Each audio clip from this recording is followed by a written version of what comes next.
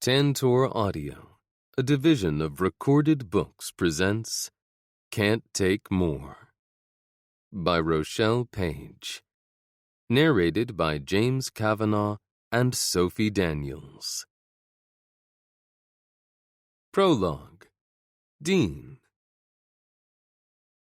Every morning when I woke up, the first thing I did was roll over to grab my phone and check my messages.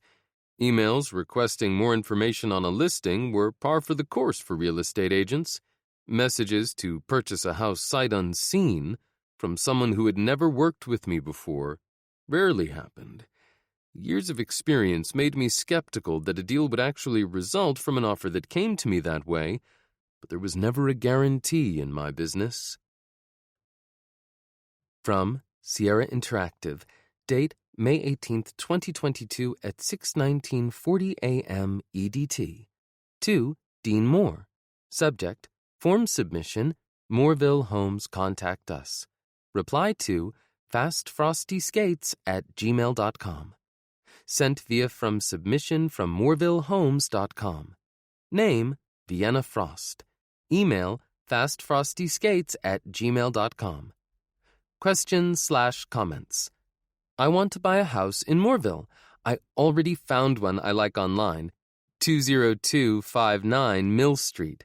I won't be able to make the trip down there, so I need an agent who can handle the whole thing for me remotely.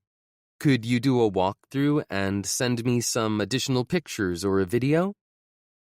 Today must have been my lucky day, because I was already planning to tour the Mill Street listing this morning during a broker's open house.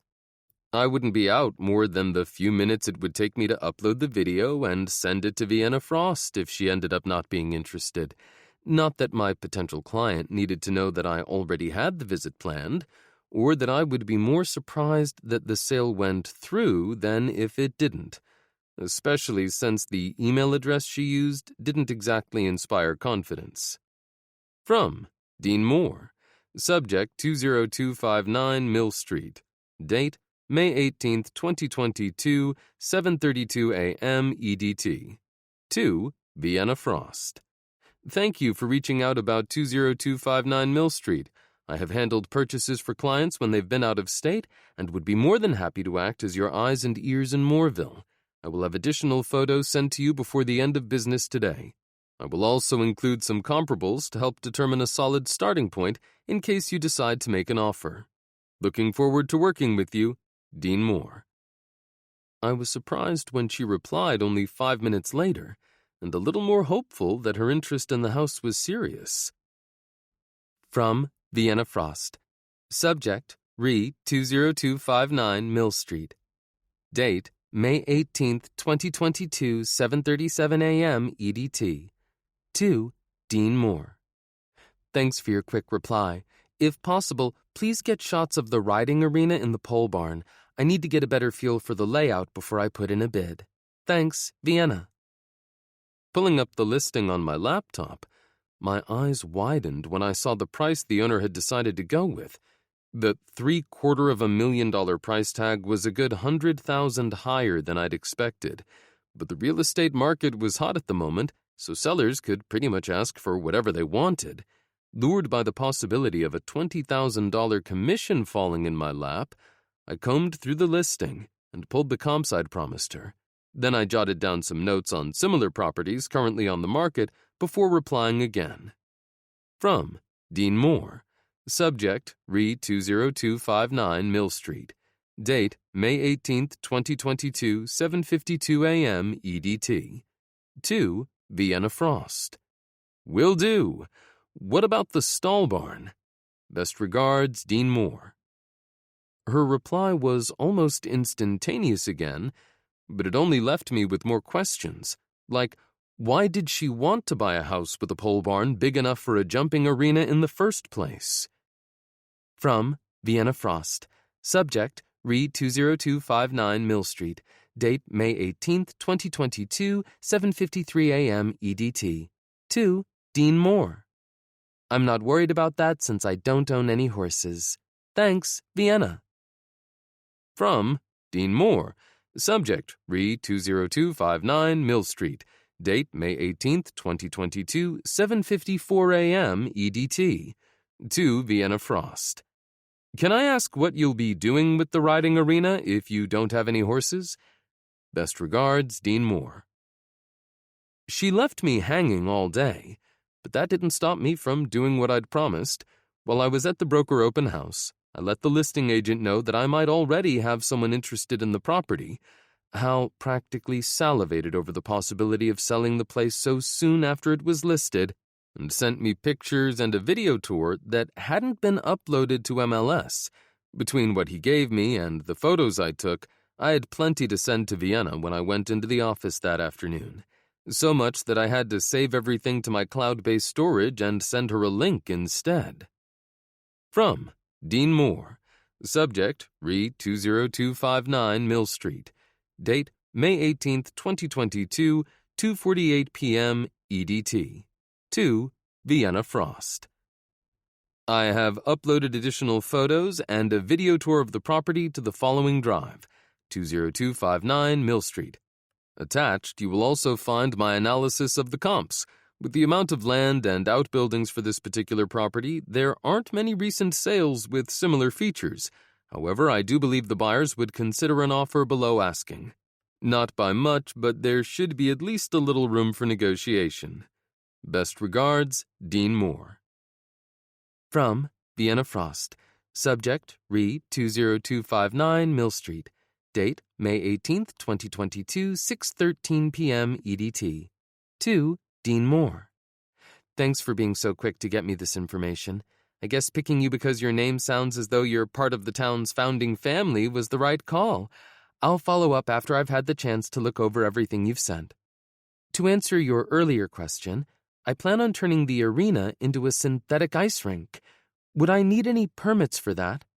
Thanks, Vienna. I blinked rapidly as I tried to process her response. As far as I knew, nobody in Moorville had ever put a rink up on their property, not even a small one in the backyard. There was already a rink in town with 2 sheets of ice, and the Park District had an outdoor rink they opened during the winter months. Plus, plenty of ponds froze over when it got cold enough outside. Vienna had to be a skating fanatic to want a rink of her own, let alone one the size of the riding arena I had taken pictures of earlier today. It also made me reassess her email address and convinced me that she just might be a serious buyer. From Dean Moore. Subject, Re 20259 Mill Street. Date, May 18th, 2022, 6:48 p.m. EDT.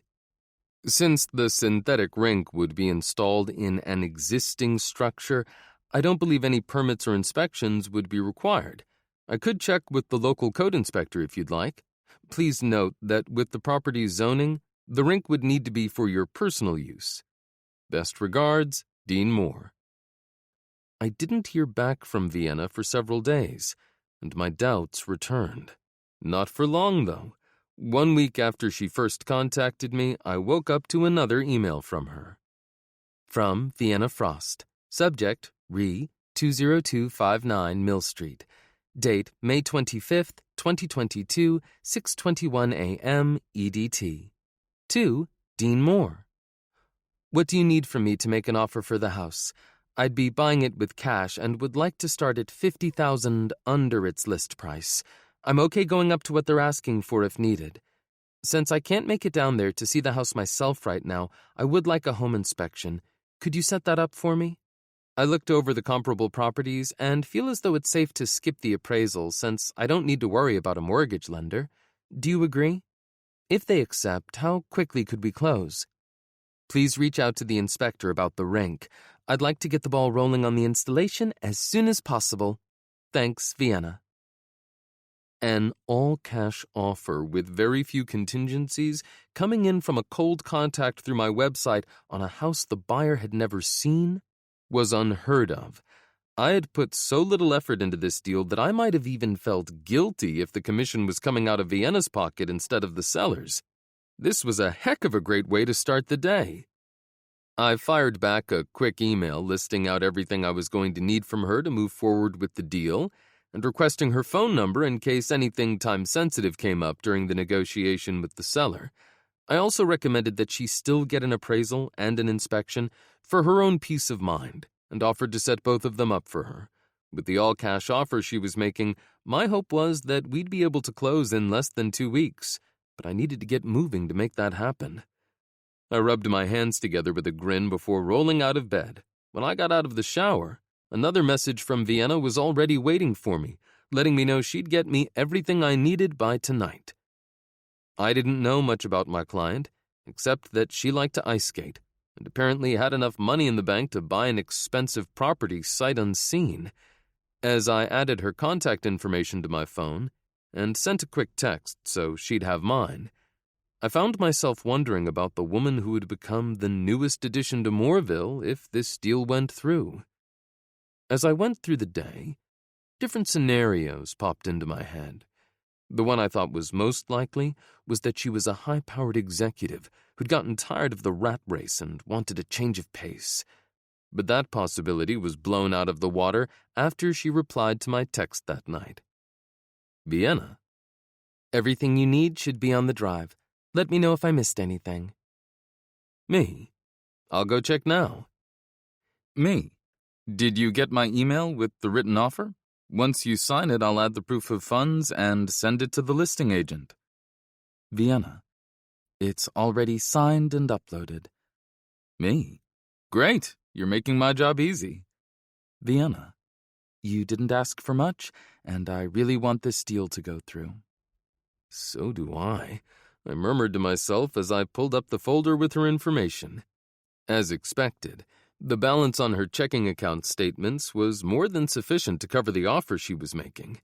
Many times over, she had sent 3 months' worth of statements, and although the electronic deposits varied by amount and date, they were all substantial. My Fortune 500 CEO theory would have held, except for one small fact that I discovered when I saw her driver's license. Vienna Frost was only 22 years old. With long, straight brown hair, wide brown eyes, high cheekbones, and pouty lips that would look fantastic wrapped around my dick, she was also drop-dead gorgeous. BMV photos were notoriously bad, so I could only imagine how much prettier she'd be in person. I opened another tab on my web browser and started to type her name into the search engine before shoving away from my desk. It didn't matter how attractive she was because Vienna was a client. I never mixed business with pleasure. This was a rule I'd never had a problem with in the past, but I had to remind myself of it many times over the next few weeks. Chapter 1. Vienna. Upset that my mom had grounded me, I ran away from home when I was 10. I had wanted to go see my dad, but he lived in another state, and I only made it 3 streets down before my mom found me. Although I was 12 years older now, I felt much the same as I did back then. Only this time, I actually had a way to get where I was going. The house I'd bought, in a town I'd never been to before. I had timed my escape with the start of my morning workout, which gave me a good 8 hours before anyone would think to look for me, since today was an off-ice training day. I'd made it all the way to Moorville without my cell phone ringing once.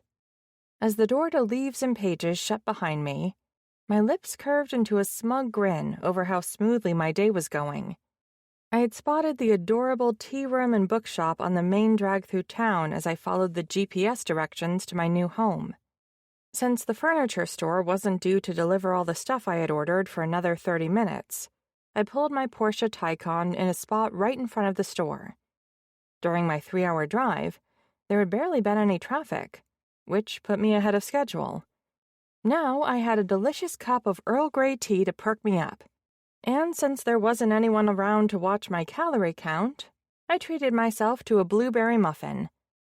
As I made my way back to my SUV, an older gentleman called out, "Good morning, young lady." Glancing over my shoulder to where he was sitting on a bench in front of the shop I had just left, I smiled wide. "Thanks. I hope you have a great day." Small towns must be a lot friendlier. because strangers never said hello to me in Chicago. It would take some adjustment to get used to the change of pace, but that's what made Moorville the perfect choice. The last place my mom would think to look for me was in a small town in Indiana, since I was a big city girl. She'd raised me in the suburbs of Chicago and moved us downtown as soon as she could afford a nice place on the Gold Coast, one she paid for using money I had earned, without giving me much of a say in the purchase.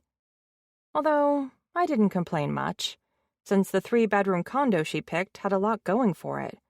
It had great views of Lake Michigan and Navy Pier, valet parking, someone manning the door to the building around the clock, and access to a fully equipped workout room and rooftop pool. I loved the open floor plan, and there was more than enough room so I didn't feel as though I was living right on top of my mom and younger sister. The location was great, too. The condo was only a 20-minute drive from the rink where I did most of my speed skating training, and Chicago was less than 2 hours from the Pettit National Ice Center, where so many Olympic speed skaters had trained, including me at times. As far as the world was concerned, I had everything going for me. The carefully curated photos of my home plastered all over social media made it seem like I had the perfect life. What nobody saw was how my mom claimed the master suite for herself, even though my name was on the deed, or that I moved into the smallest room after Nadia complained about being stuck in it, and that I had almost no say in just about anything, except for my training regimen. My family lived off my money, and they would do just about anything to keep it rolling in. My mom steamrolled until she got whatever she wanted from me, and Nadia had taken her cues from her, bulldozing right over me when she wasn't getting her way. I'd let it happen for years, but not anymore. I was done putting their needs above mine. I just wasn't ready to deal with their drama over the steps I'd taken to regain control over my life. My mom wouldn't understand why I suddenly wanted to live in such a small town, at least while I tried to figure out the existential crisis that I found myself smack dab in the middle of. She was also going to blow a gasket when she discovered that I'd retracted the durable power of attorney she had talked me into granting her when I first started making decent money on social media a few years ago. Since her name didn't appear on any of my accounts, and the bank had been notified of the retraction, it wouldn't be long before she found out that she no longer had access to my money. With how frequently she transferred funds over to her account, probably by the end of the week at most. It would have been sooner, except I timed my departure so that she just paid off all the major bills last week.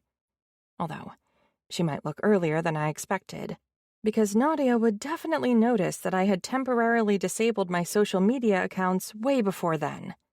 And then when she tried to reinstate them, she would realize that I had locked her out of the accounts.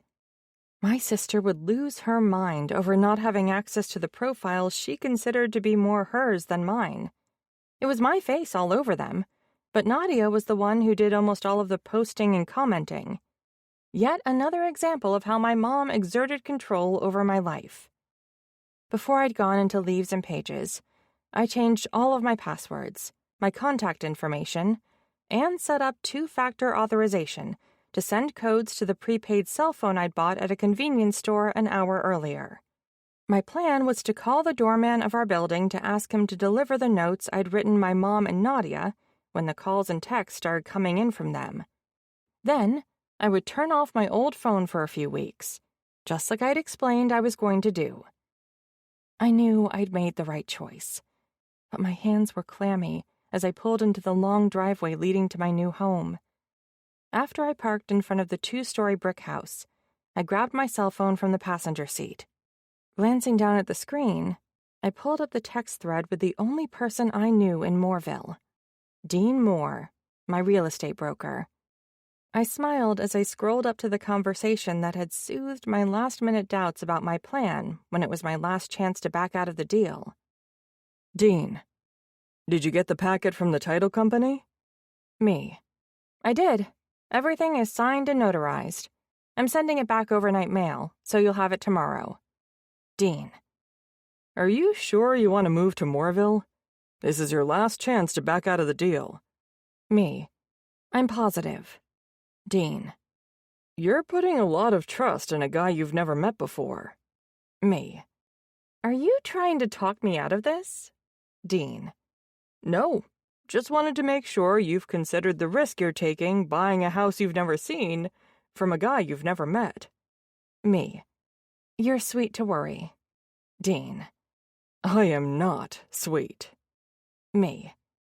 But I'm not just blindly trusting you. I have reports from the house inspector and title company, too. Dean. Both of whom I recommended to you. For all you know, they're in on the con. Me. I'm pretty sure trying to talk me out of the sale would get you kicked out of the Con Artist Guild. Dean. We're not organized enough for a guild. Me. Are you trying to tell me that Moorville is a hotbed of criminal activity? If so, you're all doing a great job of keeping it quiet. Dean. I guess you'll find out when you move in. Although he was a business acquaintance instead of a friend, I decided to shoot him a text with my new number. So I scrolled back down to the bottom again. Me. Hey, I'm going to send you a message from a different number. I'm not sure how much longer I'll be using this one. He replied before I even had the chance to plug his contact information into my new phone. Dean. Thanks. I'll keep an eye out for it. Safe travels. Hope the move goes smoothly today. His text was another example of how different living in Moorville would be. The only contact we'd had after the closing were a few messages later that afternoon about the installation of the rink and the pole barn. After confirming that I didn't need a permit, Dean had recommended a contractor to do the installation. I hadn't been certain which day I was going to leave Chicago, so I hadn't told him when I was moving. Yet Dean somehow already knew today was the big day.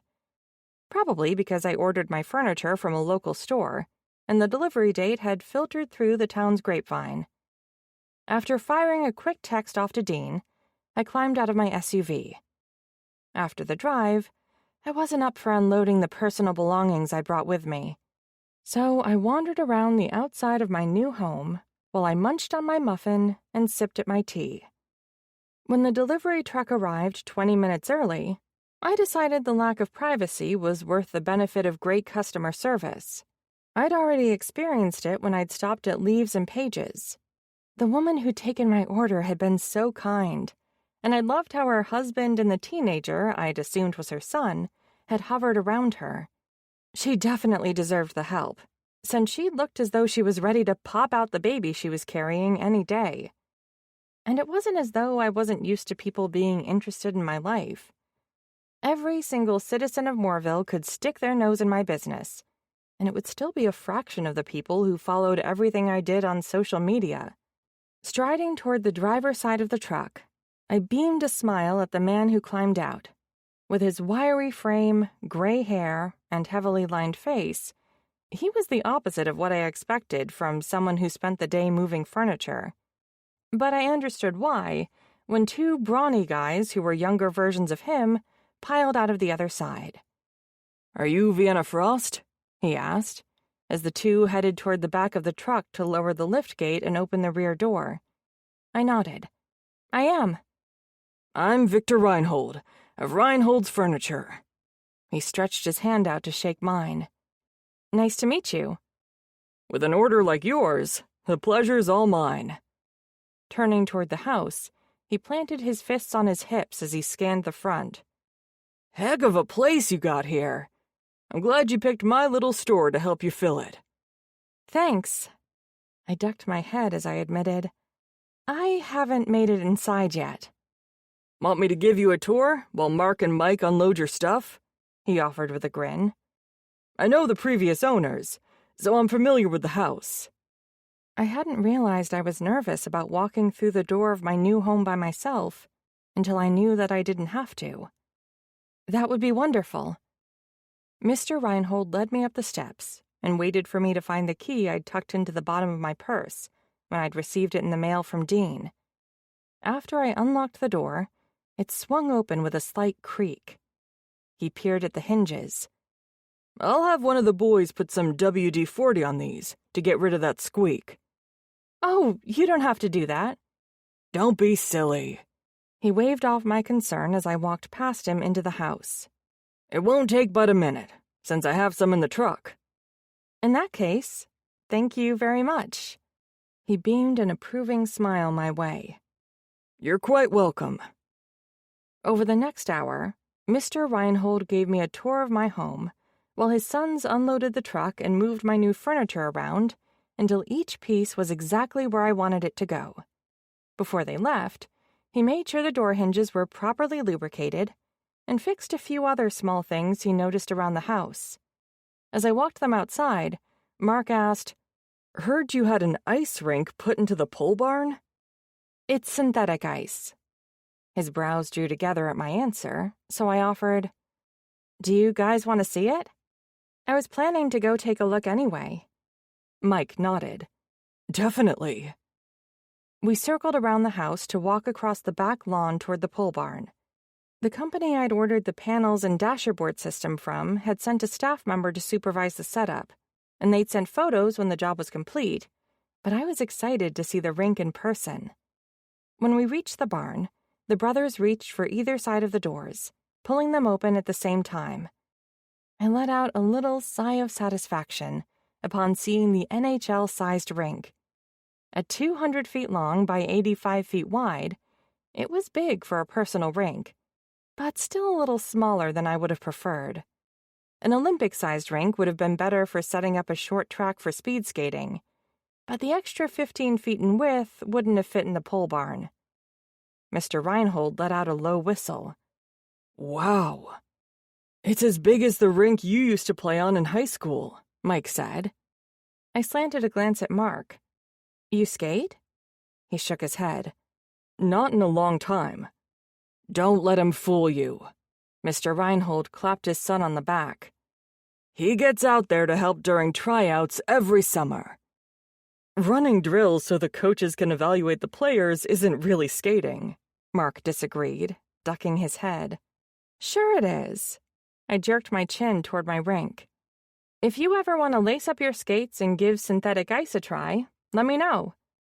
That's mighty kind of you, Miss Frost. Vienna, please, I offered, for about the 100th time today. Never gonna happen, Mike muttered, while his brother asked, Can I feel the surface? Sure.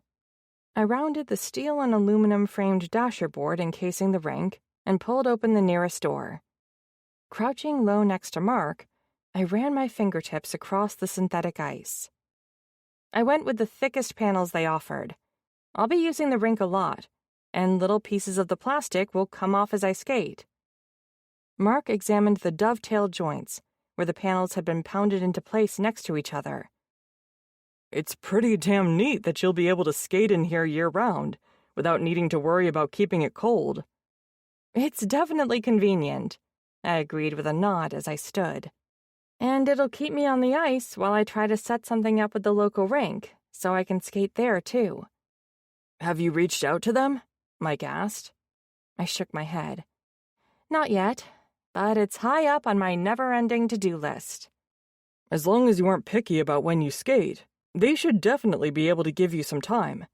I can check for you, if you'd like. At my surprised look, Mark added, I know the manager. That would be great.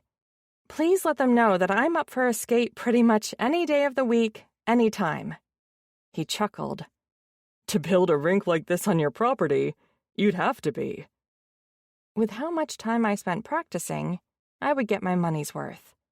Not many people could say the same, though, and I couldn't help but feel a twinge of regret over the distance I'd needed to get from my mom and sister, when they were partially to thank for my ability to afford this place. Chapter 2. Dean. As a real estate broker with a few agents working under me, Fridays were one of my busiest days. That was when a lot of new deals tended to come together, sales in process closed, and owners called to list their home, hoping an agent could come out and take pictures over the weekend. But there really wasn't any off day in this business. I was always busy, networking to generate business. By mid-afternoon, I was already tired and craving a treat, Luckily, I had an in with someone who carried the best baked goods in town. Pushing away from my desk, I strode out of my office. The two agents in the office were on the phone, so I stopped in the foyer to speak with my receptionist. "Hey, Roxanne, I'm headed over to Leaves and Pages. Can I bring anything back for you?" "I don't know why you even bothered to ask. You know that I can't resist those dark chocolate toffee cookies." Patting her ample hip, she shook her head with a sigh. "It's a good thing Stan loves my curves. I'd hate to have to choose between my sweets and him."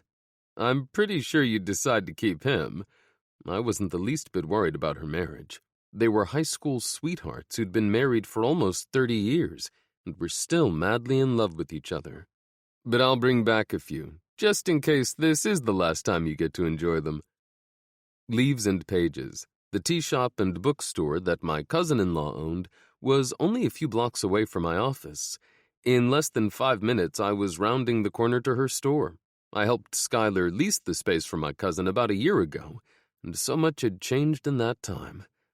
Back then, Baxter had just moved from New York City and was adjusting to the slower pace when he met Skylar only a week later and pissed her off due to a misunderstanding. He had no way of knowing she was going to bring even bigger changes to his life. My hunch that they were made for each other turned out to be truer than I ever could have expected. As I walked through the door, my lips curved into a grin at seeing how my cousin was hovering over his wife. "You gotta give your woman some space," I called out, earning myself a glare. "When you find yourself a woman, I'll consider taking relationship advice from you." Skylar giggled and shook her head. "Except you really won't." "Fair point," he conceded with a shrug. "Hey now," I complained. "Need I remind you that I'm the one who gave you a push in Skylar's direction?" "Like I needed much of one," he muttered. "Maybe not, but she did."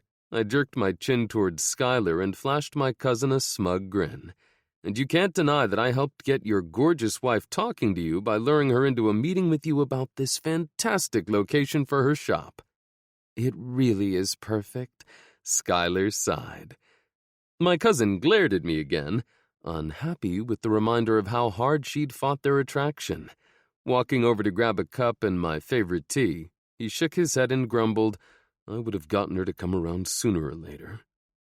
"I would have denied it back then, but I can't really argue that he's wrong now."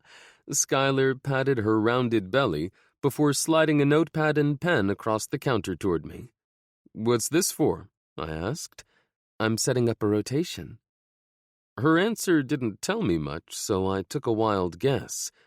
"Coverage for the shop when you have the baby? Count me in." That's not what she wants it for at all. Baxter's frown turned into a smug grin. One of her customers from earlier today gave my beautiful wife the idea that if she had my cousin stopping in on a regular basis, the ladies of Moorville would hang around here more often just to get an eyeful. Simon crossed his arms over his chest with a laugh. The part he left out was where he was talking crap about being your wingman. My brows drawing together, I echoed, "My wingman?" Baxter shrugged as he handed me an Earl Grey tea. "Not yours specifically. Any of the cousins will do." "Look at you chomping at the bit to fix us all up. Being married with a baby on the way has made you soft," I teased. "He got the idea from Vienna," Simon added, opening a white pastry bag before gesturing toward the display case. "What all do you want today?" No way in hell was that name a coincidence. Vienna Frost? Yeah. The teenager ignored the fact that I hadn't answered his question and dropped a couple of my favorite muffins into the bag. "How did you know who I was talking about?" "I sold her a house." Simon gaped at my answer. "You know Vienna Frost? And you never told me?" "I wouldn't say I know her. It's not like we're friends or anything. I just emailed back and forth with her while I represented her on the deal, and sent a few texts. We've never met. She had me handle everything and signed all the documents remotely. I knew I sounded defensive, but I couldn't seem to stop myself." "Nobody accused you of being her best friend," Baxter retorted with a knowing gleam in his eyes. A change of subject probably would have been smart, but I still asked, What time was she here? Maybe an hour or so after the morning rush, Skylar answered. Is she the one who bought the Miller place? Baxter wanted to know. Yeah, I heard she was moving in today. She must have stopped in on her way through town. I didn't add that although I'd resisted texting her after she confirmed that she'd received the keys I had mailed her, I'd still kept my ear open for any mention around town of my beautiful client. Baxter looked at his stepson. I guess you were wrong about her not sticking around Moorville for long. Why do I feel as though I stepped into the middle of this conversation? I complained, not liking the possibility that they knew more about Vienna than I did, or that she might not stick around now that she was here. Because you did. When Baxter didn't say anything else, Skylar took pity on me. When I chatted with Vienna a little bit while she was here, I couldn't shake the feeling that I knew her from somewhere. I asked her why she seemed so familiar, but she played it off as though she could pass for anyone because of her brown hair and eyes. Yeah, but I recognized her right away, Simon boasted. From where? I asked. He rolled his eyes as though the answer was obvious. She's a huge social influencer, like one of the biggest names out there, which is why I told Baxter that he should pick someone else if he wants to fix one of you guys up. I couldn't picture Vienna Frost living in Moorville, but that was before I figured out that she was the one who had that bus and rink put into the pole barn. Vienna Frost can be as bougie as she wants with all the bread she makes, but she could practice at the local rink if she was going to bounce. No way would she go to all that trouble if she wasn't planning to get a lot of use out of her home rink. Talking to Simon made me feel older than my 36 years sometimes, but at least I'd gotten familiar enough with his slang to follow what he said. You need to stop double-naming Vienna. It's weird. Simon shrugged. Sorry, that's just how I've always thought of her because it's her handle. So she's an influencer. I knew there was good money to be made on social media if you had a big enough platform, but I had no idea it was at the level that Vienna earned, judging by the deposits I'd seen on her bank account statements. Yeah, but she's also an Olympic gold medalist. My eyes widened. That's a hell of an accomplishment for someone her age. Or any age, really. How don't you know all this already? Simon's head tilted to the side as he rolled the bakery bag shut. I get that you're not into social media except for how it can help your business, but don't you watch the Olympics? Sometimes, I muttered, thinking about how I'd caught a few hockey games and a couple of the downhill skiing races when they were on television several months ago. She's one of the best speed skaters in the world. Damn, she's nice, pretty, successful, and talented. Baxter quirked a brow. You should go check up on her. The last thing I needed was for my cousin to try to push Vienna and me together. Sure, I'd done the same with him and Skylar, but the situations were totally different since we'd met because she was my client. Okay, maybe they were more similar than I cared to admit. Baxter had become Skylar's landlord for the shop not too long after they met, but just because he'd mixed business and pleasure didn't mean I should, no matter how attracted I was to Vienna. Vienna is moving into her house today. She probably wouldn't like any unexpected visitors with how busy she's bound to be. Or she might appreciate seeing someone she knows, Skylar suggested with a grin. I parted my lips, intending to remind her about how I didn't really know Vienna, when Baxter said, It would be nice of you to make sure everything's going okay with the house, since you sold it to her and she's new in town. Put those manners Aunt Beth drilled into your head growing up to good use. Excellent point. We should do something to help welcome Vienna into town. Skylar's smile widened as she turned toward her son. Please box up some extra blueberry muffins so Dean can take them with for his visit. We wouldn't want him to show up empty-handed. Great idea, baby. Baxter brushed a kiss against her cheek before moving over to the stack of to-go cups. I'll make another tea for Vienna. Simon had a mischievous gleam in his eyes when he pointed out, How cool is it that you guys already have something in common since she ordered your favorites? Too bad Vienna said she's not in a position to start a relationship. My head jerked back as I stared at my cousin, irritated by the verbal bomb he'd just dropped. As much as I'd convinced myself that I shouldn't try to start something with Vienna, I didn't like the fact that she wasn't interested in dating right now, not even a little bit. Neither was I, but look at me now. Skylar rubbed her rounded belly with a happy little sigh. You Mormon can be awfully persuasive when you want to be. I guess the question is, Baxter placed the tea he'd just made into a cup carrier and nudged it toward me. Are you going to man up and go after the girl before some other lucky guy in Moorville realizes what a catch she is and you lose your chance? Simon dropped a box of baked goods onto the counter. Dean's cool and all, but I'm not sure how much of a chance he has with Vienna. She's way out of his league. I knew they were messing with me to push my buttons, but that didn't mean it wasn't effective.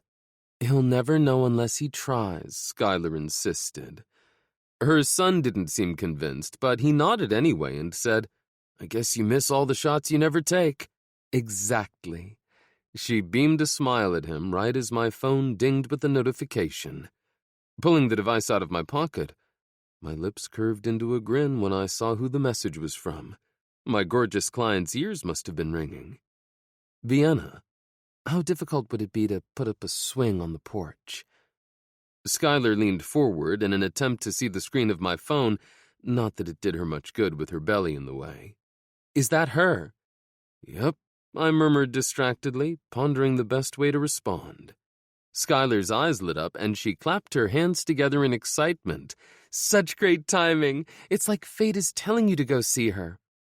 I wasn't a big believer in fate, but I was willing to use it as an excuse to break my rule about mixing business with pleasure. Vienna had just given me the perfect excuse to pay her a visit, and that was exactly what I was going to do. Chapter 3. Vienna. I dusted my hands off as I put the last of the dry goods in the pantry. I had accomplished a heck of a lot more than I had expected for my first day in my new house. Before the Reinholds left, they carried the stuff I'd managed to fit in my SUV into the house. Then Mike surprised me when he told me that the local grocery store was on the app that I used in Chicago. Even better, several restaurants were available through my favorite food takeout service. My kitchen was stocked and my belly was full as I wandered through the rooms of my new home. I wasn't done decorating yet, but so far, all of the furniture was to my taste. The same couldn't be said for my Gold Coast condo, where my mom and sister had picked everything out. The vibe there was very contemporary, with clean lines and sharp angles. This place was cozier, with a homey ambiance that made me want to curl up and relax, tucked away from the prying eyes of the rest of the world.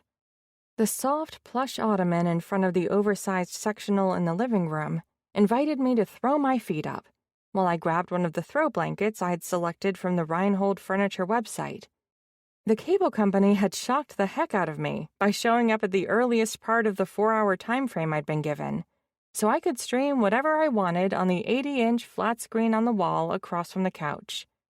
In the office, the dark wood of the desk, rich colors of the accent rug, and large overstuffed chair in the corner made me want to run out to a bookstore so I could fill the shelves lining one wall. I'd love to hole up in there and spend an entire weekend reading sometime. Now that I didn't have anyone around to tell me what to do with my time, it might actually happen. The 4-poster bed in the master suite was the pièce de résistance, giving that room the ultimate cozy feeling. The area rugs, throw pillows, and abundance of blankets only added to the effect. I'd always had to be a morning person. Getting rink time before the sun rose tended to do that. But I could easily picture myself sleeping in often. I was headed to the front door to grab my phone charger out of the SUV when I heard a knock on the door. All of my appointments for the day were done, so I had no clue who it could be. I was surprised to find a guy on my front porch who could easily be in a magazine spread modeling the designer suit he was wearing. With his chiseled jaw, plush lips, 5 o'clock shadow, and dimpled chin, he had the kind of looks I was attracted to. My fingers itched to fix the lock of dark hair that had dropped onto his forehead. I felt my cheeks heat when I met his gaze. The intelligence in his brown eyes making me wonder if he knew what I was thinking. But when he spoke, I was more worried about what he was thinking. Not hard at all. My brows drew together. Pardon? He jerked his chin to the left and explained, I was answering your text. It wouldn't be difficult to have a porch swing put in. My text? Holy heck! The hot, suit-wearing guy at my door was my real estate broker? Dean? Oh, shit. Sorry. He apologized with a grimace, raking his fingers through his thick hair. We've talked so much via email and text, I kind of forgot you'd have no way of knowing what I looked like when I showed up on your doorstep. Wow. Yeah. I wasn't expecting you to show up to tell me how easy it would be to do the porch swing thing when I sent you that text. Especially not when I was a complete mess after the drive and getting the house organized. If I had only replied, I wouldn't have been able to bring you this. He held out a white box with the green and pink Leaves and Pages logo on top and followed it up with one of their to-go cups. Cradling the box against my chest with one arm, I glanced down at the tag dangling from the rim of the cup and noticed it was the same tea blend I'd gotten earlier in the day. Nice place. I stopped by there when I was driving through town on my way here. Yeah, I heard. He gently tapped the top of the box. When Skylar found out that you were one of my clients, she felt bad about not giving you a warmer welcome to town. I was hit by a niggling suspicion. Is she the pregnant blonde with the hovering husband? His deep chuckle washed over me. Yeah, my cousin Baxter is the one doing the helicopter routine. As she gets closer to her due date, he's finding new levels for his overprotectiveness. Internally cringing over what all they'd shared with him about my visit to the cute shop, like how I'd mentioned that I could use the books as an excuse to loiter long enough to look Baxter's cousins over, I asked, how much longer does she have to go? Right around a month. I hadn't spent much time around babies, but the thought of cuddling a newborn made me all warm and fuzzy inside. Nice. His eyes crinkled at the corners as he smiled, his handsome face lit with joy. We're all excited for the birth. He's the first of the next generation of Moores. He? He nodded. Yeah, male genes run strong in our family. I have 2 brothers and a ton of male cousins. Not a single girl in the bunch. The news about Baxter and Skylar having a boy wasn't much of a surprise. Yeah, I heard something about there being more of you Moore men around town. You did, huh? Leaning against the door jamb, his lips curved into a smirk. From what my cousin told me, your visit to Leaves and Pages sounds as though it was pretty damn interesting. Crap. I had been hoping to avoid the awkwardness of this topic, and then I went and flung the door to it wide open myself. At this point, the best I could do was not admit to anything embarrassing unless he called me on it first. Really? He quirked a brow. You somehow gave Skylar the idea that having all those male relatives of mine stopping into Leaves and Pages would give the women in town a reason to frequent the shop. Yeah. I pressed my lips together and shrugged. That. Why do I get the feeling there's a good story behind this idea? He asked, his smile widening. Actually, I drawled as I moved past him onto the porch, we should probably discuss that swing, since I'm looking forward to putting it to good use once it's installed. He followed me to the side where I thought it should go. Do you already have one picked out? Nope. I let the P pop at the end and grinned. But I bet I can find the perfect porch swing online and have it delivered by next week. Shoving his hands in his pockets, he rocked back on his heels. That sounds like a wager I shouldn't take unless I want to lose. With how good I am at online shopping, you're probably right, I admitted. I'd certainly say so. He gestured toward the house. It's how you found this place, after all. Exactly. I took a sip of my tea and hummed in pleasure. His gaze zeroed in on my mouth, his eyes darkening as he offered, "I'll text you the information for a handyman who will be able to install the porch swing." "Thank you."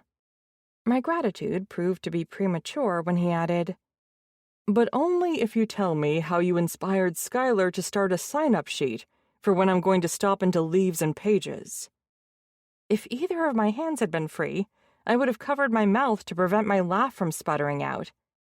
"Did she really?" "She sure did," he confirmed with a chuckle. "Gave me a pen and paper to call dibs on my times and everything." "Wow." My eyes were wide as I shook my head.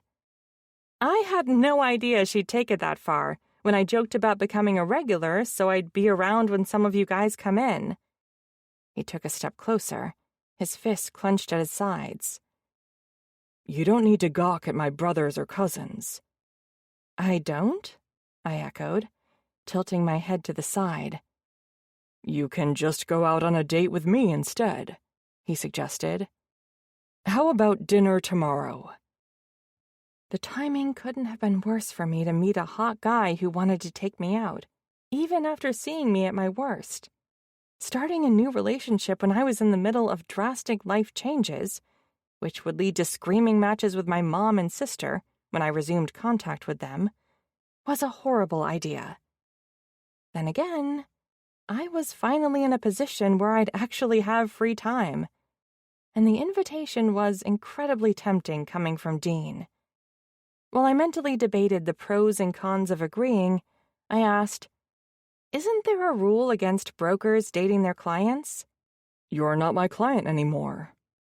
I liked how quick he was with his comebacks. Bantering with him was fun. "What if I want to purchase another property?" He shrugged. "Nothing bans agents from dating clients, so merely entering into a romantic relationship with a client doesn't immediately put an agent's license in jeopardy." Narrowing my eyes over how easily he was able to come up with that rule, I muttered, "Have you dated a lot of your clients?" "You're the first," he quipped, his lips curving into a cocky grin. "I haven't said that I'd go out with you on a date yet," I pointed out, even though I knew that I was close to it. "But you will." Chapter 4. Dean. 5 days, and several phone and text conversations later, I was turning into Vienna's driveway again. Only this time, I was there to pick her up for our first date. When she'd seemed torn about accepting my invitation, it reminded me of what Baxter had shared about her saying that she wasn't in a position to start a relationship. Since she hadn't brought it up with me herself, I'd refrained from asking what she'd meant. But that hadn't stopped me from chipping away at the reasons she had given me for why we shouldn't go out, until she'd finally said yes this morning. I'd never been one to let the grass grow under my feet, and I wasn't about to start with her. So when she'd replied to my last message to say that it sounded as though she needed to visit the Italian bistro that I'd been telling her about, I told her that I could take her there for dinner tonight. The surge of relief I'd felt when she'd shot back a text telling me to pick her up at 6 had been surprising in its intensity, letting me know that my gorgeous client had gotten further under my skin than I'd realized. This was further proven when I walked up her steps and she opened the door before I had the chance to knock. I was 5 minutes early and hadn't expected her to be ready yet, but she took my breath away. The fitted top and flared bottom of her dress accentuated her curves, and her heels, which brought her eye to eye with me, did fantastic things to her legs. Her long brown hair was pulled back from her face in a barrette with the rest hanging down her back. She'd gone light on the makeup, emphasizing her wide brown eyes with mascara and her full lips with gloss. But that was all she needed to blow me away with her beauty. "You look amazing." "Thanks." Her lips curved as her gaze swept down my body. "You don't look half bad yourself." My closet was full of suits since I often wore them for work, but I had caught a lucky break because I'd just gotten my favorite back from the cleaners. Faint praise, but I'll take it coming from you. After turning to grab her purse and sliding the strap over her shoulder, She gestured for me to move back so she could step outside. As she locked the door, she muttered, "I have a feeling you know exactly how good you look in that suit. You don't need confirmation from me." "Doesn't mean I wouldn't like it," I teased, settling my hand on her lower back before we walked down her porch steps together. She sent me a sideways glance. "I'll keep that in mind." "Thanks." I laughed and shook my head, surprised by how much I enjoyed the way she kept me on my toes. Her answering giggle broke off when I stopped at the passenger side of my car to open the door for her. "You're such a gentleman." As I rounded the car, I gave thanks for the cut of my dress pants. If they hadn't hidden how hard I was just from resting my palm on her lower back, she wouldn't have thought I was a gentleman. I'd never had such a strong reaction to someone before, which was what had gotten me to ignore my rule about mixing business and pleasure in the first place. And our age difference. When you meet my mom, you can vouch for my manners. She'll be happy to know that I turned out to be the gentleman she tried making me. "Meet your mom?" she echoed, turning in her seat to gape at me as I started the engine. "Do I need to remind you that we're only a few minutes into our first date? I'm well aware this is the first time I'm taking you out." I reversed down her driveway and onto the street. "But I don't think you've realized just how small Moorville can be. You're bound to bump into her sooner or later." "Oh, right." Her cheeks filled with a pretty pink blush. "The gossip mill is strong, too. She'll know exactly who you are." She let out a small sigh. "I suppose she will. She'll probably hear about our date before our drinks are brought to the table," I added, enjoying how flustered she was getting. "I can't remember ever starting a date out like this." I didn't like thinking about her with other guys. At all. My teeth were clenched so tight my jaw hurt. There was a burning sensation in my chest. My knuckles were white from how hard I was gripping the steering wheel. Something about Vienna Frost brought out a side to me that I never knew had existed. Jealousy. Then again, I'm not sure when the last time I was even on a date. My muscles loosened at her admission. "I find that hard to believe with how gorgeous you are." "Gorgeous, huh?" She beamed a smile of pure female satisfaction at me. "It's only the truth. You're a smooth talker, Mr. Moore," she accused. Hearing her say my name like that in a sultry tone had my cock flexing against my zipper. "Am I smooth enough to hear why you've taken a break from dating?" "Sure, that's a fair question." She shifted in her seat to get more comfortable. "And an easy one. I just haven't had much time." Remembering what Simon had told me about how well-known she was on social media, I asked, "Too busy building an empire?" "I wouldn't call it an empire." Her nose scrunched up in a cute way. "I was lucky enough to be in the right place at the right time, that's all. I used to take a lot of videos of myself on the ice when I was 16 when a new social media app launched. Back then I was still doing a little figure skating and gymnastics. I liked the idea of posting clips of some of my best stunts.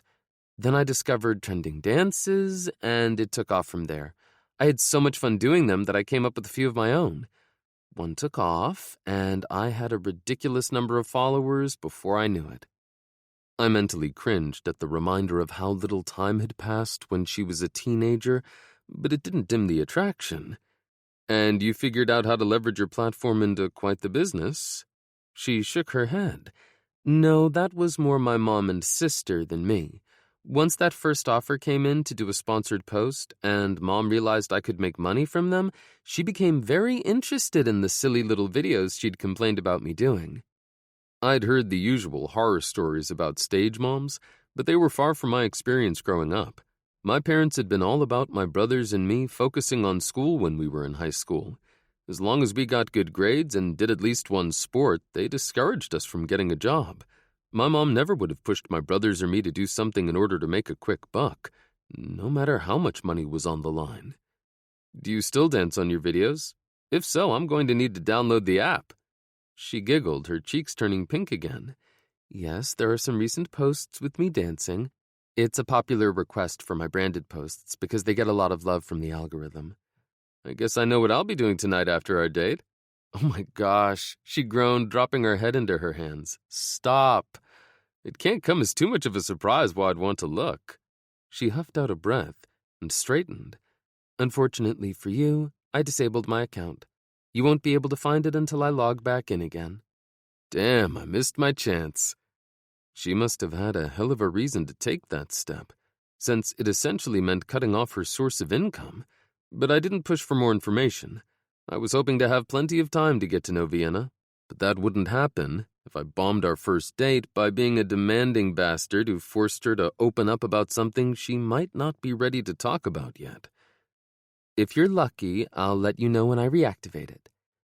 Pulling into a spot in front of the restaurant, I murmured, "I'm already feeling pretty damn fortunate to be here with you tonight, so I like my odds." Her laughter filled the cabin of my car. Such a charmer. How's this for charming? I undid my seatbelt and lifted her hand to my lips to brush a peck against her knuckles. "Stay there so I can get your door." Her whispered, "Wow," made me smile as I climbed out of the car and circled around to her side. My pleasure only increased when her palm slid against mine as I helped her out of the car. Walking into Trattoria with her on my arm had my grin widening so much that my cheeks hurt by the time we reached our table. "Do you come here often?" "Not as much as I should, but I figured I'd carry on the tradition." Leaning forward, she tilted her head to the side. "Tradition?" I set my menu to the side and explained. "This is where Baxter took Skylar when he tricked her into their first date." Startled laughter bubbled up her chest. "It sounds as though there's quite a story behind how they got together." "It was definitely fun to watch," I admitted before telling her all about their first meeting, where Skylar told him off, and how I played matchmaker with them. Conversation flowed easily between us, only pausing when the server stopped by the table to take our drink order and returned with our drinks and asked about our meals. Looking at the menu, Vienna asked, "Do you have any recommendations?" "You can't go wrong with anything on the menu, but the manicotti is my favorite." When Vienna glanced at me, I nodded in confirmation. "She's right, it's all good." Flipping the menu closed, Vienna handed it to the server and said, "Then I'd like to go with the bruschetta and manicotti, please." "Nice picks." I beamed a smile at her before ordering. "And I'll have the meatballs and ricotta starter and spaghetti bolognese, plus a trattoria salad for us to share." After the server walked away, Vienna quirked a brow. "A salad, huh?" "Only because it's the best damn salad I've ever had, and too big for one person, unless you're eating it as your meal." I held my hands up in a gesture of surrender. "I swear I didn't mean anything by it.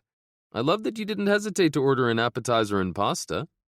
One advantage to all the calories I burn with my workouts is that I shouldn't have to worry about what I eat. An explicit vision of how we could burn off a fuck ton, pun intended, of calories in bed blasted through my mind, and I had to shift in my seat before my cock broke my zipper. But it's been a while since I've ordered a meal without worrying about balance. When I was training for the Olympics, I looked at food as fuel more than anything else. She lifted her glass and smiled at me over the rim. "And there's also the fact that the camera adds 10 pounds. I reached out to stroke a finger over the top of her hand resting on the table. "You'd have to work hard to convince me you really need to worry about that." "I can see why you do well in real estate." She set her glass back down. "Were you always this silver-tongued?" "My mom would tell you yes." Leaning back in my chair, I chuckled. "She likes to say that I could sell ice to someone living in the Arctic." "Then I guess it's a good thing I like ice so much." Her comments made me think about her interest in the pole barn on the property she'd purchased. "Even the synthetic stuff, judging by the rink you put in." "It's been so wonderful to be able to get in an on-ice workout whenever I want with just a short walk across my backyard." I loved how her eyes lit up while talking about skating. "Were you always interested in skating?" "Ever since the first time I was on the ice when I was 4, she confessed. "It's great that you found your passion when you were so young." Her dedication impressed me, and I wondered if it was why Vienna seemed so mature for her age. My youngest brother, Wyatt, is the same. He recently graduated from Purdue's pharmacy school and is taking his exam next week for his license. But I can remember when he was little and brought me pretend medicine for whatever fake illness he decided I had that day. "How much younger is he?" 10 years. About a fuck of a lot closer to Vienna's age than I was, but she didn't seem to mind. and I didn't care if anyone else would be bothered by our age difference. And you played along? Sure, I shrugged. Eating a tic-tac a day didn't seem like a big deal, and it made him happy. You're a good guy, Dean Moore. Grateful for the fact that we'd been seated in a corner booth, I slid closer and cupped her cheeks with my palms. I'm glad you think so. I appreciated the approval shining from Vienna's brown eyes, but no way in hell was this nice guy going to finish last when it came to her, except for in bed. She licked her lips, her gaze locked on my mouth, and it was exactly the sign I'd been waiting for. Dipping my head, I crashed my mouth against hers. Her lips were so damn soft, and I groaned as I nipped at the bottom. When they parted, my tongue swept inside her mouth, making us moan in unison. Her sweetness was damn addictive, and I knew I would want more. Soon. Chapter 5. Vienna. My first week in Moorville was turning out better than I expected. I was quickly transforming my new house into a home. I'd already put my synthetic rink to good use, and I had been able to reserve a sheet of ice at the local rink for 2 hours every morning starting next week. And I had been on the best first date I'd ever had just last night. The Italian restaurant Dean had taken me to was more romantic than I'd expected. Tucked away in a corner booth, my world had narrowed to just the two of us. Dean was a skilled conversationalist, and I'd shared more about myself than I had with anyone else in a long time. I'd learned a lot about him, too, including that he was an amazing kisser. So good that my panties had been drenched when he nudged me toward my front door after ripping his mouth from mine. He left me with a sneaking suspicion that he wouldn't be much of a gentleman in the bedroom, and I was looking forward to eventually finding out for sure myself. He must have left me more flustered last night than I realized, because shortly after I woke up, I heard a ringtone that shouldn't have been possible. Rolling over with a groan, I stared at the phone on my bedside table. It wasn't the burner I'd been using since I arrived in Moorville. Instead, I had apparently plugged in my old phone and powered it back on. Grabbing a pillow and smashing it against my face, I screamed, "No!" Before the ringtone registered in my not fully awake brain, I thought maybe Dean was demonstrating those manners his mom had taught him by calling me first thing the day after our date. Not many people had the number for my new phone, and I wouldn't have minded hearing from any of them. But odds were quite good that the same couldn't be said for the call coming in right now. When the ringing stopped, I yanked the pillow away from my face and took several deep breaths to calm my nerves. Then I reached for the phone, letting out a little shriek when it rang again as soon as my fingers wrapped around the device. Crap! I grimaced when I saw my sister's name flash across the screen. I didn't even need to look at the previous call to know it had been my mom. They must have been desperate to reach me if they were up this early, trying to call a number that had gone directly to voicemail for the past 6 days. Not that I was surprised. I'd expected them to completely freak out once they realized I left Chicago and was unreachable. I waited until the ringing stopped. I didn't click the button to send my sister's call to voicemail, because now that it had rung twice, she'd know I was near the phone if I didn't wait it out, to scroll through my notifications. There were a lot of them, and all but one was from my mom and sister. It was a sad testament to how little I socialized with anyone anymore, that nobody else wondered where I was by now. After skimming the last few messages from each of them, I decided it wasn't worth listening to the voicemails. They were bound to be just as scathing as the texts. There was no point in listening to messages of them ranting at me when they were also bound to do it when we spoke, which I might as well take care of sooner rather than later, now that I knew they were ignoring my wishes. My movements were jerky as I jabbed my finger against the screen to pull up Nadia's contact information. I was already second-guessing my decision as I hit the button to call her, and the feeling only intensified when she answered. "Where in the hell are you, Vienna?" she screeched. "You can't disappear into thin air like this. People depend on you. I pinched the bridge of my nose. Who? You and Mom? Yes, she hissed. But not just us. Brands are waiting for you to submit videos for their approval before I post them to your account, which I can't even do because you fucking locked me out of them before you disabled them. You need to give me access before someone notices they're down and you ruin everything we've built. Did you read the note I left? I wasn't even a little bit surprised when she ignored my question.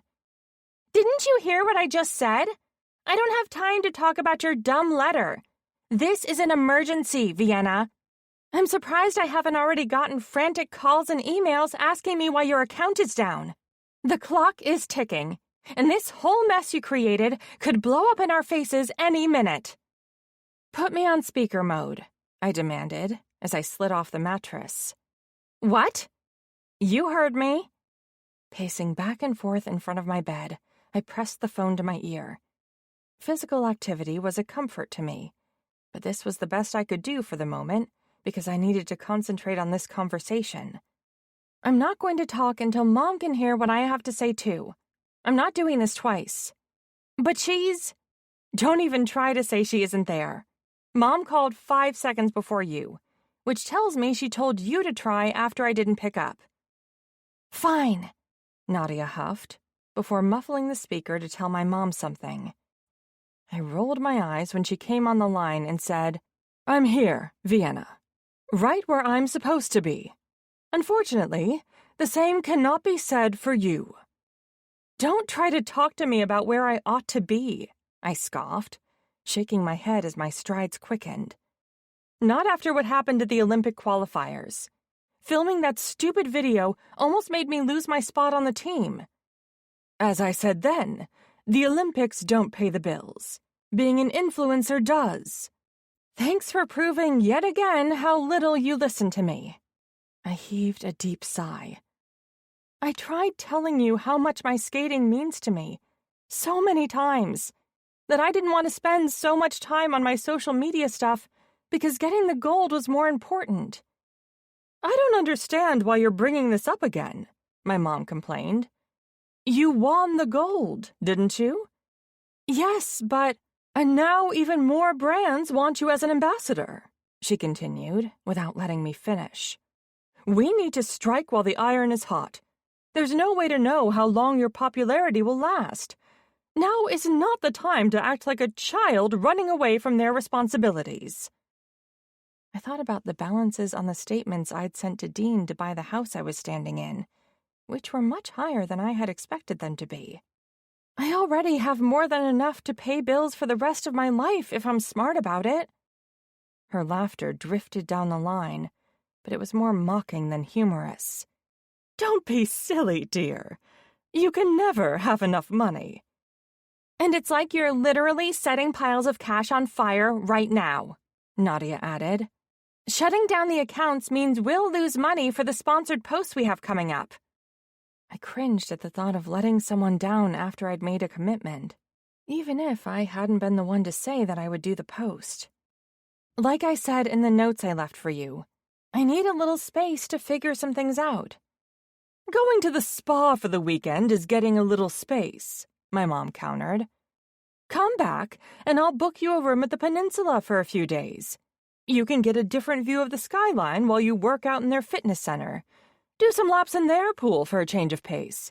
Then get a spa package. Massage, facial, mani-pedi, the whole works. You'll feel like a new woman when they're done with you. Ignoring her suggestion, I added, I also mentioned that our only communication will be through email for the next month.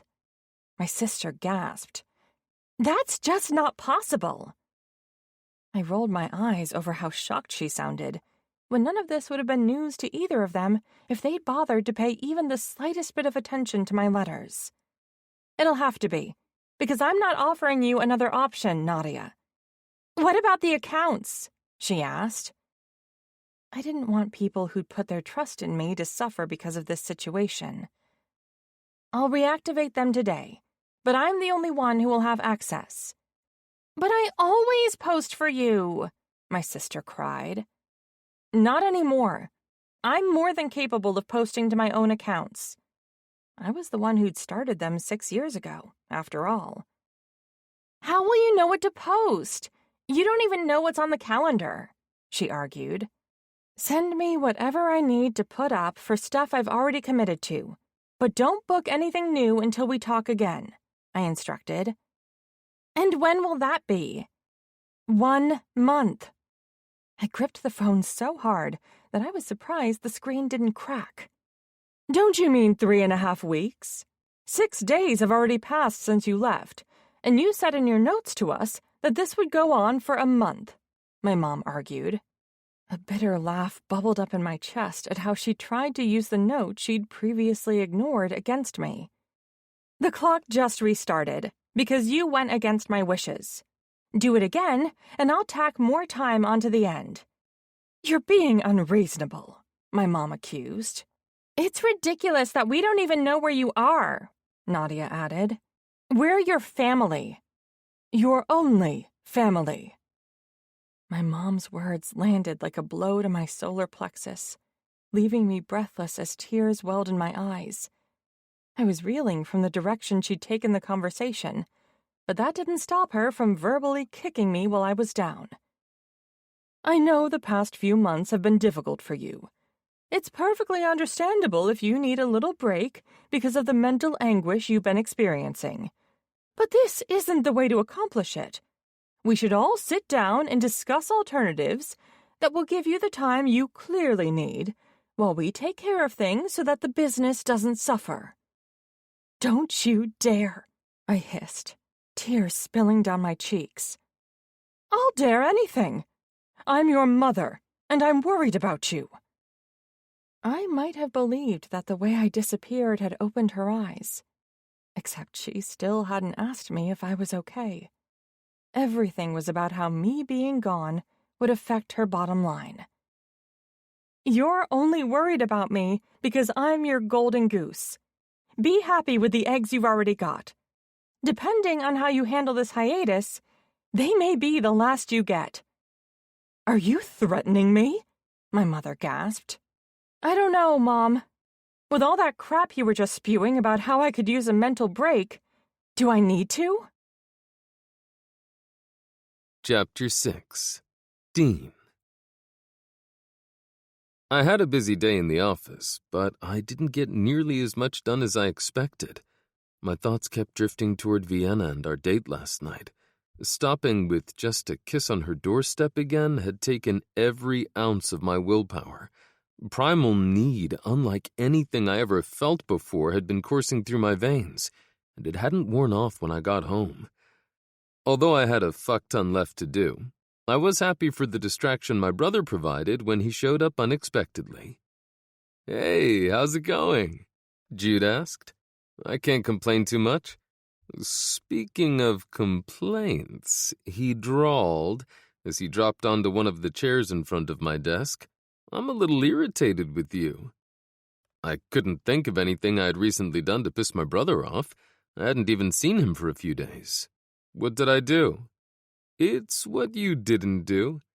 He stretched out his legs, crossing one ankle over the other.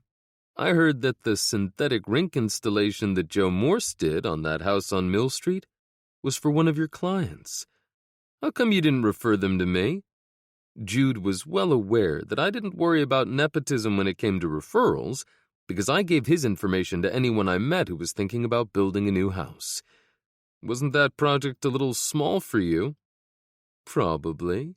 He conceded with a mischievous gleam in his eyes.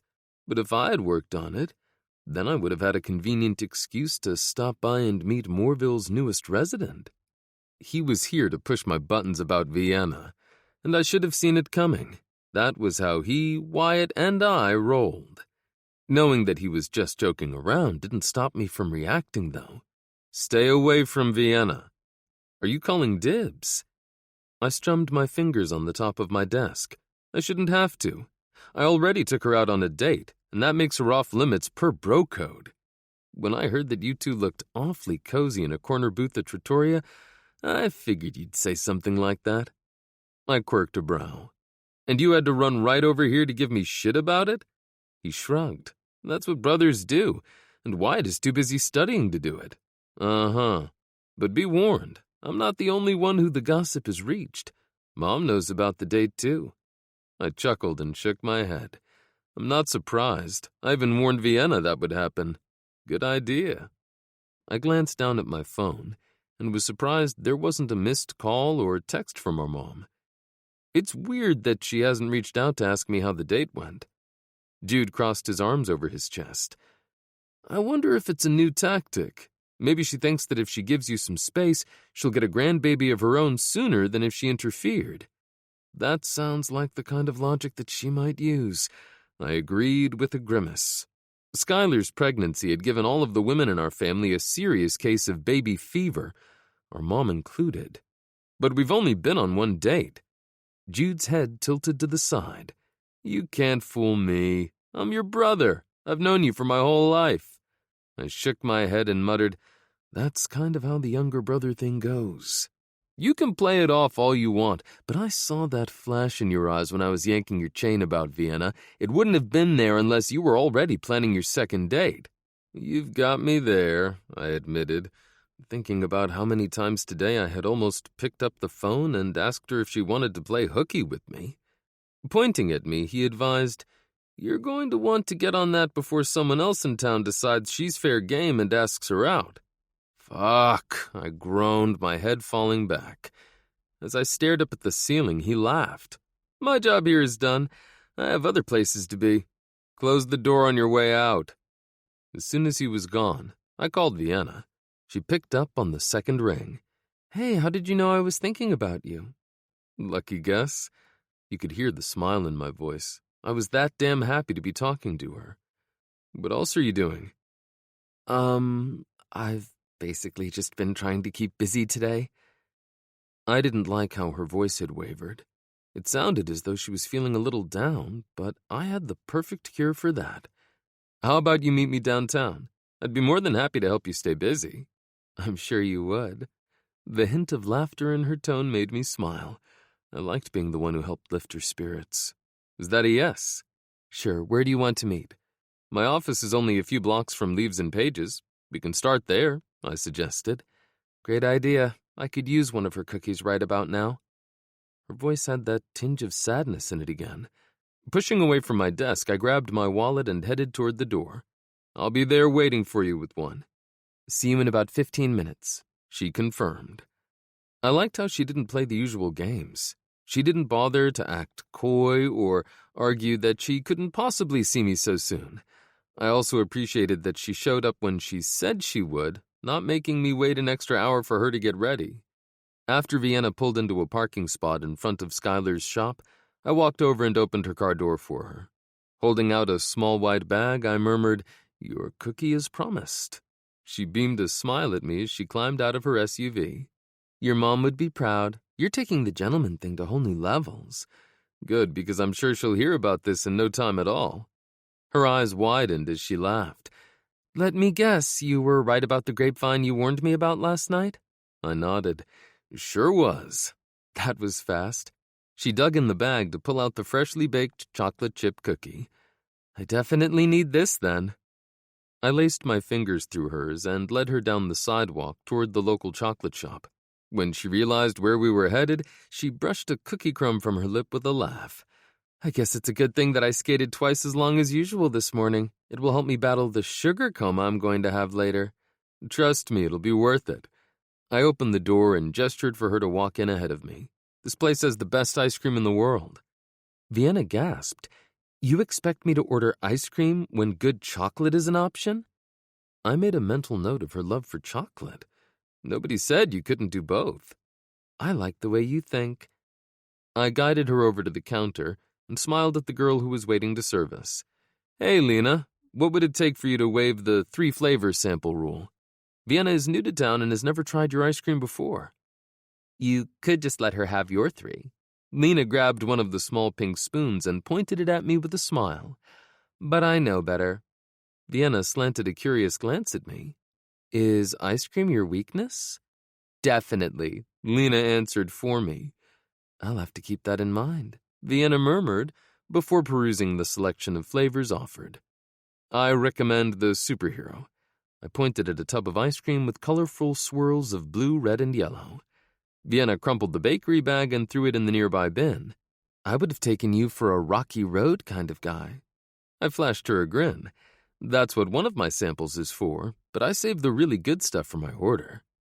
He really does have it down to a science. Lena shared as she handed me 3 samples: Rocky Road, Blackberry, and Red Velvet Cake. But don't worry, I've got you covered. Since you're a newbie, you can try whatever you like. Thank you. Vienna rubbed her hands together. You're my new favorite person in town. Hey now, I protested around one of my spoons as I finished my sample. I'm the one who brought you here. Vienna tapped her chin and nodded. Okay, you're one of my favorite people in town. But Dean is at the top of the list, since he gets credit for bringing me to what I have no doubt will become my favorite place in Moorville. Nice.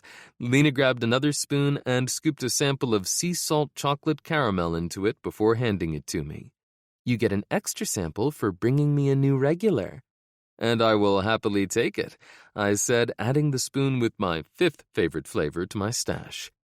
That should keep him busy while you try out a few flavors. Lena grabbed several more spoons. What can I get you? Vienna rattled off a few flavors, including the cherry the shop was famous for.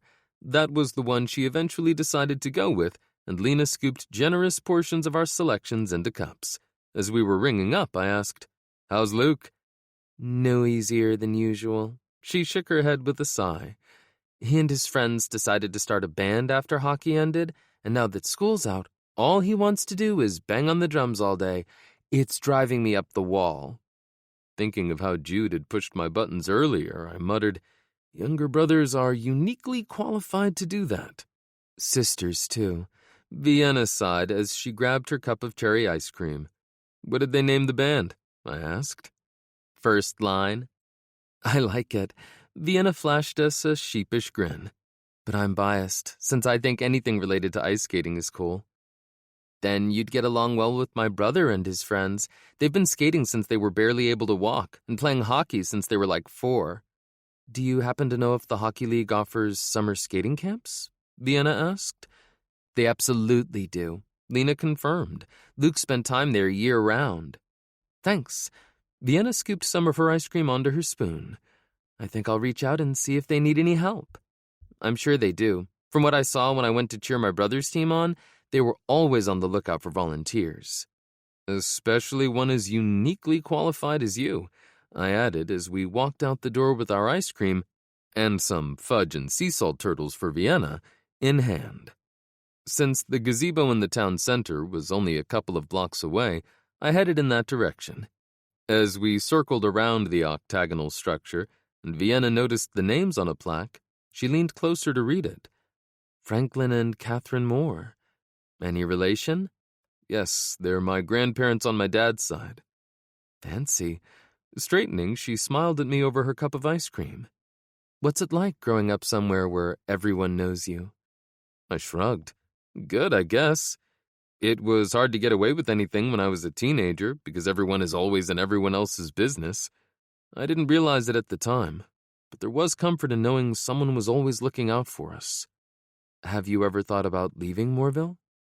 I shook my head as we sat down on the bench inside the gazebo. Only when I went to college, but I didn't go far, just West Lafayette. Attending Purdue is a tradition in my family. There was a faraway look in her eyes as she said, Traditions are important. What are some of yours? I asked. She thought about her answer for a moment. The biggest one would be skating.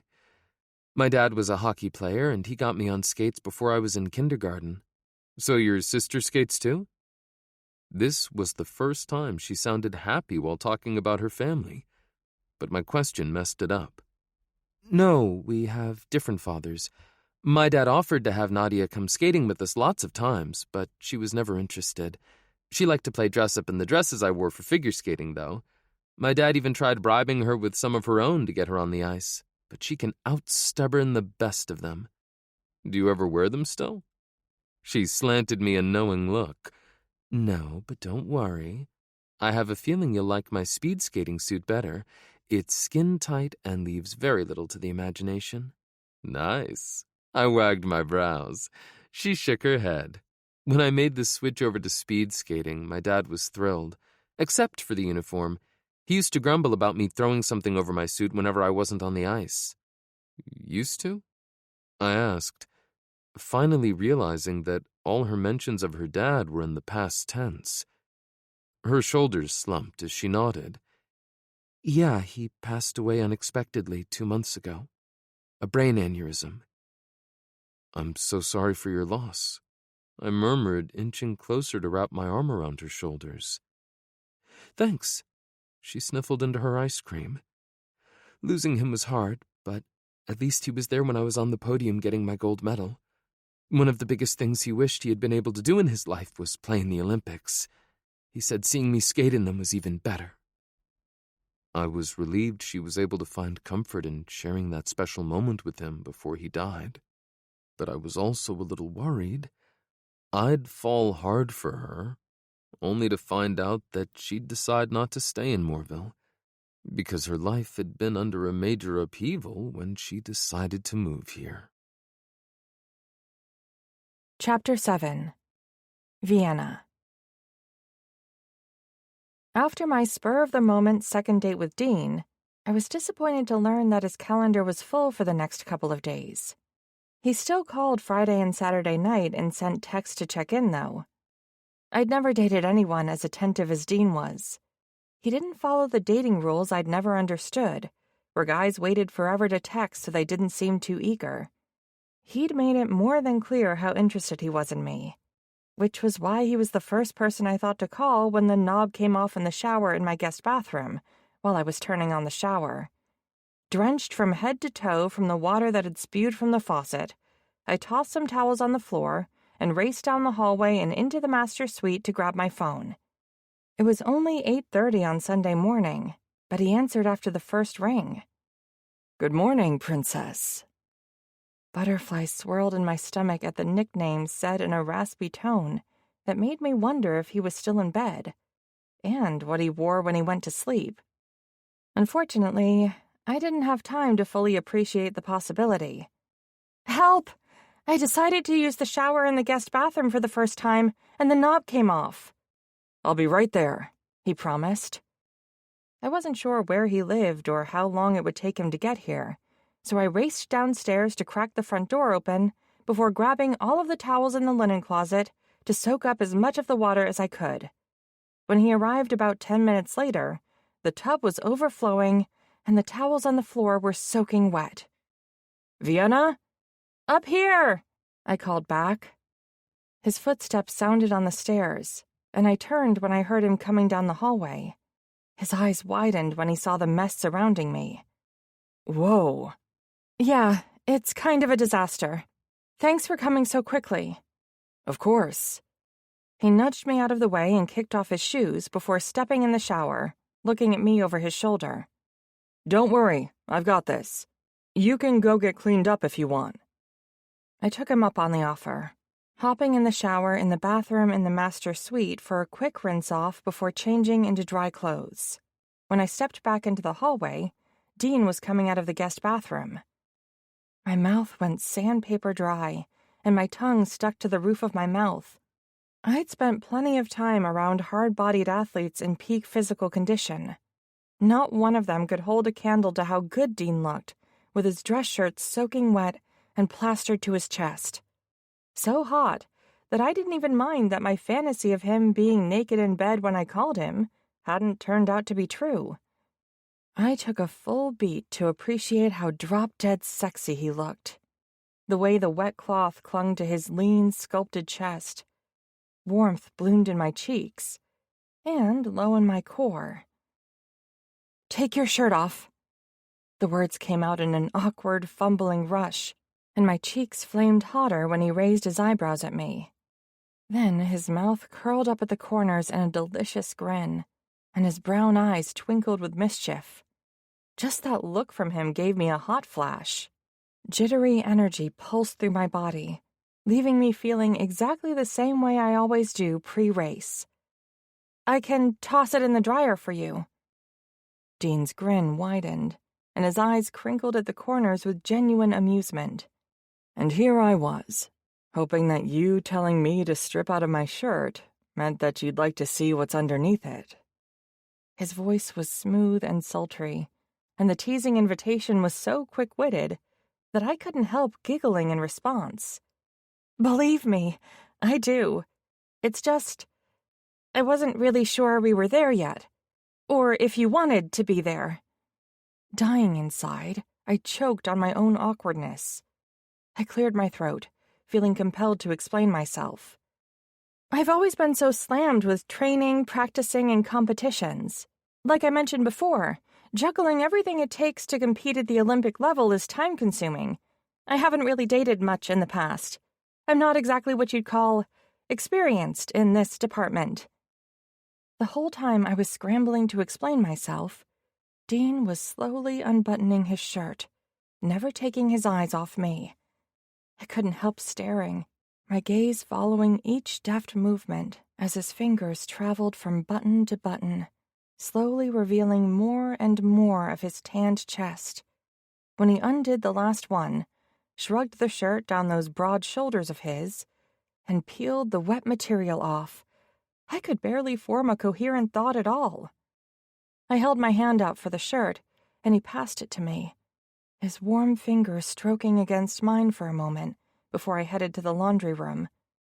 I tossed the shirt in the dryer, grabbing a dryer sheet and chucking it in, too. I was so darn nervous that I was focusing on the task at hand in an attempt to short-circuit my tendency to babble. I dialed in a speed dry cycle and pressed start. When I turned, Dean was leaning one shoulder against the doorframe, his intense gaze still locked on me, caressing every inch of my body from head to toe with nothing but a look. My blood heated. Inexperience isn't a bad thing, Princess. It's an opportunity to explore and figure out what you like, what turns you on. Whenever you feel ready, just know I'm more than willing to help you discover exactly what you like and want in this department.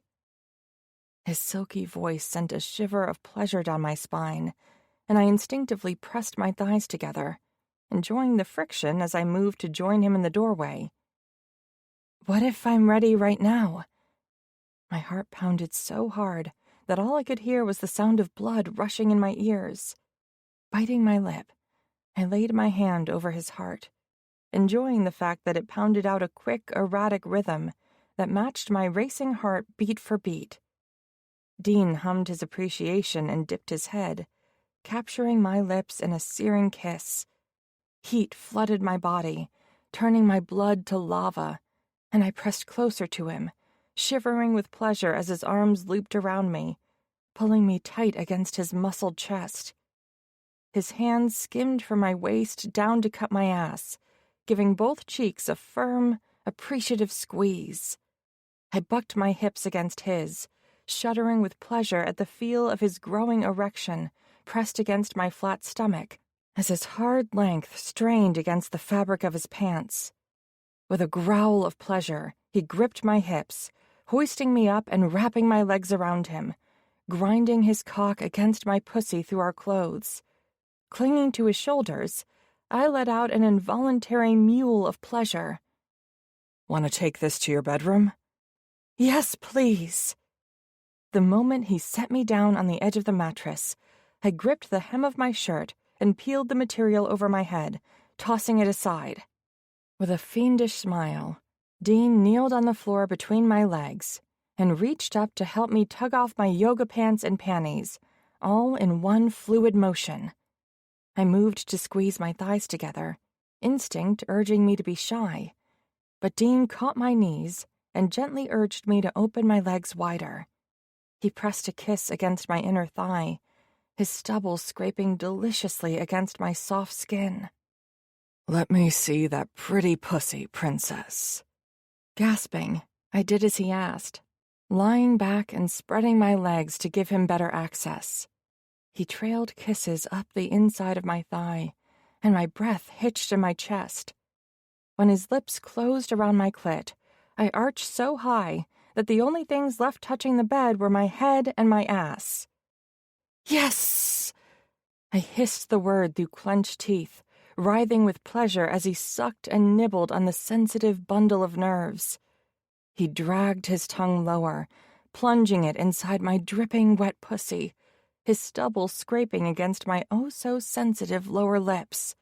Like a woman possessed, I buried my fingers in his hair and gripped it tight, panting and whimpering as I bucked against his tongue, loving the feel of him eating me out.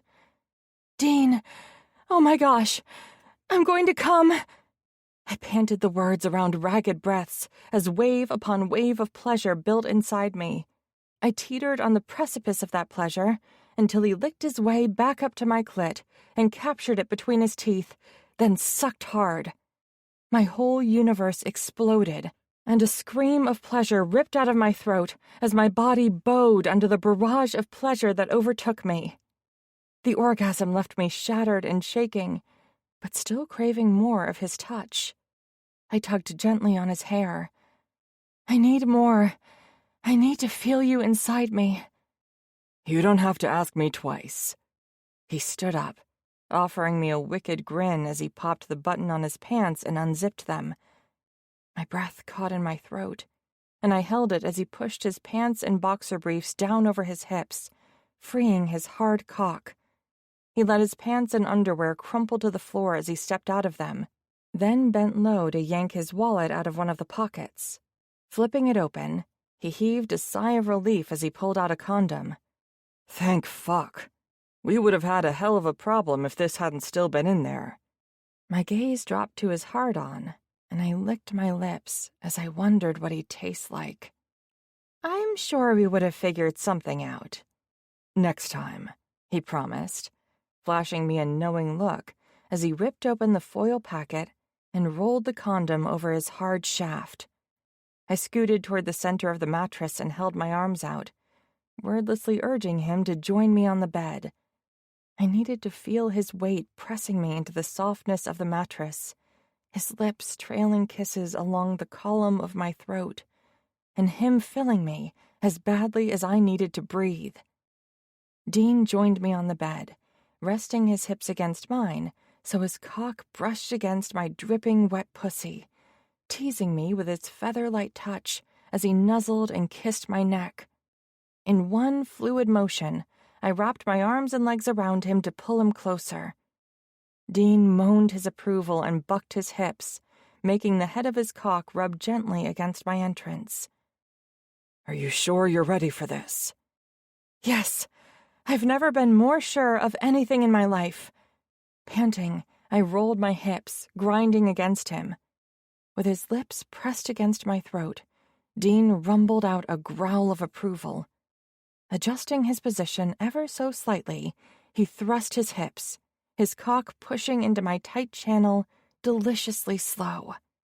Once he was fully inside me, we lay there for a moment, and he kissed me as I adjusted to the feel of him inside me.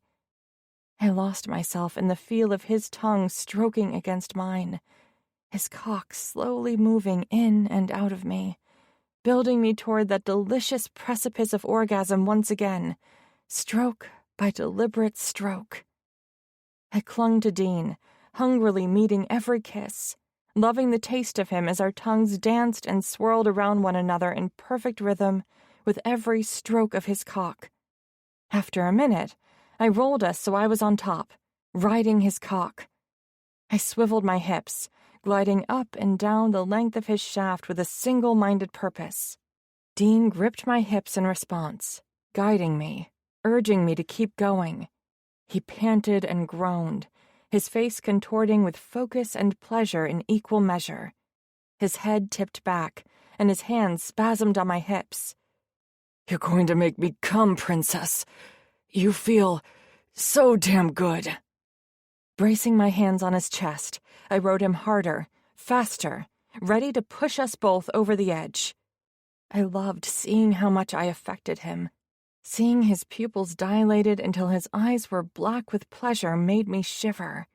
He reached up, palming my small breasts and gently tweaking my pert, deliciously sensitive nipples. Knowing that I could please him, feeling the way his cock throbbed inside me as I slid up and down its length, sent a thrill through me, from the top of my head down to the tips of my already tingling toes. That I could make Dean feel as good as he had made me feel when he was eating me out gave me a whole new level of confidence. With renewed focus and intensity, I rode him until we both cried out with pleasure, and my pussy spasmed around his cock. I arched, throwing my head back and reveling in the sensation of our shared release for a long moment before I eased off his cock and rolled onto my back. Utterly spent and satisfied, I stared up at the ceiling and tried to calm my ragged breathing. After darting a glance over at Dean out of the corner of my eye, I flicked my gaze back up to the ceiling and caught my bottom lip between my teeth, nibbling on it. It was a nervous habit I had never been able to get rid of.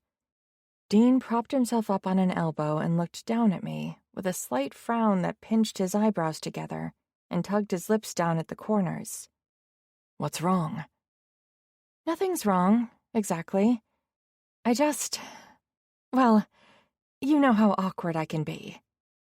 Dean raised one eyebrow at me and shook his head. "I thought we already established pretty damn well that you don't have to feel awkward around me, especially not after what we just shared."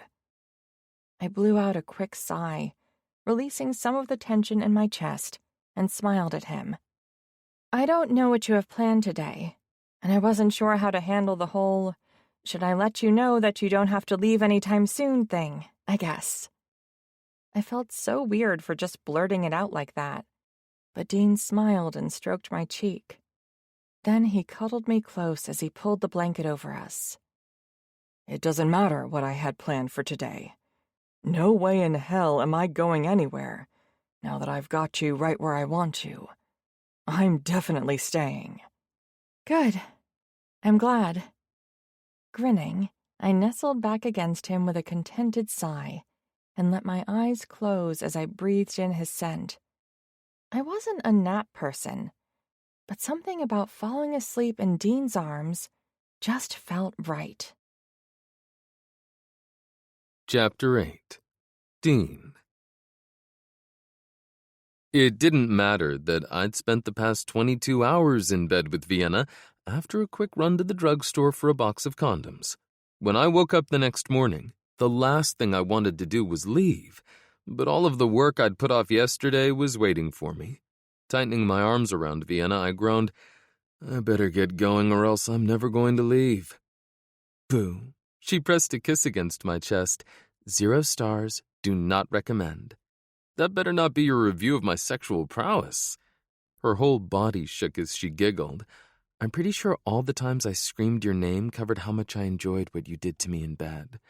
"I don't know. You could have been faking it," I teased, knowing damn well that she hadn't been, not with how hard her pussy had clamped around my cock. She tilted her head back and rolled her eyes. "I'm not that good of an actress." "Glad to hear it." I cupped the back of her head as I did an ab curl so I could claim her lips in a deep kiss. We moaned in unison when my tongue swept inside her mouth, my cock hardening at her sweet taste. The whimper of protest she let out when I ended the kiss just about killed my resolve, and it didn't help when she whispered, "Are you really sure you have to go?" "Unfortunately, yes." "Fine," she huffed, flopping on her back onto the mattress. "But you're on your own when it comes to getting out of bed. My body aches in places I didn't know could be sore, so I'm going to count our sex marathon as my workout for today.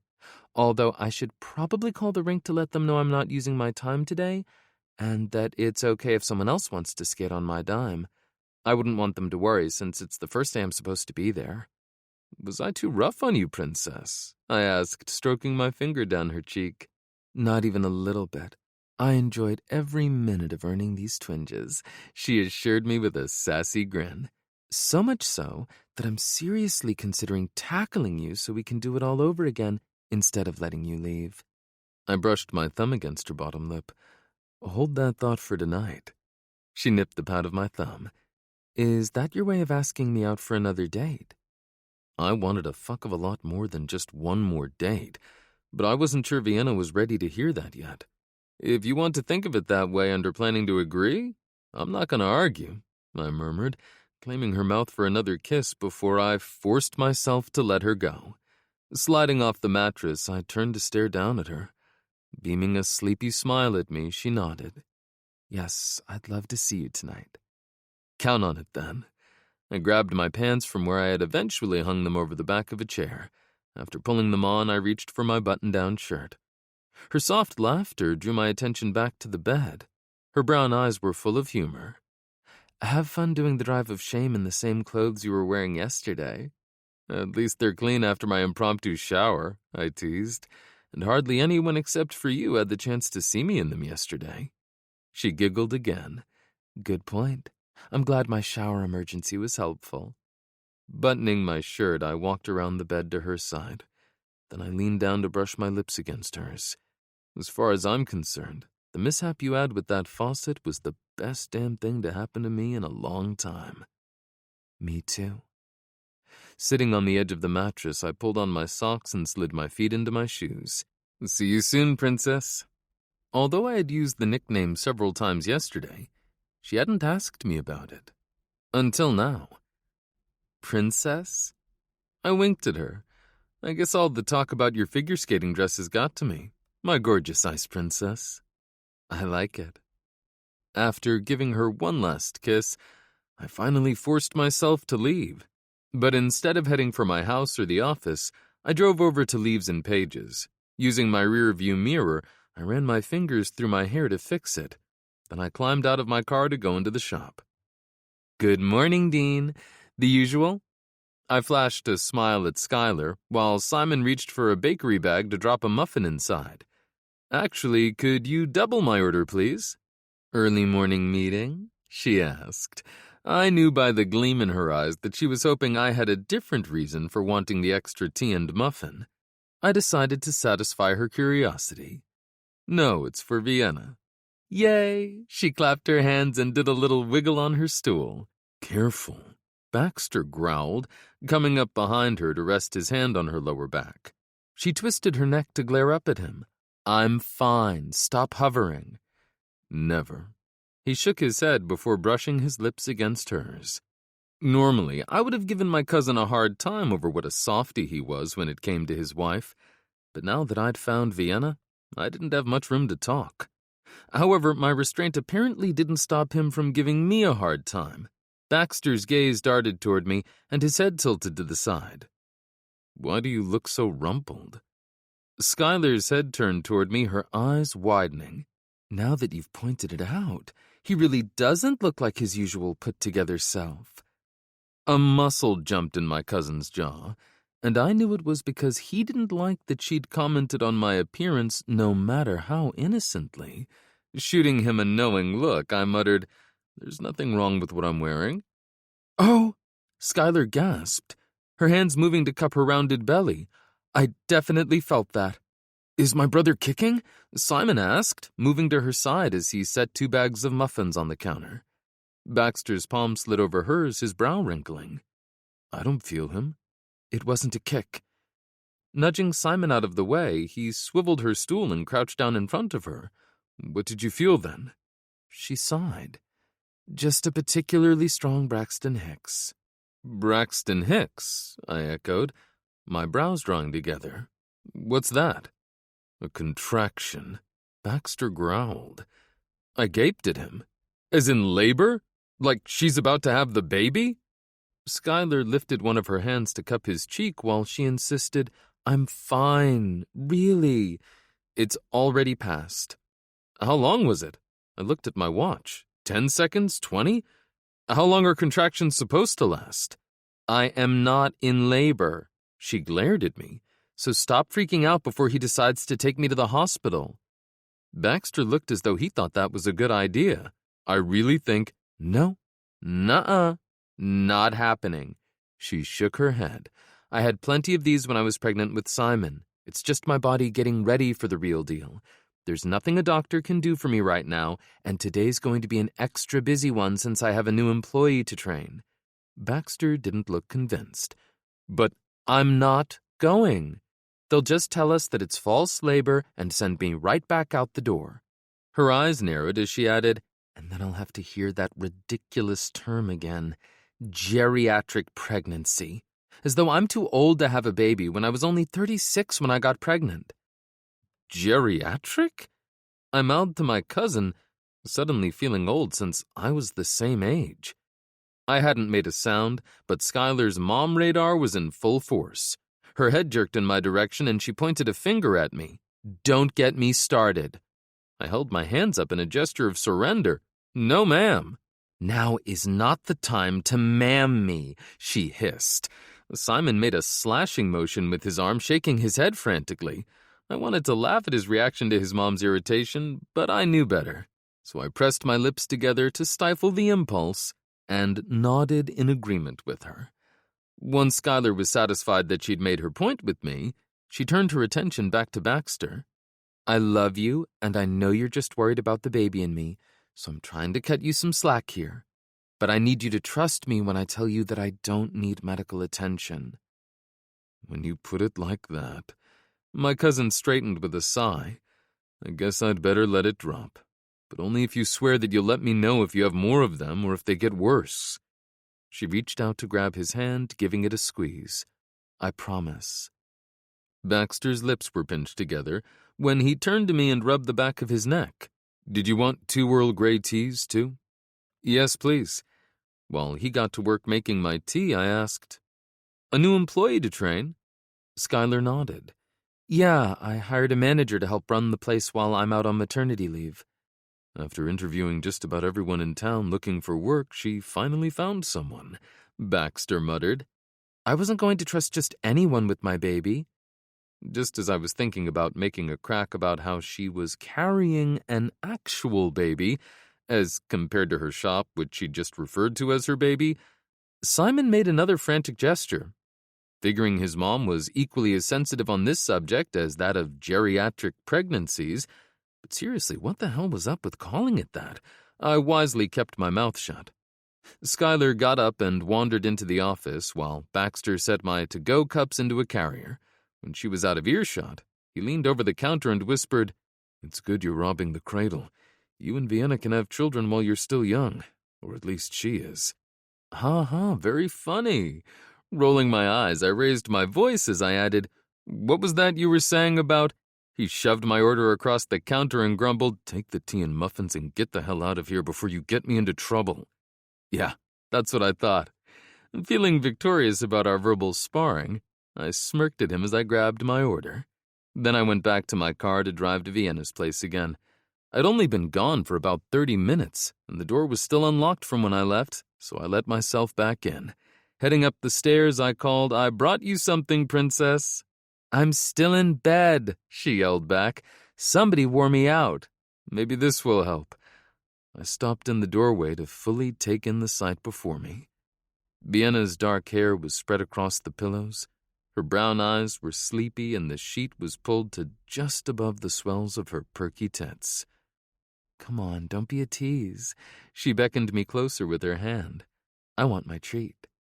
I strode over to the side of the bed and handed her a to-go cup of tea and a bag with a couple of blueberry muffins. "With you looking so fucking sexy, it will be damn hard for me to leave again." "I guess it's a good thing you brought these to distract me, so I wouldn't try to tempt you too much." Setting the bag on her lap, she held the sheet to her chest as she sat up. "But you better be careful, because a girl could definitely get used to this kind of treatment." I was hoping she would. Chapter 9. Vienna. Like I told Dean when he was getting ready to leave my house Monday morning, I skipped my first day at the local ice rink. I was still feeling the after effects of our bedroom antics this morning, but I couldn't put skating off any longer. I needed to get back on the ice before I lost more of my training than I wanted. The drive to the rink was quick, and I got there almost 2 hours ago. The first thing I did when I hit the ice was mark my short track. I discussed the process at length with the rink manager before booking my ice time for the next few months. He'd been resistant to the idea at first, which was to be expected, since most rink managers were protective of their ice. But when I explained that I was just going to use grape unsweetened powdered drink mix so I wouldn't damage the rink, he was a little more open to what I wanted to do. Then, when he realized the marketing benefits of having an Olympic gold medalist skating at his rink, he pretty much gave me the keys to the kingdom, along with permission to create a short track for my morning training sessions. It took me about half an hour to measure and mark the track. Then I laced up my skates and got to work. Being back on the ice felt amazing, although I was paying for all of the unhealthy food I've been eating lately. My stamina had taken a hit, but that could have also been due to how long it had been since I skated on actual ice. My home rink was great, but skating on it wasn't the same. I couldn't think of another time when I'd been off the ice for so many days in a row, as far back as I could remember. But I didn't regret the week-and-a-half break, because it had been good for my soul, and my heart, or at least my dating life. Gliding around the oval track I'd marked on the outside of the sheet of ice, I let my mind wander to Dean. I could practically skate the short track in my sleep with how many laps I'd done over my lifetime. But today, I was feeling twinges in muscles I rarely used, and they made me think about the new man in my life. Diving into a relationship with Dean probably wasn't my smartest decision ever, considering my recent life changes. Then again, perhaps buying a house wasn't either, since you're not supposed to make major decisions when you're grieving a loved one. But my dad's death on the heels of my Olympic win put me in a bit of an existential crisis. His loss made me see my relationship with my mom and sister more clearly, and how toxic it had become. If my dad was still with me, I had a feeling he would have been the first to tell me I was making the right call. Or at least, I hoped so. I had a hunch that he would have liked Dean, too, even though he would have grumbled about the age difference and me being too young to get serious about a guy. But his worrying would have just been his way of watching out for me, because he loved me so much. In some ways, the little things Dean did to take care of me, like opening the car doors and bringing me tea and muffins yesterday morning, reminded me of my dad. That was probably a big part of the reason I was falling for him so quickly. The alarm I had set to alert me when my session on the rink was over pulled me out of my thoughts. Gliding over to the bench, I grabbed my cherry juice recovery drink and water before skating over to the door on the opposite side of the rink. Stepping onto the rubber flooring, I unscrewed the cap on my juice and started to guzzle it down as I made my way over to the locker room the rink attendant had told me to use. While I was changing out of my speed skating suit and skates, my cell rang. After talking with my mom and sister, I had decided to keep my old phone on to see if they'd honor my wishes. I'd been pleasantly surprised when they stuck to only sending emails over the past several days. Half expecting the reprieve to be over and to see one of their names on the screen, I was surprised when it was one of my speed skating friends instead.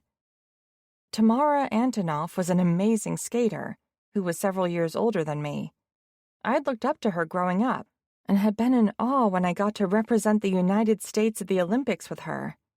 She'd taken the gold in the 500 and 1,000-meter races on the long track, her third for each race since she'd been to the Olympics in 2014 and 2018 as well, while I'd gotten mine for the 500-meter on the short track. Like me, Tamara lived in Chicago because she married a player for the Chicago Cavaliers hockey team after the previous Olympics, and we had grown close since the qualifiers last year. Wiping my brow with a towel from my skate bag, I accepted the call. "Hey, Tamara, what's up?" "Vienna, thank goodness. Are you okay?" She had the slightest hint of a Slavic accent, which only came out when her emotions were heightened. "Yeah. Why do you ask?" "Because your mom just showed up at the rink where I was running speed skating camp and grilled me when I said I didn't know where you were." There was a deep murmur in the background, and then she asked, "There isn't a kidnapper with you who is demanding that you pretend everything is all right, is there?" I laughed and rushed to reassure her. "No, you can let Ryan know I really am fine. I'm so sorry my mom bothered you. I'm in the middle of a bit of a situation with her. Tamara's mom was a handful, but only in the most awesome ways. She was also an Olympic gold medalist in speed skating, and I felt as though I owed my win in part to her, because she'd given me lots of great tips when she was coaching Tamara during our shared ice time.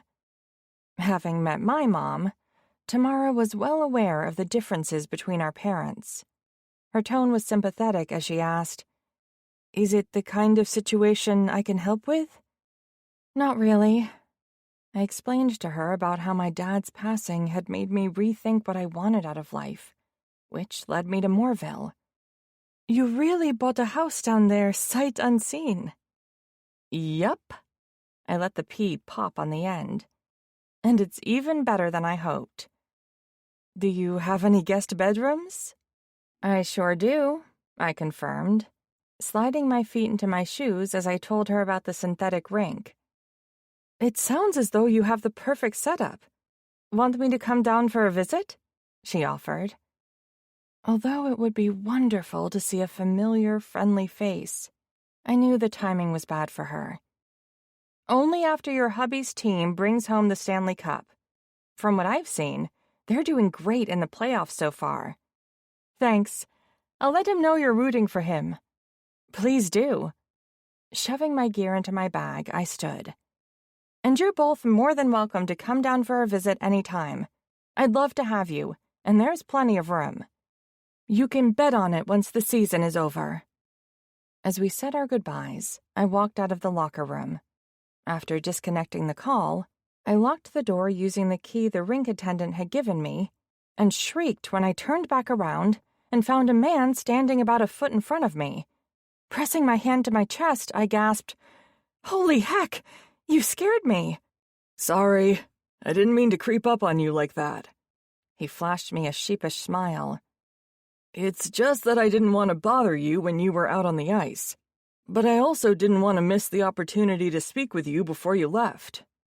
My heart was still racing as I asked, "About what?"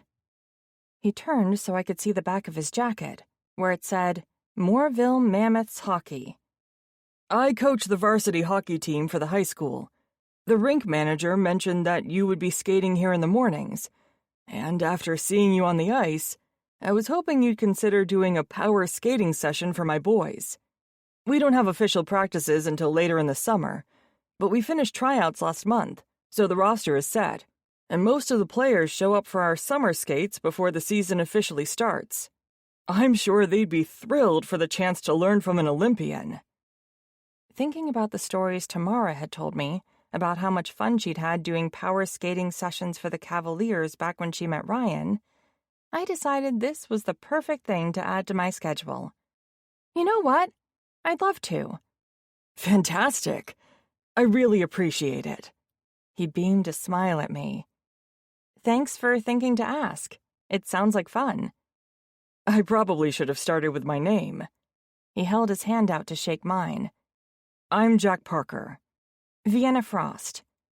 "Maybe I could buy you a coffee while we go over the details?"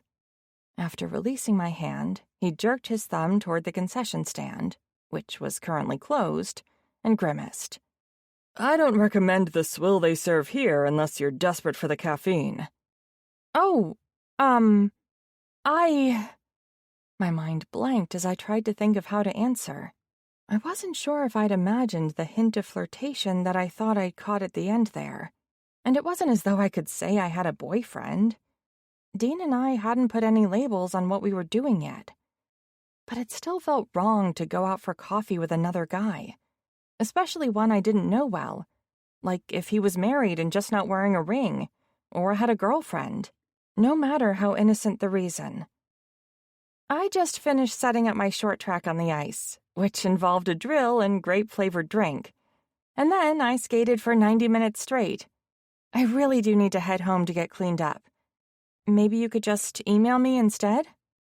Looking down at his feet, he replied, "Sure, that'll work." I rattled off my email address and made a quick getaway, feeling awkward and wondering if I'd made a mistake by agreeing so quickly. Only time would tell.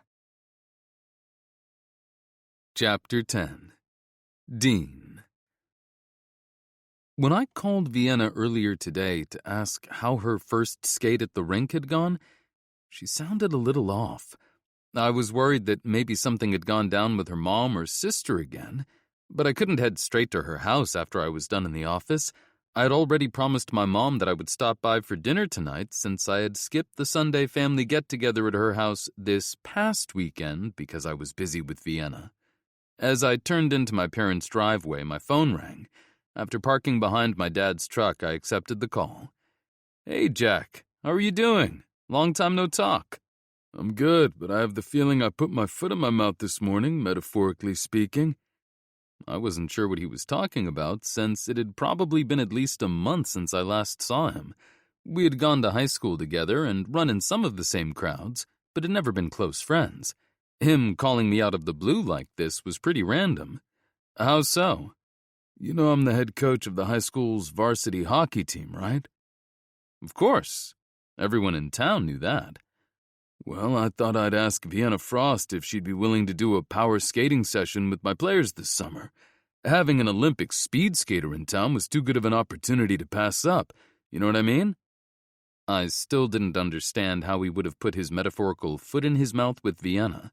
"It sounds like a great idea to me.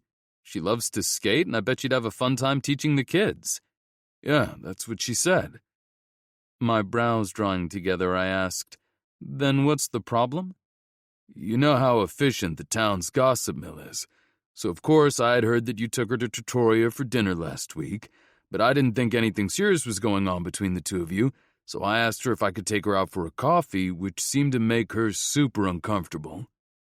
Jack would be lucky if it was only his metaphorical foot that ended up in his mouth and not my fist. My knuckles turned white as I clenched the steering wheel, wondering if Vienna had said something to make him think she and I weren't together. "What gave you the impression that there wasn't anything serious going on with Vienna and me?" "You were never one to let the grass grow under your feet when you wanted something, so I figured since your date was on Wednesday, and that was almost a whole week ago, it had to have gone badly for you not to take her out again," he explained. A red haze clouded my vision, and if Jack had been nearby, I wasn't 100% certain I would have been able to stop myself from punching him. "You know what they say when you assume." "Shit, I was afraid you were going to say something like that. My bad, man." "I guess the grapevine isn't as efficient as you thought," I muttered, my teeth clenched so hard I could barely get the words out. "It missed a whole fuck of a lot between Vienna and me over the past week. She's definitely off limits." "That explains her reaction. I didn't want you to take it the wrong way if she brought it up, even though I know you're not the kind to overreact when it comes to a woman." Some of my tension drained away at the confirmation that Vienna wasn't under the same misconception as Jack. I hate to repeat myself, but you know what they say when you assume. After a moment of silence on the line, Jack said, "I hear what you're saying. Message received. If Vienna still wants to do the power skating session, I promise not to make it awkward for her again. Please let her know I didn't mean anything bad by my invitation." "Will do." I jammed my finger against the phone screen to end the call without bothering to say goodbye. The jealousy I was feeling was a new experience for me. So, in the logical part of my brain, I knew where Jack had been coming from when he said he hadn't thought I would be bothered to hear that he had asked Vienna out for coffee. But he'd been dead wrong. Lucky that he'd called me instead of stopping by to see me in person. But for now, I needed to calm my shit, because my mom had just flung open the front door and was staring at me from their porch. Jack's timing couldn't have been worse. When I told her I was coming for dinner, I knew I would be in for the third degree about Vienna. Now it would be doubly so, since she would want to know what was wrong. Taking a deep breath, I climbed out of the car and pasted a smile on my face. Then I rounded the back of the car and stopped at the passenger side to grab the lemon meringue pie I'd bought from the diner in town. Hopefully it would distract my mom from my bad mood.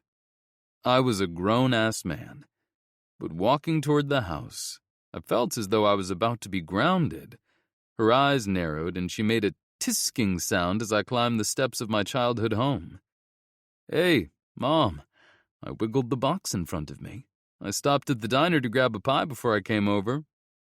Don't think for a second that bringing me my favorite dessert is going to earn you enough brownie points for me not to ask about the girl you're seeing, she warned as she went up on her toes to give me a peck on the cheek. If I was that easy, I never would have survived raising you boys. Being careful not to squish the pie box, I gave her a hug and a kiss. Come on, Mom. We weren't that bad. I don't know how you can say that with a straight face, she muttered, walking into the house ahead of me as I held the door. Pausing to turn toward me, she pointed at her hair. If it weren't for my fabulous hairdresser, this would all be gray. And I have the three of you to blame for needing to get my roots touched up every 4 weeks. I'm only 56, for goodness sake. Well used to hearing how my brothers and I were responsible for a myriad of changes to our mother's body, none for the good, I knew better than to argue. Sorry, Mom. She quirked a brow, her lips curving into a pleased smile. Sorry enough to tell me everything about the girl you're seeing? I should have known you were angling for information. I laughed as I followed her into the kitchen. What did you do? Go out there and drag the boy into the house? My dad asked, shaking his head as he walked over to clap me on the back. You should have seen him out there, Mike. He looked like he was about to rip out his steering wheel and beat the windshield with it, she complained with a sigh. Now, Beth, I told you to leave the boy alone. My dad went over to the stove and lifted the lid off a frying pan. He'd come in sooner or later, once the scent of your famous breaded tenderloin and bacon-fried green beans wafted outside. My stomach let out a loud growl. He's got you there, Mom. I never could resist your tenderloin sandwiches. I know. She beamed a soft smile at me. That's why I made them for dinner tonight, sweetie. Thank you. She tilted her head to the side, a questioning gleam in her eyes. Hopefully they'll soften your mood so your poor car doesn't bear the brunt of whatever's bothering you. Tapping my chin, I pretended to consider it. I don't know. Did you make homemade rolls for the sandwiches? Planting her fists on her hips, she asked, Am I your mother? I nodded. Definitely. Then you already know the answer to your silly question. And you know that I'll be in a great mood when I leave because I'll have just chowed down on all of my favorites, I quipped. Fine, she huffed, moving to the stove to nudge my dad out of the way. Keep whatever it's bothering to yourself. My mom wasn't one to let a subject drop when her children's happiness was involved, so I had a sneaking suspicion she had an ulterior motive for letting me get away with not talking about why I'd been so angry when I got here. I was proven right after I demolished 2 heaping portions and helped my dad clear the table. Do you think Vienna would like a sandwich and some green beans? My mom asked as she was putting the leftovers into containers. Or does she only eat the healthy stuff because she's an Olympian? The next Olympics aren't for almost 4 more years. She has plenty of time to eat all the healthy stuff and get back into tip-top shape. My mom didn't appreciate my response and turned to glare at me. Flashing her an apologetic smile, I added, I'm sure she'd love one. My mom pursed her lips as she considered the leftover breaded tenderloin. Are you going to see her soon? Because they don't hold well for days on end. I knew this was a fishing expedition, but there was no way to get out of answering her question without being rude. Yes, Mom. I'm going to stop over there tonight, so you don't need to worry about the food going bad before she has a chance to try it. You might as well tell her all about the girl, my dad suggested, leaning back in his chair to pat his full belly. She's going to get it out of you sooner or later. She always does. I wished he wasn't right, but he made an excellent point. Holding up 2 fingers, I offered, You can ask me 2 questions about Vienna. That's it. For now, my dad muttered. My mom rubbed her hands together with a triumphant smile. It's a good thing I just had my hair dyed the other day, so I've already heard all the gossip about the 2 of you. I won't have to waste one of my questions on something basic.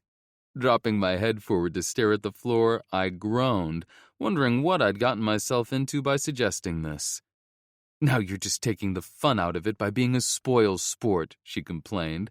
I thought I taught you better than that. You did, Mom. It's just that things between Vienna and me are new. Okay, then.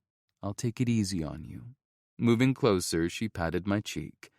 "My 2 questions are, is she good to you, and has she mentioned if she wants babies?" "That's taking it easy on me?" I sputtered. "Fine," she huffed, rolling her eyes. "Just answer the first one and we'll call it even." "Yes, she's very good to me." My mom nodded. "That's all I needed to know for now, sweetie." The "for now" part of her statement worried me, because I could easily picture her asking Vienna about babies the first time they met. Although, it was an answer I wouldn't mind knowing, since I'd always expected that I'd be a dad at some point in my life. And I wasn't getting any younger. Chapter 11.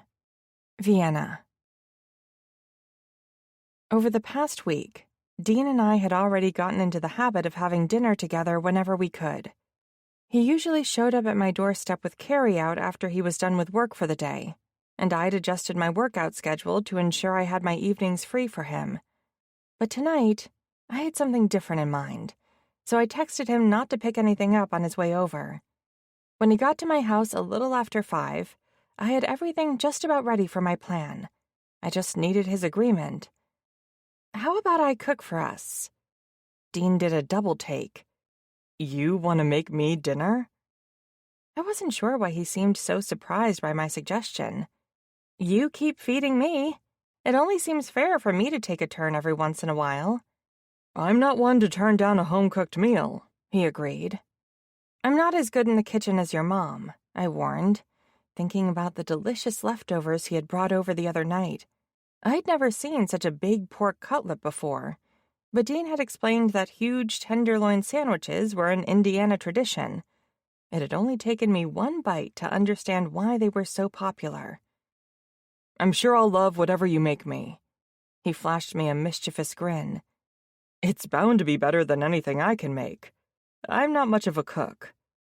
Is that your way of telling me that there aren't any basic supplies in your kitchen? I asked. No, I've got the basics, he confirmed. My mom would be horrified if I didn't, and she's been known to drop in unexpectedly on occasion, with the excuse that she needs to borrow something from my pantry. Oh, my lips formed a perfect circle. I hadn't considered the possibility that we wouldn't be alone tonight if we went to his house. My dad had never stopped by without calling first since I lived with my mom, and the only time I hadn't lived with my mom had been when I was in Milwaukee training at the Pettit National Ice Center in the months leading up to the Olympics. Except for now. And she couldn't show up at all since she had no idea where I was. I was going to suggest that we go to your house since I haven't had the chance to see it yet, but maybe we should stay here instead. Dean wrapped his arms around my back and pulled me close, one palm sliding down my spine to cup my butt cheek. Why? Did you have something special planned for dessert? Maybe, I admitted softly, my cheeks filling with heat, even though he'd seen and touched every inch of my body already.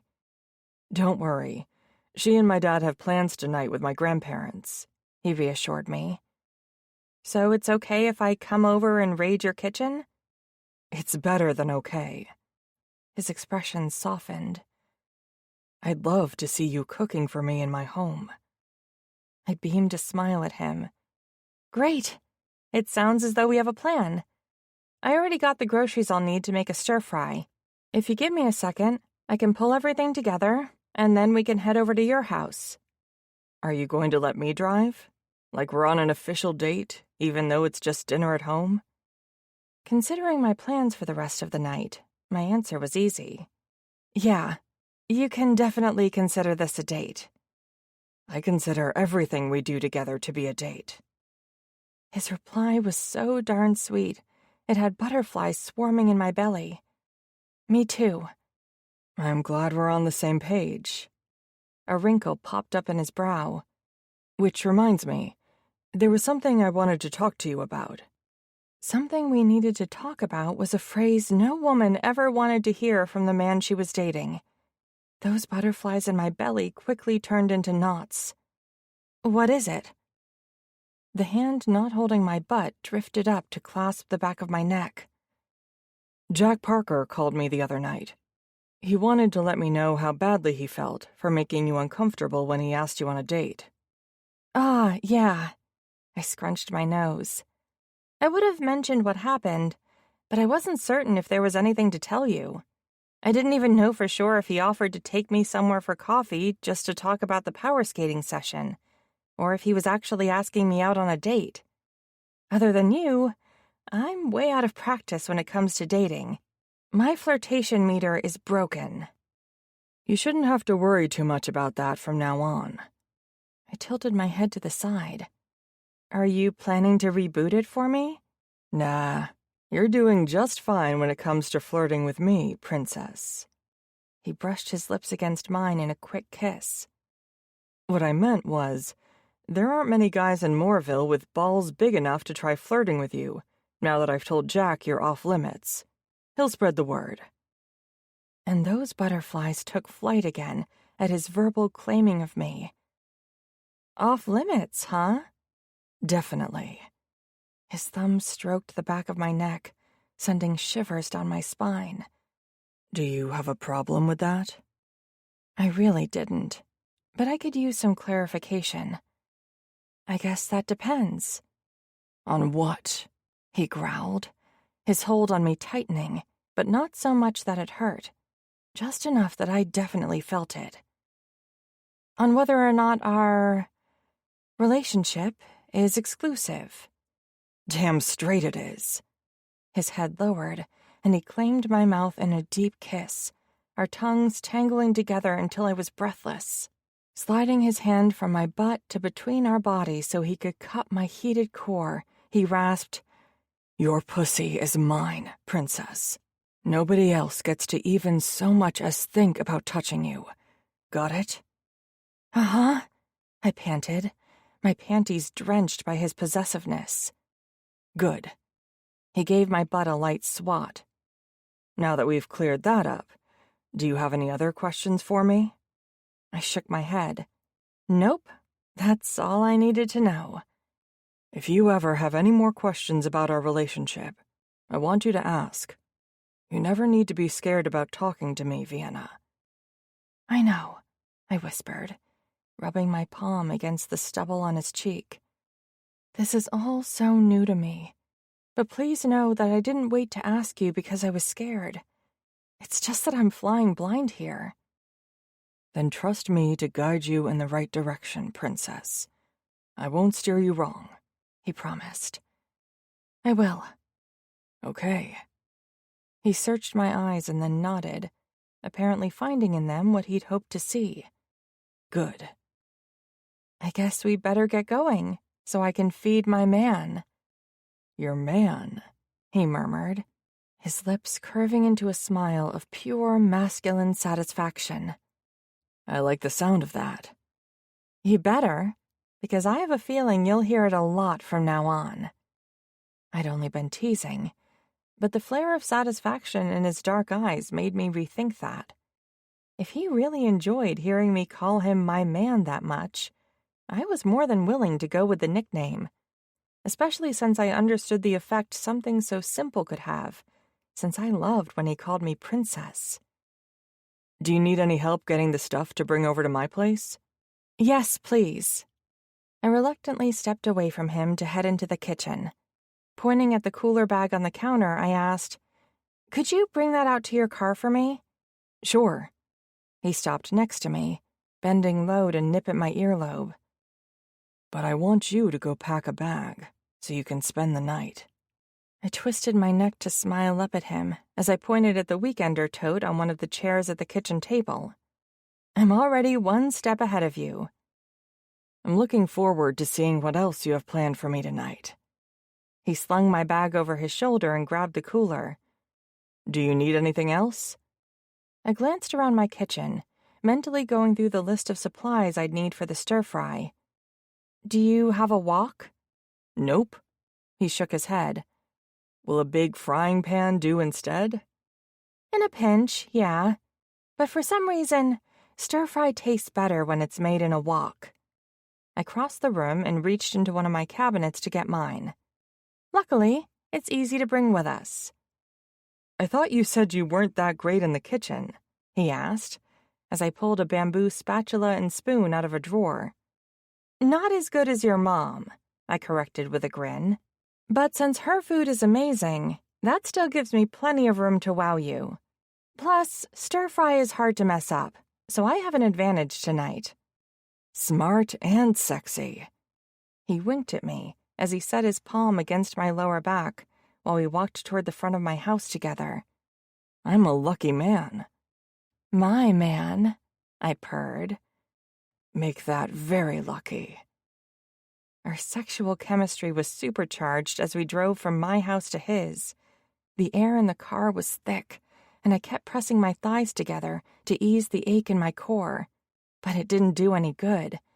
My need for Dean continued to grow until it felt as though my desire was out of control. My hand shook as I set the wok on his stovetop and placed the utensils on the counter. I packed everything together to make it easier to carry my supplies out to the car, so I pulled the bottles of sesame oil and sauces out of the cooler, since they needed time to come to room temperature before I started cooking. I grabbed the spices next, and once I was done, there was a nice row of all my favorite pantry ingredients for stir-fry. I was still too turned on to trust myself with a sharp knife, and I turned to suggest that we have a cocktail before dinner. Only the words never came out, because Dean was much closer than I realized, and he had a hungry look in his dark eyes, just not for food. Chapter 12. Dean. You know, I really like the look of you in my kitchen, Vienna. Unable to resist, I pulled her close and dipped my head to kiss her. The feel of her soft lips against mine was like a drug I couldn't get enough of. I realized I enjoyed having her in my space more than I had thought I would, and I'd quickly become addicted to spending time with her every day. She had a killer personality, and I more than liked her delectable, drop-dead sexy body. I stroked my tongue along the seam of her lips, and she opened for me instantly, just as hungry for my kiss as I was for hers. Would I ever get enough of her sweet taste, her warmth, her intoxicating moans? Vienna tunneled her fingers in my hair, tousling the strands where it was longer on the top than the close-cut sides. I reveled in the feel of her mussing my hair, giving herself to the pleasure of our kiss. I delighted in the push and pull of our passion, plunging my tongue into the sweet heat of her mouth, thrilling as her tongue met mine, matching me stroke for stroke with those little breathy moans that never failed to drive me wild with need. My cock twitched, throbbing and growing harder by the second as I kissed her, molding her supple body against mine. I couldn't tell where I ended and she began, and that was the way I liked it. Of their own accord, my hands drifted down from the small of her back to cup her perfect bubble butt. It was all muscle from her speed skating, and I delighted in kneading those muscles, feeling how firm they were against my fingers. Every single inch of Vienna was perfect, and I wanted to explore them all over again. Moaning, she hooked one of her legs around mine, hitching herself up and grinding against my growing erection through our clothes.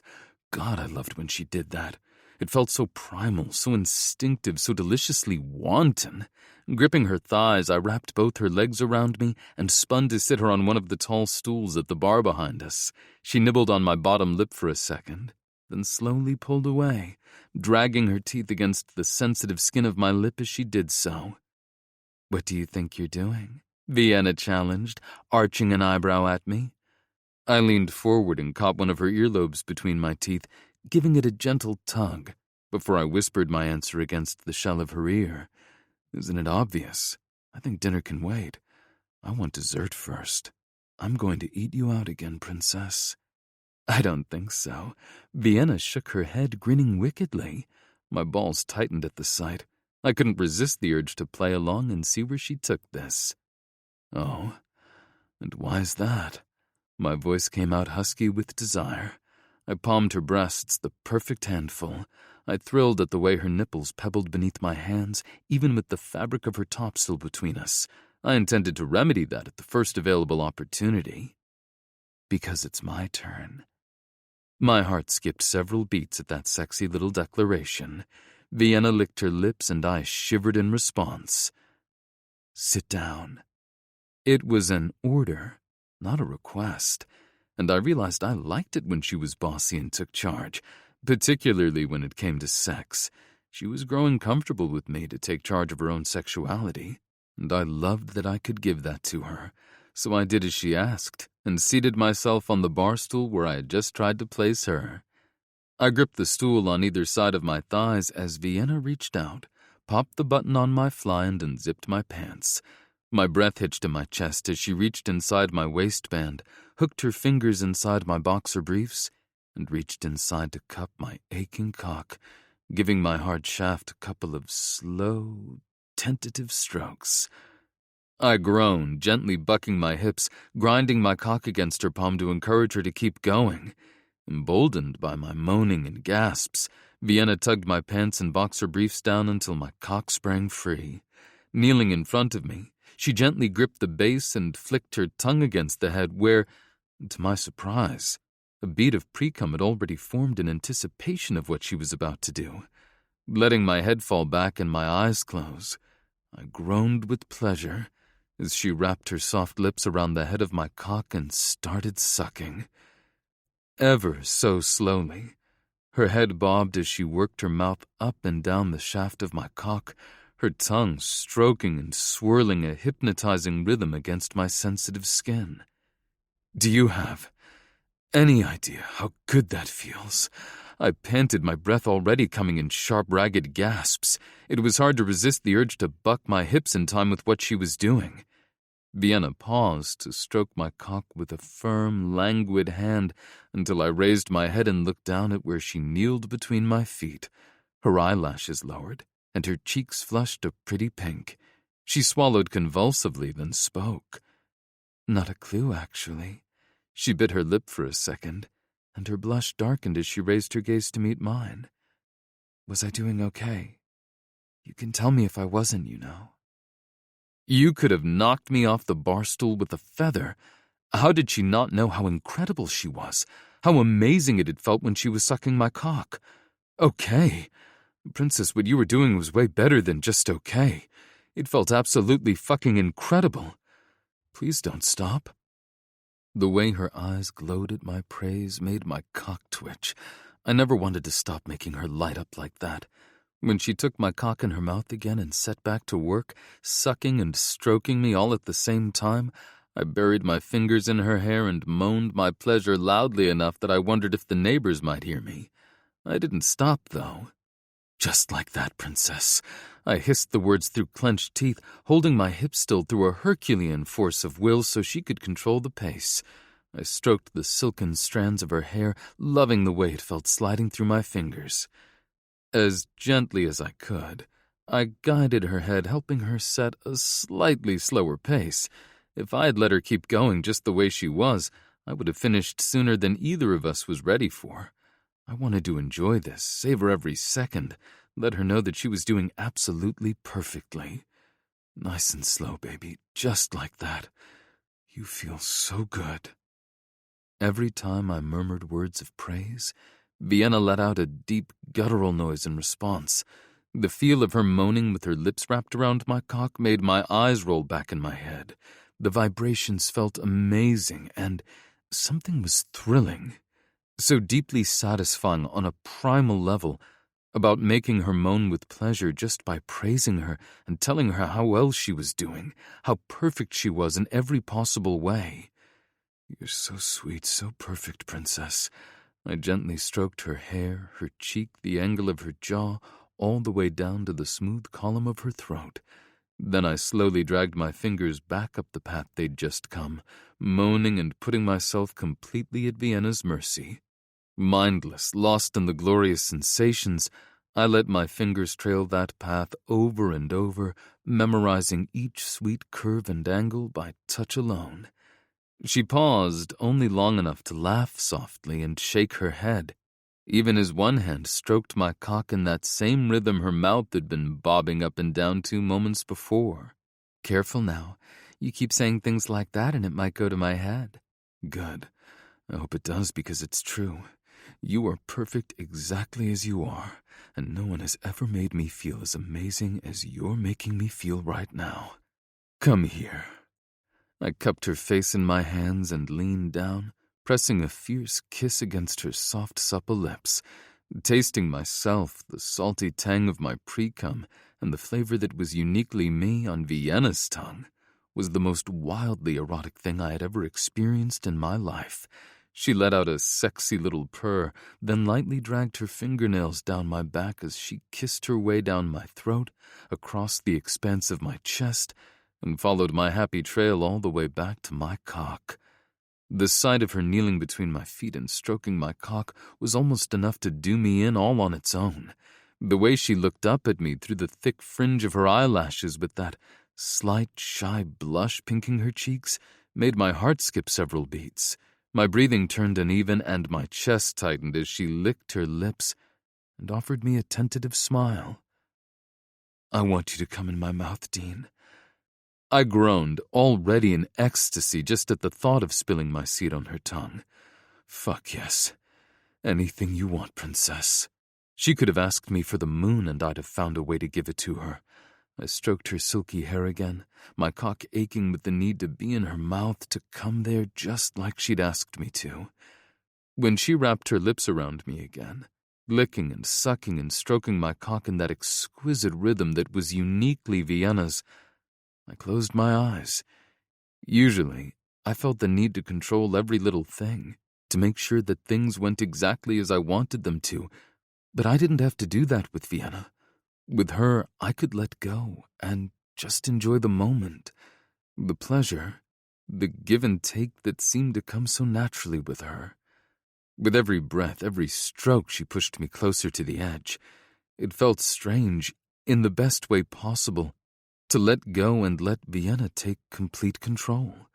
I could have lived at that moment forever, with her mouth wrapped around my cock, her tongue stroking and swirling perfectly to push me to the absolute peak of pleasure. My balls tightened, and I knew I was about to give her exactly what she'd asked for. "I'm right there, princess. Are you ready for me to fill your pretty mouth with my cum?" Her only response was to suck harder as she moaned, the vibrations setting off my release. Gently burrowing my fingers in her hair, I held her head still, crying out and arching on the bar stool as my hips bucked and my seed spilled onto her tongue. I wasn't even sure how it was possible, but I already wanted to make love to her again, even though I had just come. Slumping back on the bar stool, I took a moment to gather myself. Panting, I stared down at her, meeting her questioning gaze. That was absolutely incredible. As a matter of fact, it had to be the best blowjob I'd ever had in my life, bar none. Not that I had anything other than hazy memories of anything I'd done before Vienna. She was quickly becoming the center of my world. I tugged my boxer briefs and pants up and secured them, but only so I could carry my woman upstairs. As soon as I've had a chance to recover, I'm going to show you just how incredible you just made me feel, princess. And now that we've talked about being exclusive, I want you to think about letting me take you without anything in between us if you're on birth control. It's been a long time since I was with anyone else, but I was still tested at my last doctor's appointment. I'm clean. I am too. It was part of the barrage of medical tests for the Olympics. And I'm on the pill. Does that mean what I think? Uh-huh, she whispered, her confidence from earlier nowhere in sight. Thank you. I'd never gone bare before, and I couldn't wait to feel her tight, wet pussy wrapped around my cock.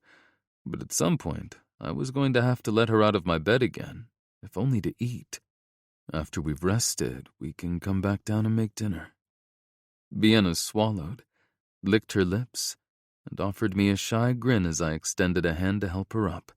I pressed a quick kiss against her lips and lifted her in my arms, cradling her lithe, athletic body against my chest as I strode toward the stairs. I'm glad it was good for you.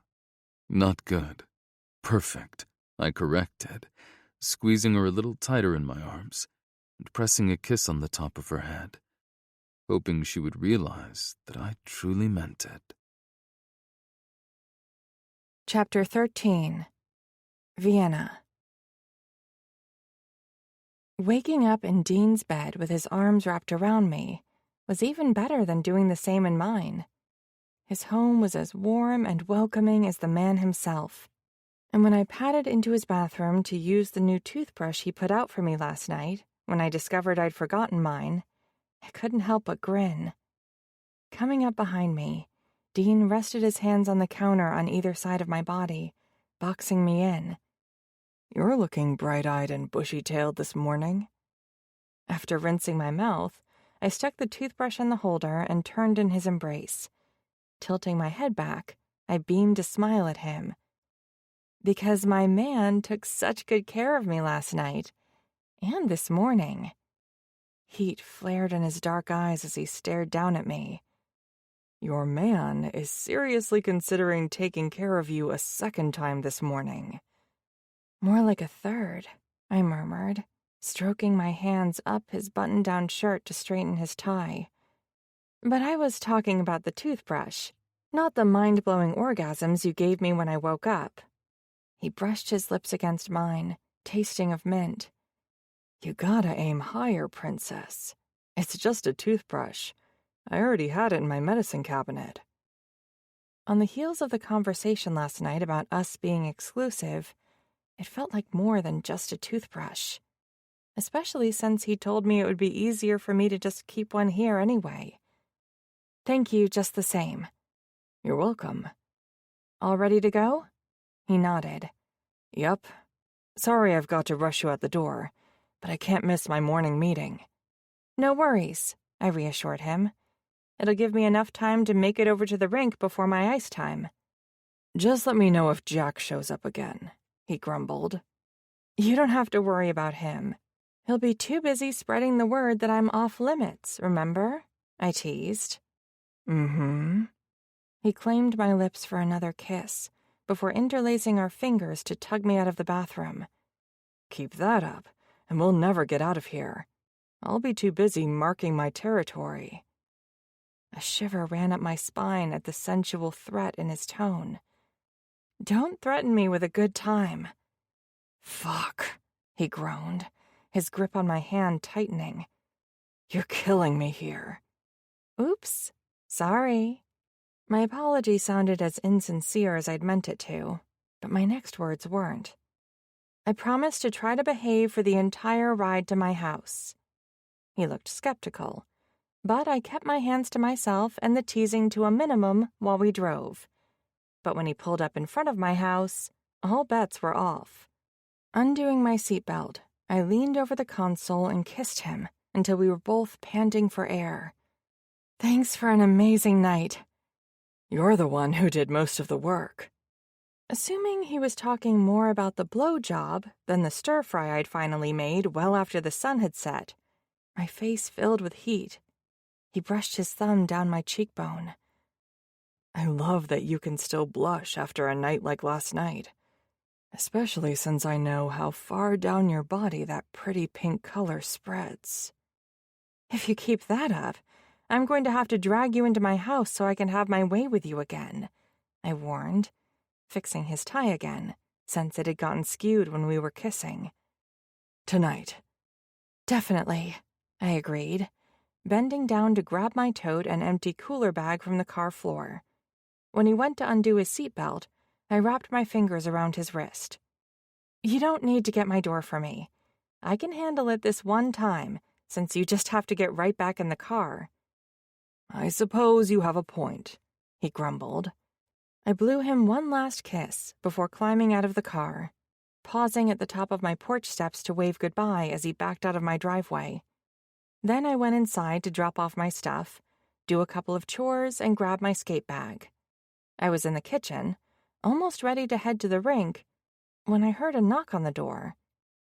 Since I wasn't expecting any visitors today, I assumed Dean realized he had more time to get to his meeting than he thought, and wondered if he'd come back to bring me tea and muffins again. My smile was huge when I flung the door open, but it disappeared in an instant when I found my mom and sister on the front porch instead of him. "What are you doing here?" Nadia smirked at my mom. "I told you she'd be surprised to see us." "Of course I'm surprised," Not only was I very specific about this in my letters, but we also talked about it on the phone. All I asked for was 1 month. 30 freaking days, and you couldn't even give me that.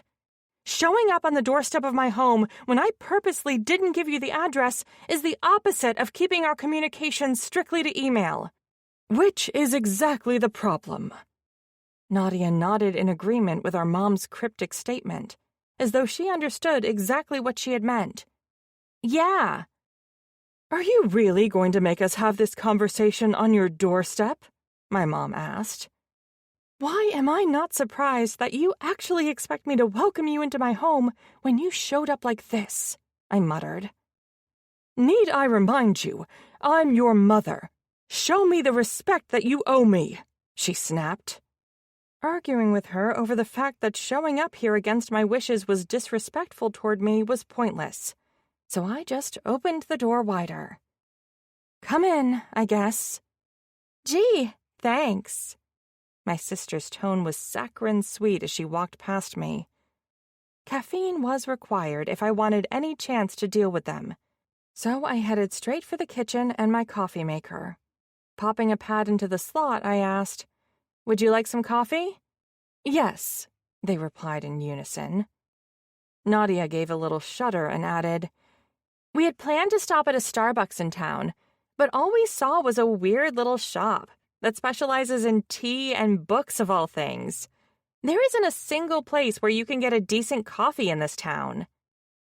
I wasn't surprised that she didn't understand the appeal of leaves and pages, and I was more than a little relieved that they hadn't stopped there. It was too easy to imagine the crap that would have come out of their mouths and the apologies I would have needed to give to Skylar and Baxter for their antics. Since I was hoping they wouldn't stay for long, I grabbed 3 travel mugs from the cabinet. As the first cup of coffee brewed, I turned to them and asked, "What in the world was so important that you had to track me down instead of just sending an email?" My mom let out a little huff of displeasure, her nose wrinkling. "By the look of this place, I'd say we came not a moment too soon." I tried not to let her verbal jab get to me. "There's nothing wrong with this house, Mom. I love it."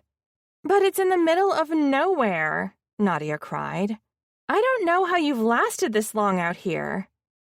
My mom took over where she left off, and I wondered if they'd rehearsed the whole thing in the car on their way here. "Your sister is right. It's past time for you to come home." Although I had only moved into this house 3 weeks ago, it already felt more like a home to me than the condo I had shared with them for the past several years. "No."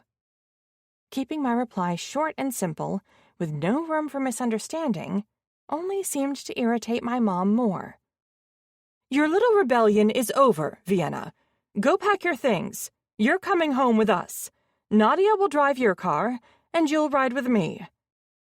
When I realized that she actually expected me to give in to her demand, I put the other 2 travel mugs back in the cabinet. They wouldn't be staying long enough for it to brew, and I was no longer feeling even the slightest bit hospitable. "I'm not a minor. You no longer get to decide where I live. I'm 22, and more than capable of supporting myself." "If you refuse to see reason, the least you can do is reinstate my access to the bank accounts and your sister's to the social media." I finally understood what had pushed her to find me and drive all the way down here to give me this lecture. She hadn't mentioned the bank accounts when they'd called before, so she must have only recently been informed that she wasn't my power of attorney anymore. Nadia doesn't need to log in for me. I've posted everything that she's emailed me. "And the bank accounts? How am I supposed to pay the bills if I can't log in online, write a check, or use the debit card?" my mom asked, her toe tapping a furious tempo against the floor. "I've already paid all the bills. The rent, utilities, everything. And your salary will be deposited into your account just like it always is." When I'd reached 7-figure earnings, she had taken me to see an accountant who'd advised that I incorporate my brand for tax purposes. My mom's sister and I were listed as employees, and he handled the payroll for me every 2 weeks. Plus, I was able to take distributions as the owner if I needed extra cash, like for buying this house. I wasn't happy to learn that you revoked my power of attorney. I've been taking care of those things for you for years, Vienna. And this is the thanks I get? My mom chided, her nostrils flaring as she jabbed her finger in the air. The least you could have done was warn me. It was terribly embarrassing to have the teller explain why my debit card wasn't working when I went into the bank branch to complain. The card she referred to wasn't attached to her personal account, but mine. Since I'd made sure all of the household expenses were covered, there was no reason for her to try to use that particular card. I'm sorry you had to go through that. You can begin to make it up to me by restoring the power of attorney, she suggested. I refused to give up the ground that I gained toward my independence. That's not going to happen. Think very carefully about what you do next, Vienna. Her chin lifted as she looked down her nose at me. I'd hate to have to force you to hand them over to me in a more permanent manner. Crossing my arms against my chest, I shook my head in disbelief. And how would you do that? Like I already said, I'm not a minor anymore. You can't just hijack my bank account. I can if a judge says so. Her eyes narrowed as she hissed. And with everything my investigator dug up when I asked him to locate you, I think I could make an excellent case for you not being of sound mind at the moment. Between losing your father and the strain of the Olympics, you've lost sight of what's important. And that man you're seeing hasn't helped. I could probably even make a case against him for unduly influencing you to purchase this house, so he could earn a fat commission from the seller. Threatening me was bad enough. Going after Dean when he'd been nothing but good to me was a whole other thing, and I wouldn't stand for it. Using her own words against her, I sneered, You should think very carefully about what you say and do next, Mom. I'm sure a judge would have something to say about how you've lived off your daughter for years. And using my money to stalk me won't look good either. You can't threaten Mom like that, Nadia cried, stomping her foot like the spoiled brat that she was. That's where you're wrong. I have more than enough money in the bank to fight whatever you two want to throw my way. Can you say the same? I asked, as I stormed toward the front of my house with them hot on my heels, bitching and moaning about how unfair I was being. If that wasn't the height of hypocrisy, I didn't know what was. Reaching the door, I flung it open and pointed at my front porch. Get out! When it looked as though they were both getting ready to argue more, I snapped, Now! My mom looked furious as she strode past me, and Nadia aimed a nasty look my way. As soon as they were on the porch, I slammed the door shut behind them and slumped against the hard surface. I stayed there with tears streaming down my cheeks until I heard their car start and pull out of the driveway. Then I raced over to the couch to grab my cell. Jabbing my finger against the screen, I called Dean. Hey, Princess. Are you on your way to the rink? No. I sniffled, trying to hold back my tears so I could talk. I hadn't been thinking about anything other than my need to hear his voice. I don't think I'm going to make it there today. What's wrong? Did something happen? Are you okay?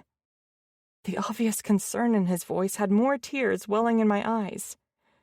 My mom and sister were here. They just left. You didn't mention they were coming for a visit. I wasn't expecting to see them. I traced my finger over the seam of the nearest throw pillow as I crushed it against my chest. We argued. It was bad. Awful, actually. It'll be okay, Princess. I'm coming over. Lifting my feet onto the couch, I pressed my cheek against my knees, curling into a ball while I asked, "What about your meeting?" Fuck my meeting, he growled. I'll reschedule. But you said earlier that it was something you couldn't miss. That was before you were crying. No way in hell am I going to be able to get any work done knowing you're this upset. I'll be there soon. After the confrontation I'd just had with my mom and sister, It was the perfect answer, and went a long way to soothe my hurt feelings. Chapter 14. Dean. I hated that Vienna's mom and sister had come down here to cause trouble for her, not just because I never wanted to see her hurt, but also since I'd been taught growing up that family was everything, by word and deed. I knew that my parents would do whatever it took to make sure my brothers and I were happy. The same was true for my aunts and uncles, with the exception of Baxter's parents. Although I'd seen how awful they could be at times, I'd never doubted that my aunt and uncle loved him. Their priorities were just messed up, but at least their fuck-ups had never left my cousin a mess like this, and their stunts mostly seemed to come from a good, albeit misguided, place, not from greed over what their son could do for them. When I arrived at Vienna's house to check on her, I found her curled up in a ball on the couch. She was shivering, so I wrapped one of the throw blankets around her. Knowing how much she liked it, I asked, "Want me to make you some tea?" "No, thanks." Her voice quivered as she squeezed her eyes shut, a tear streaming down her cheek. "Could you maybe just hold me for a little bit?" "I'd be happy to hold you for as long as you'd like," I murmured, nudging her to the side so I could climb onto the couch behind her. When I lifted her onto my lap, she let out a deep sigh and pressed her cheek to my shoulder, her arms going around my neck. I toyed with the ends of her hair, my other hand stroking up and down her back. We stayed like that for a good 15 minutes before she said anything else. I knew they weren't going to be happy about the changes I'm making to my life, because they would be impacted, but I wasn't expecting it to get so ugly. I'm not sure how we would ever be able to have a relationship again if my mom follows through with her threat. My entire body locked beneath hers. What threat? Stuck in her own head, Vienna continued as though she hadn't heard my question. Maybe I should have expected that she'd go this route after she made those comments about me needing a break because of my grief. But the way she'd said it was so vague. I thought I took the whole thing the wrong way. Or maybe I just refused to see how far she'd go. Pressing my fingers beneath her chin to tilt her head back so I could see her eyes, I asked how far she'd go with what, Vienna? Her brown eyes were pools of misery as she said, "I'm pretty sure she threatened to petition the court to have her named as my guardian, putting her in charge of my finances."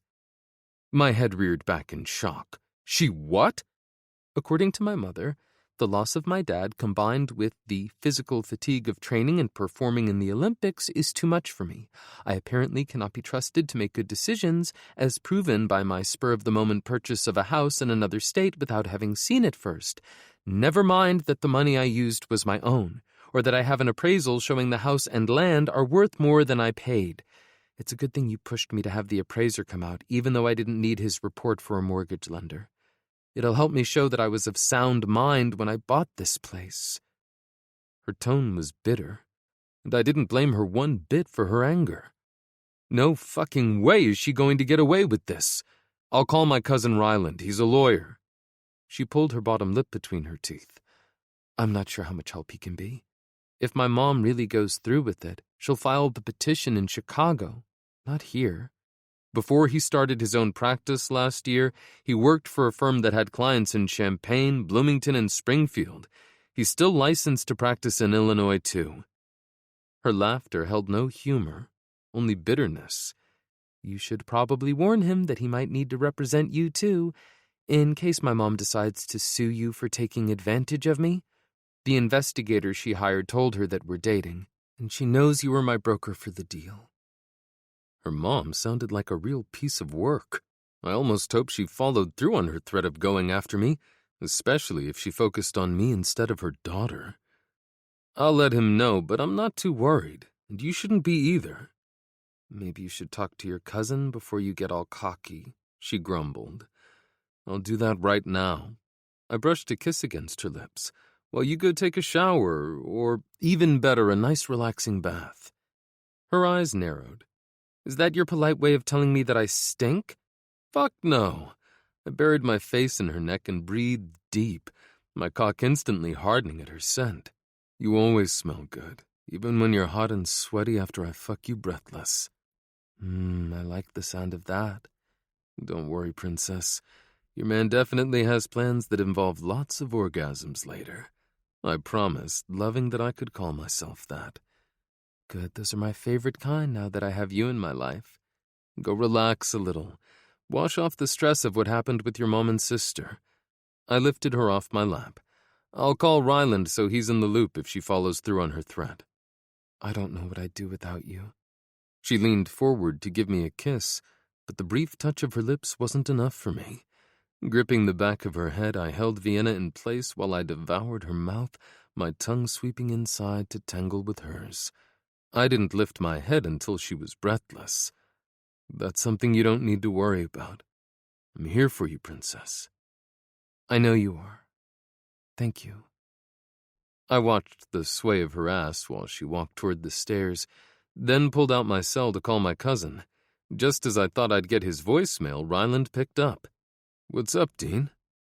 I need some legal advice for my girlfriend, and maybe myself too, I announced before giving him the rundown of everything Vienna had shared with me. Shit, man. I've seen some terrible shit as a lawyer, but even I think this is incredibly fucked up. But the good thing is that her mom will have a difficult time if she does follow through with her threat. The first one being that with Vienna moving here, there are jurisdictional issues. I could easily argue that a Chicago court has no right to determine her competence when she's a resident of Moorville. I heaved a deep sigh. That's a relief to hear, and that's only the tip of the iceberg. If it comes down to it, I'll throw everything I've got and then some at her mom to get her to back off. He promised. Thanks, cuz. I'll always have your back. That's what family is for. They were, and it was something I was looking forward to showing Vienna. After we said our goodbyes, I went in search of her and found Vienna toweling off from a quick shower. I had just finished telling her about what Ryland had said and was thinking about how I could dirty her up again, when my phone rang. Seeing who it was, I accepted the call.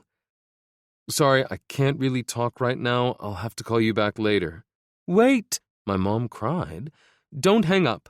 Ryland called and told me you could use my help. He wouldn't give me any details, though. What's going on? At Vienna's questioning look, I mouthed, It's my mom. She gave me a weak smile and whispered, It's okay. See what she needs.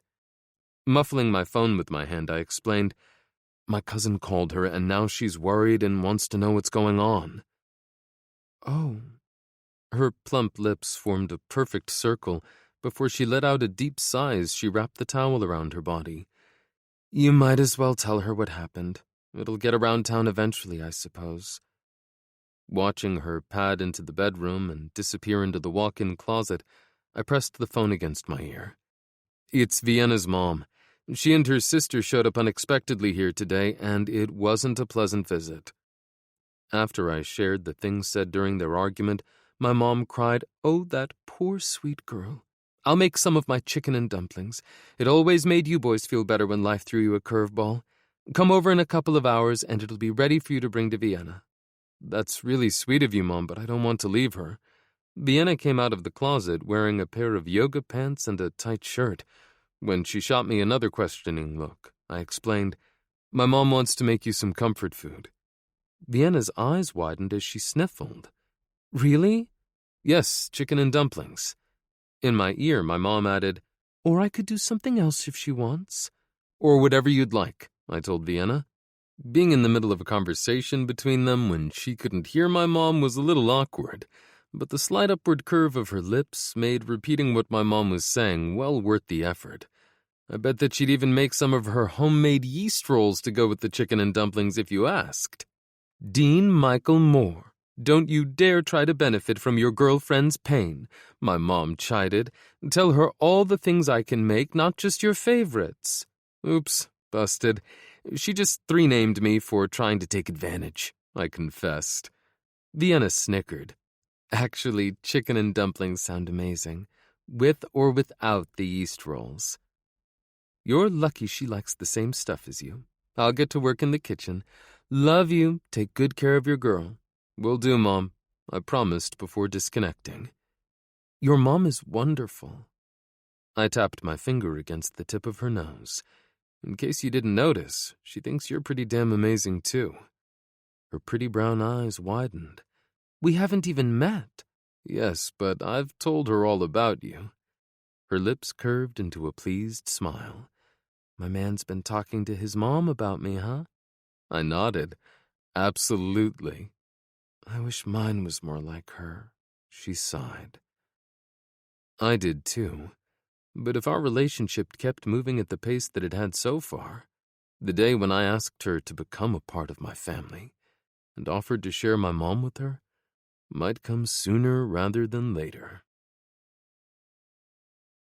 Chapter 15. Vienna.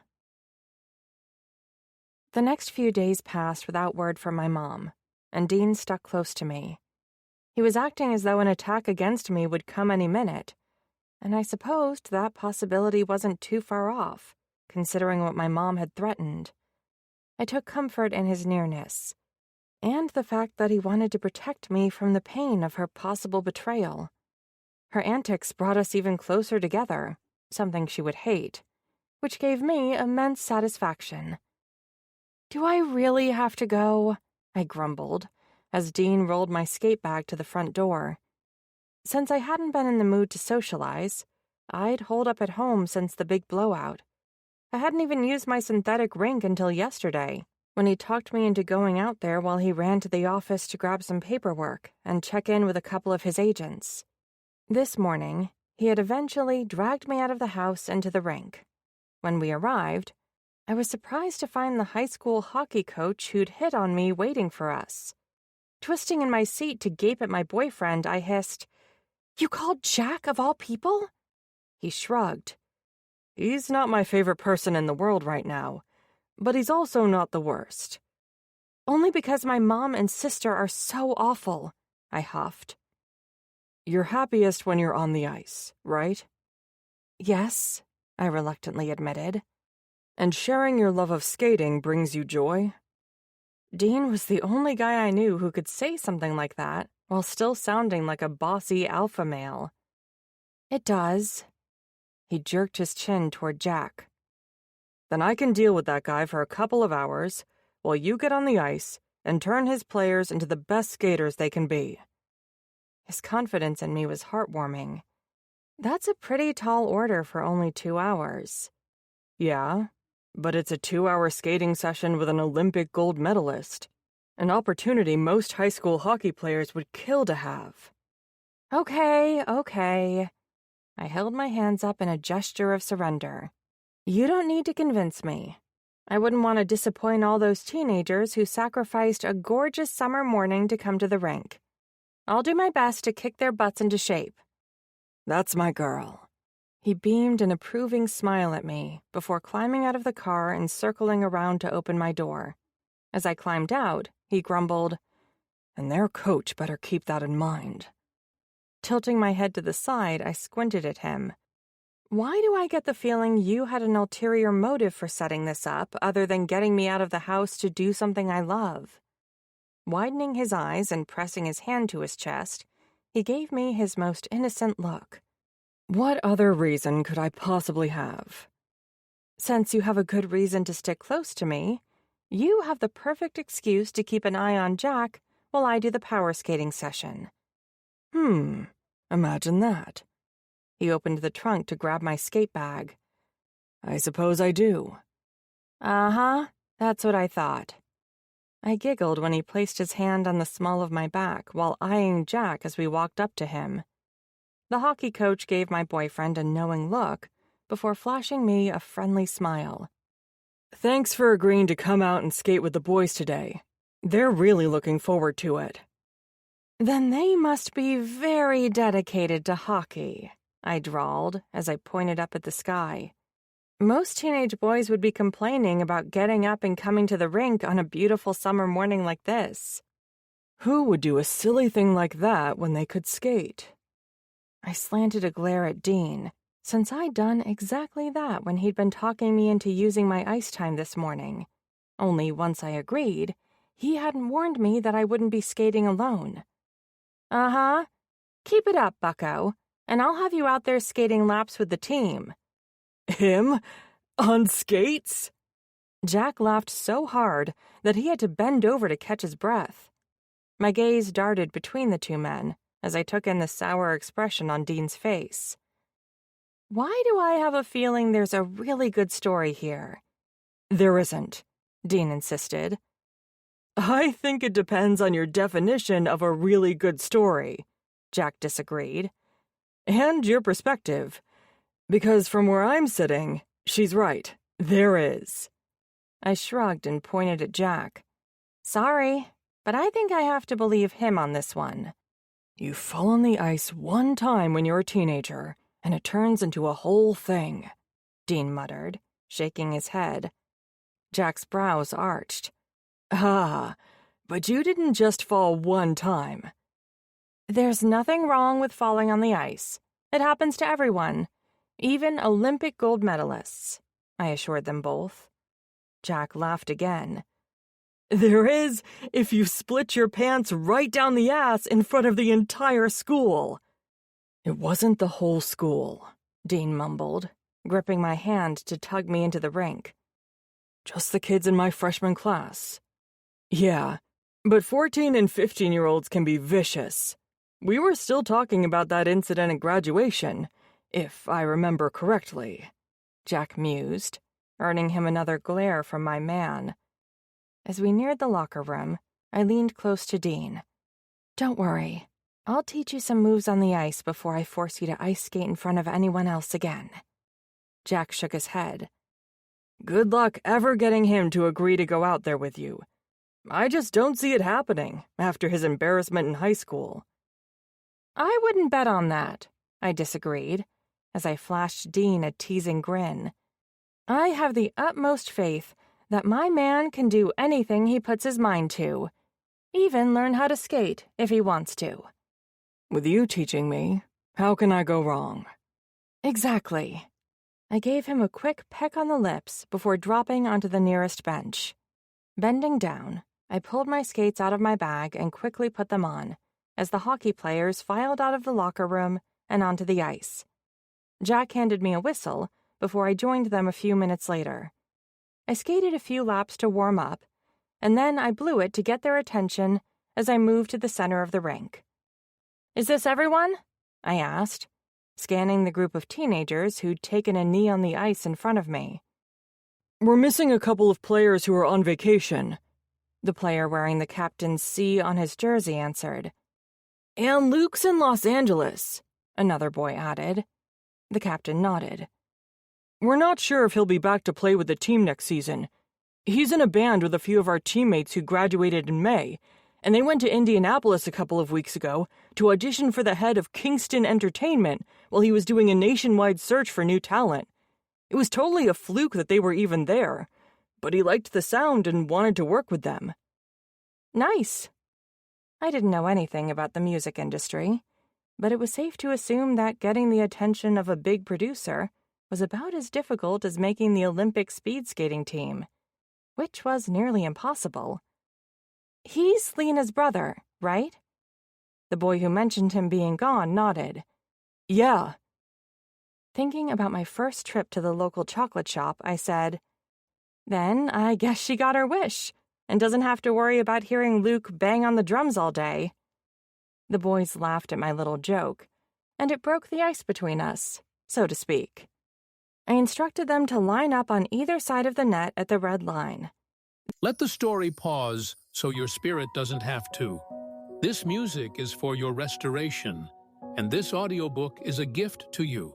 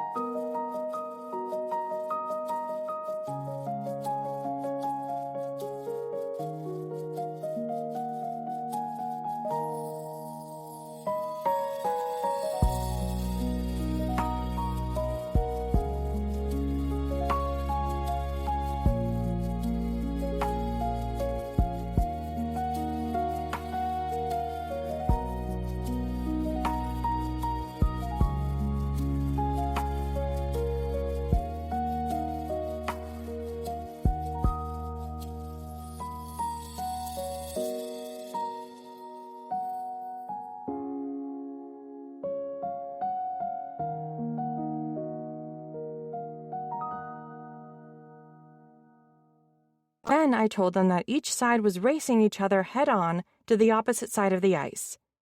There was some good-natured teasing about which team would win the most races, but when I blew the whistle, it was as though I had flipped a switch in the players, and they turned serious. I liked seeing the competitive gleam in their eyes, and was impressed by how hard they pushed themselves. There was plenty of raw talent that I could work with, as long as they were willing to put in the effort. And over the next 30 minutes, they showed me that they were. 3 of the players, including the captain, tended to win most of their races, but not every single time. A couple of the younger boys had great legs, and with a little work on their stride, I had a feeling they'd be able to outskate the players who were faster than them now. I have one mantra when I train. I scanned the group to make sure I had everyone's attention. If the boys didn't gain anything else from their time with me, I wanted this to sink into their teenage brains. You have more in you than you believe. Every time you think you've hit your limit, push through to do just one more. A squat, a lunge, a shot, a lap. You've always got one more in you. And if you get into the habit of challenging yourself, you'll find that you can accomplish more than you ever thought. The captain nodded. That's how we'll get to another championship. Exactly. I beamed an approving smile at him, thinking about how much I'd like to help them accomplish that goal. Being on the ice with these guys had accomplished what Dean had hoped. My spirits were lifted, because my mind was on the ice, and not the situation with my mom. Chapter 16. Dean. I was intimately familiar with every inch of Vienna's lithe body, but seeing her move on the ice, I was in awe of what she could do. The boys on Jack's team were good on their skates. They were young and in great physical shape. They'd just won the state championship this past season. But Vienna was skating circles around even their fastest player, literally. She was so quick on her skates that she looked like an adult surrounded by a bunch of toddlers who were on the ice for the very first time. She's something else. I wholeheartedly agreed with the sentiment, but Jack's voice held a thread of masculine approval that had my back straightening. Who? My girlfriend? Damn straight she is. He glanced at me out of the corner of his eyes and chuckled. I'd make a crack about how you're too old to be sounding like one of my players, marking his territory over some girl, but that'd just make me feel older than I already do. Then you must be doing something wrong because I feel as young as ever. I turned my head to meet his gaze and quirked a brow. It probably has something to do with how fantastic my girlfriend is. One coffee, that's all I asked her about. He sighed and shook his head. I didn't know things were serious between you two then. Vienna didn't agree, and I already apologized. You need to let it go. I clenched my teeth. That's where you're wrong. I don't have to do jack shit. He shuffled back a step. So you're just going to be like this every time she does a power skating session? Every time? I echoed. He jerked his chin toward the ice. Look at her out there. Of course I'm going to ask her to do more sessions with my players. Not only is Vienna an amazing skater, but she's also great with them. No way in hell am I going to pass up the chance to tap her as a resource for the team. Not even if it makes things awkward as fuck with you. I wanted what was best for Vienna, and that included having her do whatever made her happy. Being around Jack was a small price to pay for the huge grin she had beamed my way the last time she'd zoomed past me on the ice. I'll try to let it go. Eventually. I guess that'll have to do. He rocked back and forth on his heels as we watched Vienna run through a drill with his team. But I'm going to say this now to get it out there. I get why you're different with her. You're a lucky guy. Although a thread of envy was in his tone, there was also acceptance, and it helped soothe the green-eyed monster inside me that only came out for Vienna. Like you said, she's something else. Yep, he flashed me a grin, and I have a feeling you're going to regret how she has you tied around her little finger in 3, 2, 1. There was a tap on the glass, and I found Vienna standing in front of us with a huge grin on her gorgeous face. Her brown eyes were lit with joy as she pointed at the nearest door. Circling the rink, I yanked it open to ask, "Everything okay? Do you need something?" "Uh-huh." Her smile widened as she nodded. "I need you." "You need me?" I took an instinctive step back. "On the ice?" "Come on, Mr. Moore," one of the boys called, dragging my attention away from her. "Coach Vienna is going to race us, but we need a way to even up the odds. We're going to do a 2-person relay, and she said we could pick anyone to be her partner." I meant any of them, but they took me literally. I blinked slowly as I absorbed her explanation. "And they picked me?" She nodded. "Yep. But I don't have any skates." Jack joined us and offered, "I have the key to the skate shop. I can easily grab you a pair of rental skates. What size are you?" I leveled him with a glare. "You're seriously making me regret calling you to set this up." He shrugged. "Sorry, man, but I'd pay good money to see you out there." When Vienna pressed her hands together and widened her pretty brown eyes, I knew that I wasn't going to be able to get out of this, no matter how much I might have wanted to. Giving in as gracefully as I could, I answered, "I'm a size 12 shoe." "Perfect. I know they have size 11 hockey skates available to rent." My brow wrinkled in confusion, and he explained, "Hockey skates are not the same size as street shoes. You'll want a pair that's about a size smaller than what you normally wear." "Ah, gotcha." I crossed my arms against my chest and shook my head. I wonder if that's where I went wrong in high school. I guess we're gonna find out. Her giggle drifted across the ice as she raced away before I could react to her teasing. "You're definitely in for a hell of a ride with that one," Jack murmured before heading toward the skate shop. I reluctantly followed him and was disappointed to discover that he was right. They did have rental skates in my size. 5 minutes later, my legs were wobbly as I joined Vienna on the ice. Seeing how uncomfortable I was, several of the hockey players high-fived each other and made comments about how they were sure to beat us. Slipping her arm around my back, Vienna whispered, "Don't worry. All I need for you to do is stay on your feet." I called it a 2-person relay, but I didn't give them any details about the rules. If they can find a loophole in picking my partner, then I can do the same when it comes to how I conduct the race. I wished I felt as certain as she sounded, but I didn't see how we could possibly win when I needed to hold her just to stay upright. However, she seemed convinced that she'd prove us all wrong when she blew the whistle and announced, "Dean and I only need 5 minutes, and then we'll be ready to race." The team captain offered, "Take as long as you need. We'll be ready whenever you are." One of the other boys mumbled, "Yeah, you're gonna need it." The boys' certainty that they were going to beat us didn't seem to bother Vienna.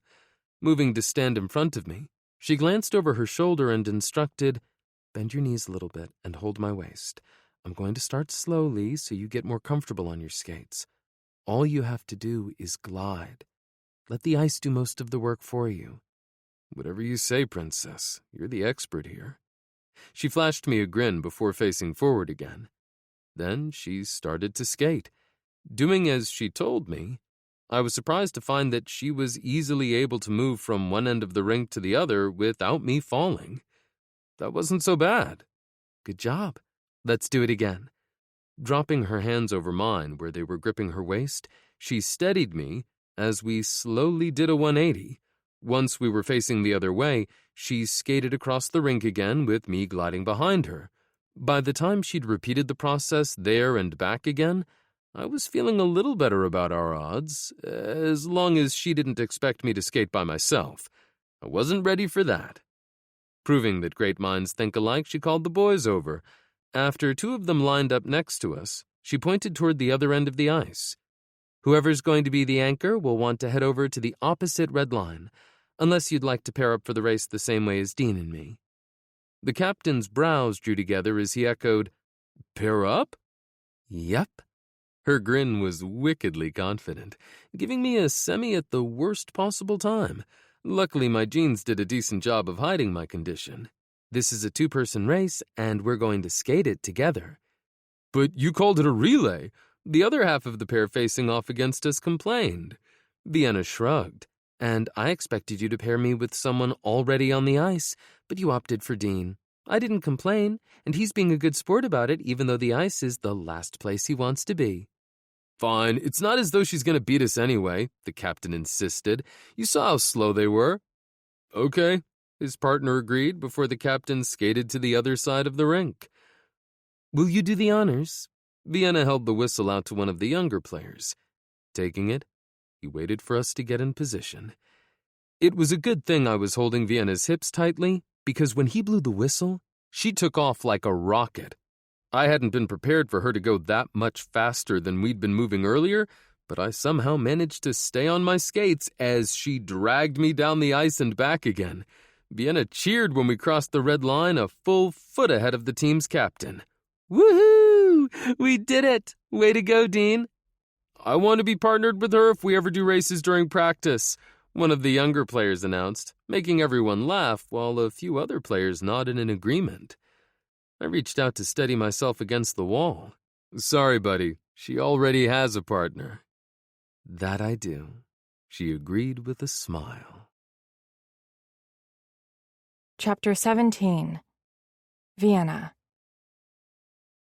When we got back to my house a few hours after we left, I felt like a whole new person, and I had Dean to thank for the drastic improvement in my mood. That was great. Thanks for dragging me to the rink today. Getting to watch you practice was amazing, even though you returned the favor by dragging me out onto the ice with you. His disgruntled expression made me giggle. Come on, it wasn't that bad. You only fell once, and we won that race. We sure did. Even though you did most of the work. All that skating made me hungry. Want to go out and get some lunch? I wrinkled my nose and reached up to rub the back of my neck. I don't know. I was out there a lot longer than you. I'm all sweaty and gross. If we're going to go out and get lunch somewhere, I'm definitely going to need to grab a shower first. Dean shot me one of those gorgeous, wicked, bone-melting grins of his and wiggled his eyebrows at me. On anyone else, it would have looked silly, but on him, it was strangely sexy.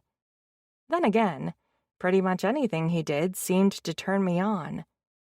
Sounds like a good time to me. Mind if I join you? My stomach fluttered, and warmth bloomed in my core at his suggestion. The image of Dean, soaking wet with his dress shirt plastered to his hard body, flashed through my mind. I couldn't help giggling. What is it with us and showers? I don't know, but I really enjoyed the way it worked out last time. He stepped closer, tipping his head so his forehead almost brushed mine, and his hands gravitated to my hips, resting there as if it was the most natural thing in the world. Our bodies fit together so perfectly that I almost felt as though I was missing a part of myself when he wasn't touching me. Good point. I leaned forward, gently brushing my lips against his. I had never been with anyone who made me feel the way Dean did. Tingling head to toe, I twined my fingers with his and led him to my bathroom.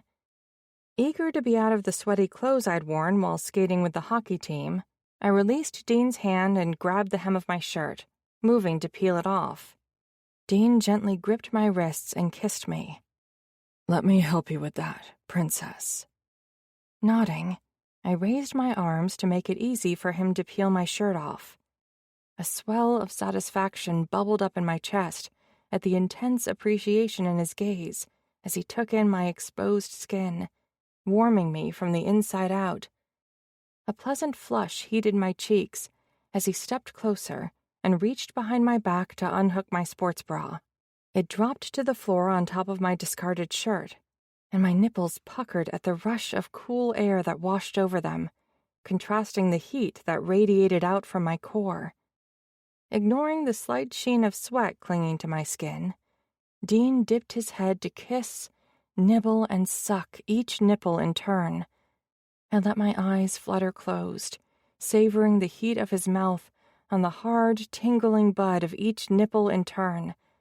Gasping, I forced my eyes back open as he kissed a trail down my exposed abdomen and hooked his fingers in the waistband of my joggers and hipster-style panties all at once. He kneeled in front of me and peeled them off, discarding them on the pile of my other clothes. Never breaking eye contact with me, he pressed a kiss against my mound, and I forgot to breathe for a moment. Even sweaty, even when you feel gross from working so hard on the ice, you're still the most beautiful woman I've ever seen, and I can't get enough of you. Dean stood and reached for the buttons on his shirt. Let me. I enjoyed it when you undressed me, and I'd like to return the favor. I reached out, unable to resist the urge to run my hands over his hard chest through the fabric of his shirt for a moment before I started unbuttoning it. With every button I undid, I planted a kiss on the skin that was exposed in its wake, mirroring the trail he'd kissed down my torso. As I worked on undressing him, Dean reached around behind me and tugged the shower door open, turning on the water and adjusting its temperature. He shuddered and moaned when I kissed the skin just above his waistband and unbuckled his belt. Do you have any idea how sexy you are? Not really. I chuckled and popped the button on his fly, then tugged his zipper down, making sure my knuckles grazed against his growing erection in the process. But I don't think I'll ever get tired of hearing you say it. I shoved his pants down to his ankles, then hooked my fingers in the waistband of his boxer briefs, lightly grazing my fingernails against the sensitive skin there, before I tugged them down too. Dean kicked his shoes off and stepped out of the rumpled pile of his pants and underwear before peeling his socks off. Still on my knees, I leaned forward and brushed a feather-like kiss against the velvet-soft skin at the tip of his rock-hard cock. Dean held out a hand to help me up. Come on, princess. Let's get cleaned up, shall we? I took his hand and let him pull me to my feet and tug me into the shower. The warm spray cascading over my body, washing away the clammy sweat clinging to my skin, was nothing short of glorious. My tired, tense muscles instantly relaxed, and I sighed, then pressed a swift, fierce kiss against Dean's lips. You were right. This was a fantastic idea. I grabbed the bottle of body wash off the shelf to our right, flipped open the lid, and squeezed a generous dollop out into my palm before passing the bottle to him. I started scrubbing at my shoulders and working my way down. I assumed Dean would start cleaning himself too, but instead, he tucked my hair over one of my shoulders and started massaging my body. His hands worked on my shoulders and back, kneading the tension out of my muscles and helping me clean up all at once. I groaned and bit my lip, loving the feel of his soapy hands on my body. The tip of his hard, throbbing cock brushed against my ass, and I wiggled, grinding against it for a second. He gripped my hips and gently rolled his, stroking the length of his cock between my ass cheeks. I shivered. Let me wash my hair really quick. And then, I want you to make love to me right here in the shower. The hot water on our naked, soapy bodies is far too enjoyable an opportunity to waste, don't you think? Oh, I absolutely agree, princess. Dean leaned against the back wall of the shower, while I angled myself so I could watch the water cascade down his hard body as I shampooed my hair. I licked my lips as I watched the rivulets of water run down his muscled chest and abs. My gaze locked on his rigid, twitching cock. Dean noted the direction of my gaze and grinned in response, taking his shaft in a firm grip and giving it slow, languid strokes as he watched me massage the shampoo into my scalp. My pussy throbbed at the sight of him stroking his cock, knowing that he was doing it for my benefit, and because I turned him on. I pressed my thighs together as we watched each other, reveling in the delicious friction. He was so sexy. I didn't think I'd ever get enough of having him like this. I tipped my head back to rinse my hair and arched my back while I was at it, giving him the perfect view of my perky B-cup breasts in the process. Still stroking his cock with one hand, Dean palmed one of my breasts with the other hand. I sighed, loving the feel of him caressing me. The instant all the shampoo suds rinsed out of my hair, I closed the space between us and wrapped my arms around his waist. Then I pushed up on my tiptoes and kissed him, loving the feel of his hard cock pressed against my belly as his tongue plunged into my mouth, stroking against mine. I moaned and backed up just enough to slide my hand between us to stroke his cock. Following my lead, Dean reached between my thighs, his fingers rubbing along the seam of my dripping wet sex. He slid his fingers between my folds, plunging 2 fingers deep inside my throbbing pussy.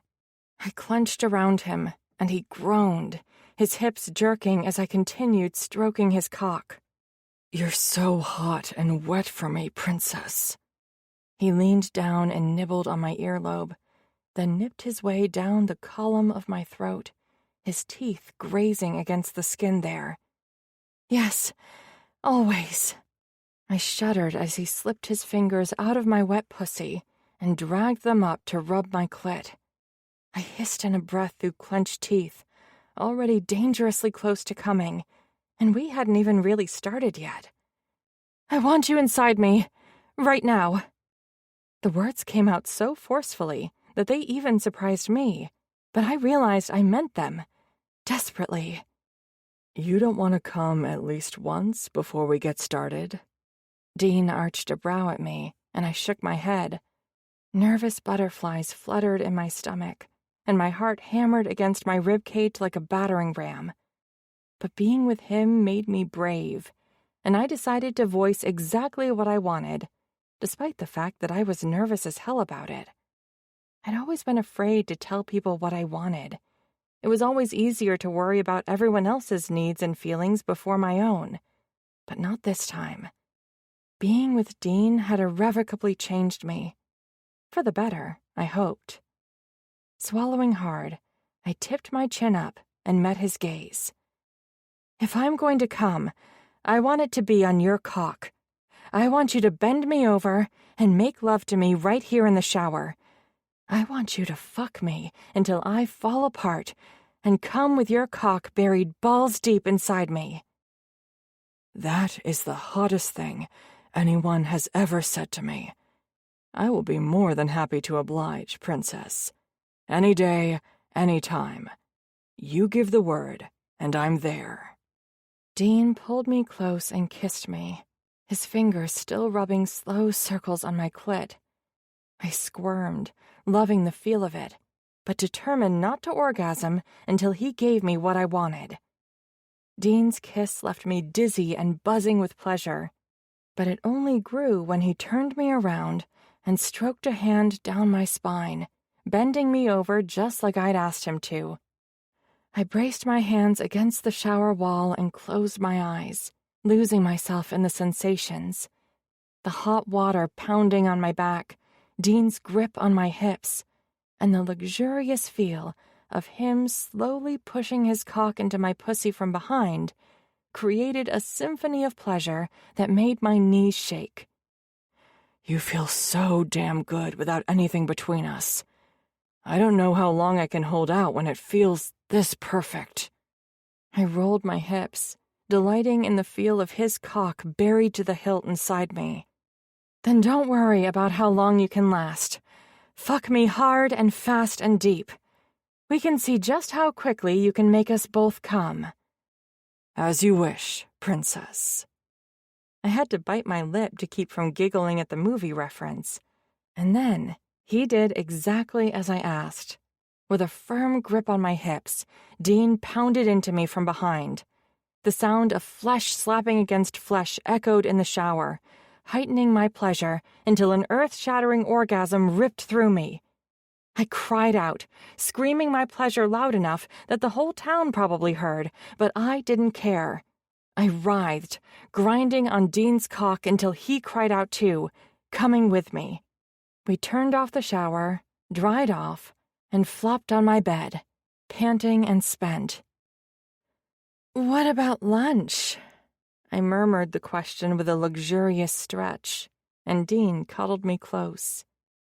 "We'll order in and have a picnic right here in bed." Pressing his finger under my chin to tilt my head back, he brushed his lips over mine. "But tonight, I'm taking you out on a proper date. I'll make a reservation for the fondue place so you can get your chocolate fix." "Romance and chocolate?" I let out a happy sigh. "You know me so well." "Damn straight I do, princess." Chapter 18. Dean. We had just been seated at a table for two when my cell dinged with a notification. Ignoring the sound, while I kept my focus on the gorgeous woman across from me, I murmured, "Have I told you how beautiful you look tonight?" Her eyes twinkled as she replied, "I do believe you said something along those lines before you described in explicit detail what you were going to do with me after you stripped me out of this dress later tonight." "It's a hell of a dress," I rasped, my gaze dropping to the neckline where a pendant dangled between the valley of her breasts. "But I like what's underneath it even more." "Too bad fondue isn't a quick meal." She traced the tines of her fork with her fingertip. "Maybe they can give us the chocolate to go." My cock pressed against my zipper as I fantasized about all the things I could do with that sweet treat on her delectable body. Just as I was thinking about suggesting that we take the whole meal to go, even though the main courses wouldn't fare well, another notification came through my cell. "I don't mind if you get that." "Are you sure?" I'd wanted tonight to be special, and checking my phone at the table was the opposite of that. There was another ding as she confirmed, "Yes, please see what's going on. It sounds as though someone really needs to get a hold of you." Pulling my cell out of my pocket, I glanced at the screen. There were 3 messages, one each from Baxter, my mom, and my dad. Holy shit, Skylar is in labor. Although Vienna had spent extra time getting ready for our date, and I had promised her a romantic evening, she didn't hesitate to push away from the table, saying, "Let's go, we can meet them at the hospital." Dropping a couple of 20s on the table to cover the drinks we'd ordered but hadn't had the chance to enjoy, I followed her through the restaurant. As I pulled the door open for her, I bent close and whispered, "There's no denying that you're drop-dead gorgeous, but I hope you know that you're even more beautiful on the inside." She paused, glancing over her shoulder at me with a soft expression. "That's one of the sweetest things anyone has ever said to me." What I'd said had only been true, and wasn't even that sweet. Vienna deserved a fuck of a lot more, and I was determined to be the one who gave it to her, to stand by her side like she was doing for me tonight. As I drove to the hospital, my nerves started to get the better of me. I'm worried it's too soon. Skylar isn't due for almost 2 more weeks. "Everything will be fine." She reached over and patted my thigh. When she started to pull back, I dropped my hand over hers and pressed her palm against my leg. "Babies don't always come on schedule, and she's far enough along that the baby won't even count as a preemie." When we arrived at the hospital and found my family in the waiting room, my mom told me the same thing after spotting my worried expression. Then I took Vienna around the room and introduced her to everyone she hadn't met yet. My aunts oohed and awed over her, giving their sons sideways glances as they muttered about how they'd given up hope of their boys ever bringing home a girl of their own.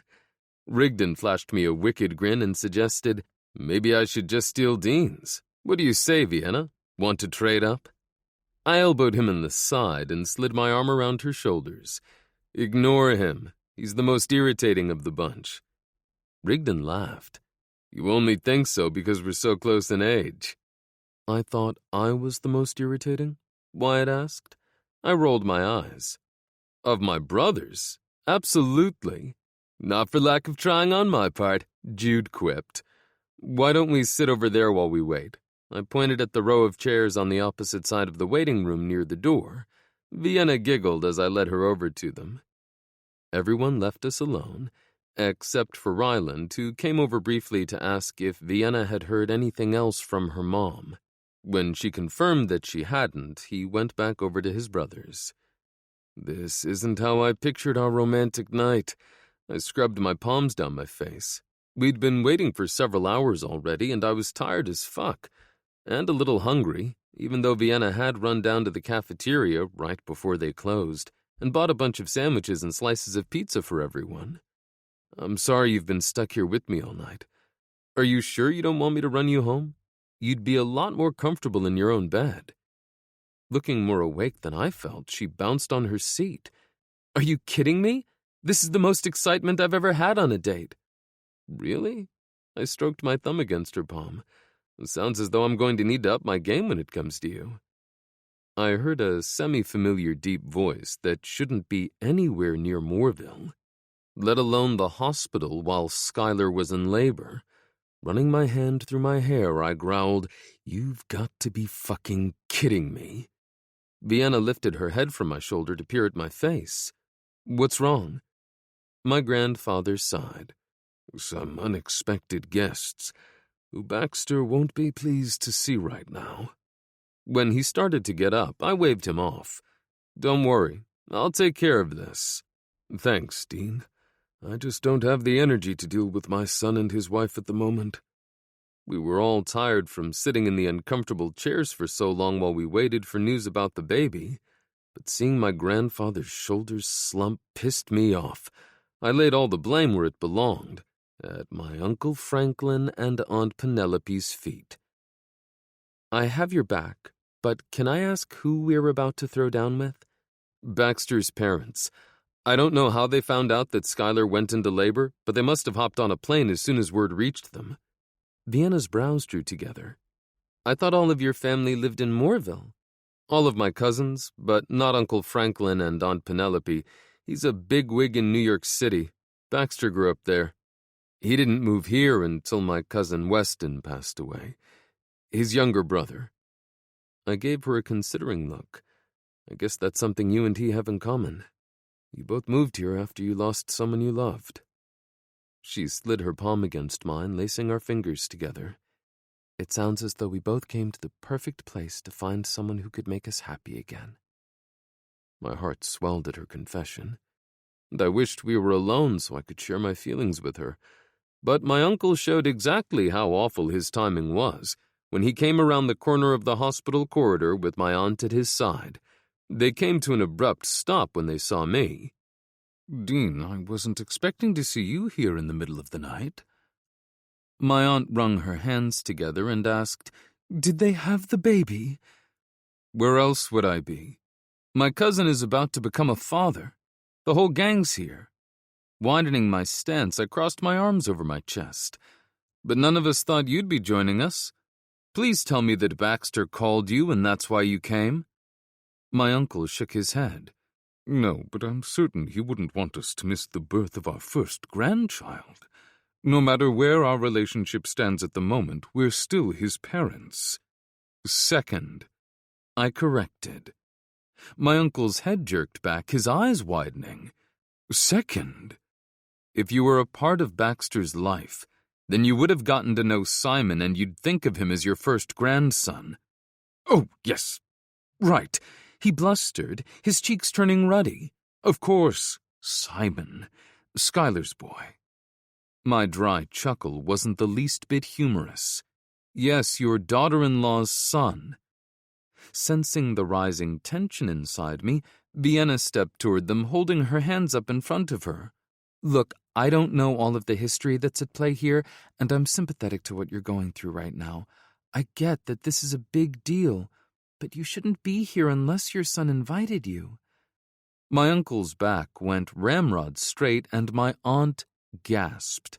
Wagging his finger at her, he barked, You got one thing right, Missy. You don't know what's going on here. Watch yourself, Uncle Frank, I warned. Franklin. He corrected like the pompous ass he was. Wrapping my arm around Vienna's back, I held his gaze. Unlike you, Baxter and Skylar actually want Vienna here tonight.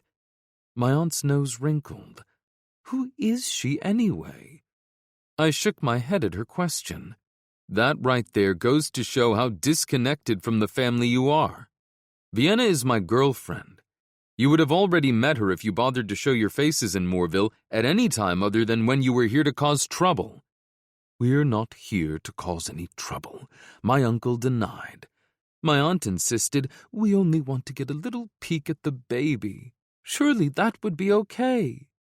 Taking charge, Vienna suggested, how about this? Give me your phone number, and when the baby is born, if it's okay with Baxter and Schuyler, I will call you at the time that you may come back for a short visit. I wasn't sure how I felt about her being their point of contact, but I'd address that with her when they weren't around to listen to our conversation. My aunt jumped on the offer and rattled off her phone number. Then she wrapped her fingers around my uncle's arm and practically dragged him back the way they came. Relieved that they'd left without a major battle, I pulled Vienna against my side. Sorry about that. She laughed softly and shook her head. This is going to sound awful, but I'm kind of relieved that just happened. My head reared back, my brows drawing together as I gaped at her. Seriously? Think about it. Your family is so perfect, while mine is a total wreck. She jerked her thumb over her shoulder. Knowing you have skeletons in your closet like them makes me feel as though we're on more equal footing. At least they're helpful in some way. She tilted her head to the side, curiosity shining from her brown orbs. What's the deal with them anyway? I shrugged. Your guess is as good as mine. People can be weird. You've got that right, I agreed, giving her a hug before we headed back toward the waiting room. But not babies. They're just adorable. It's a good thing that you think so. You'll be welcoming a new one into the family in no time at all. Chapter 19. Vienna. It turned out that I had vastly underestimated how long it would take Schuyler to give birth. 4 hours later, we were still in the waiting room. I'd gotten a little catnap by leaning against Dean's shoulder earlier, but I didn't think he'd gotten any sleep yet.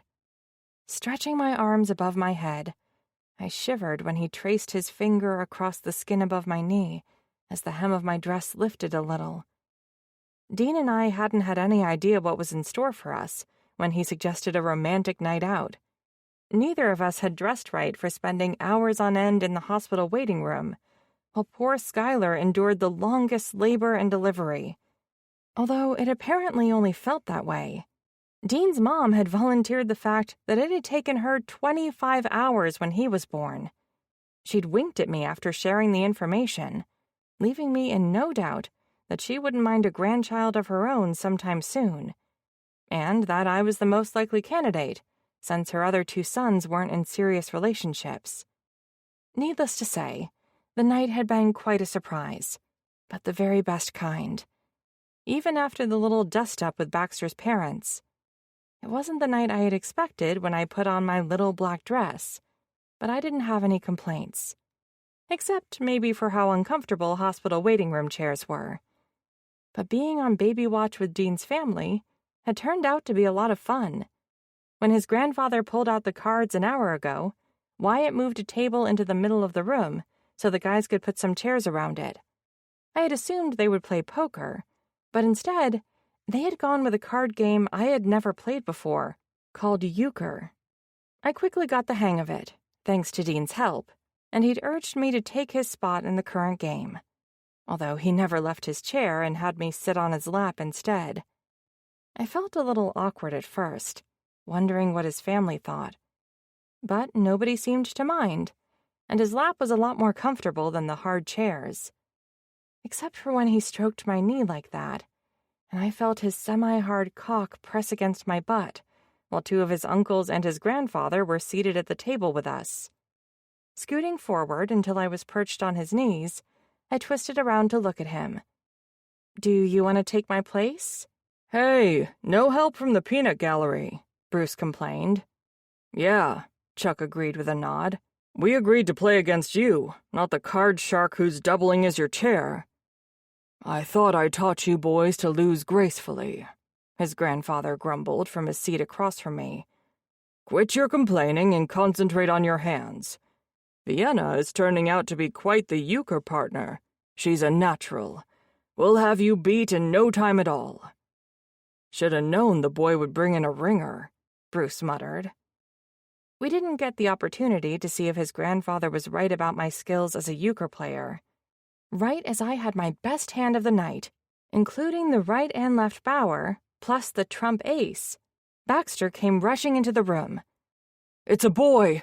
6 pounds, 8 ounces, and 20 inches long."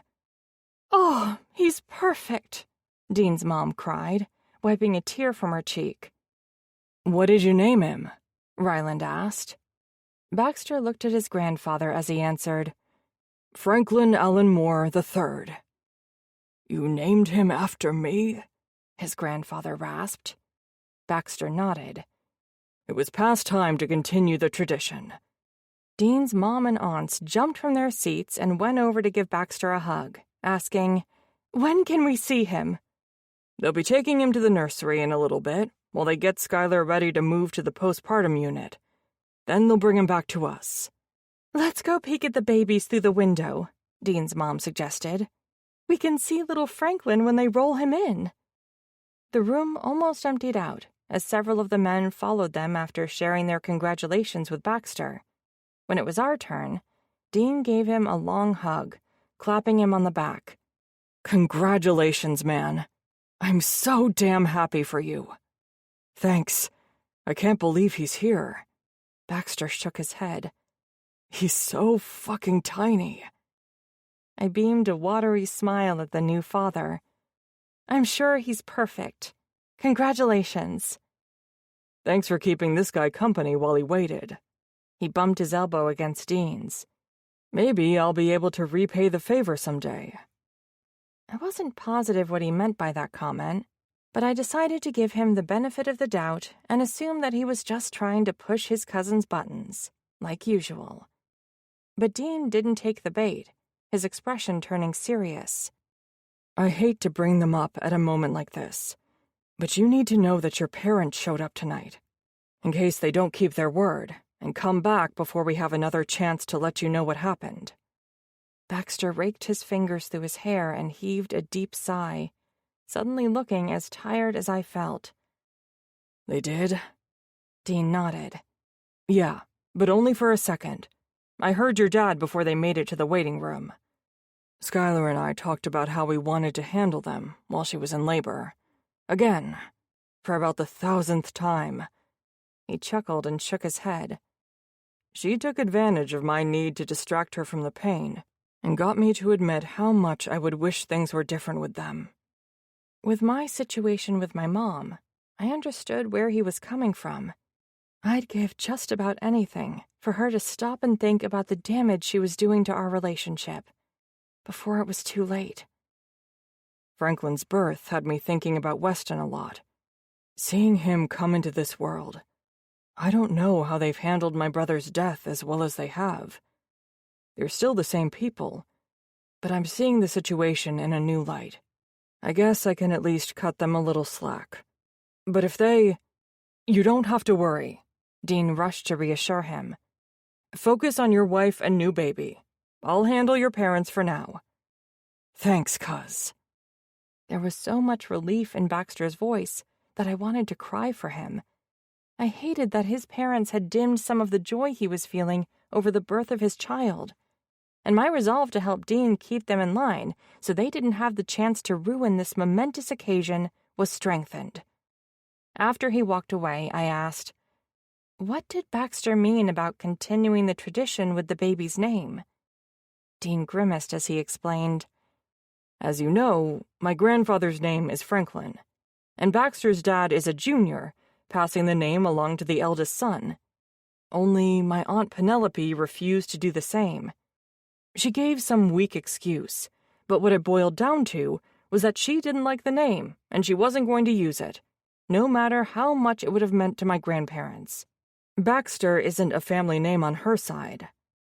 Thinking about how Dean's grandparents must have felt back then, I cringed. "Oh, wow. Yeah, that's not cool." So now, there's finally a third generation of Franklin Allen Moore in the family. My gaze darted toward where Skylar's teenage son was surrounded by Baxter's family as they peered through the glass into the nursery room, waiting for his brother to be brought in to get cleaned up.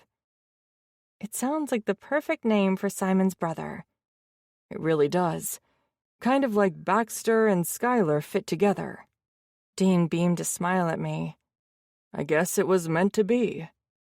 Hopefully, his parents won't make a stink about the baby's name, I murmured, not wanting anyone else to overhear my concern.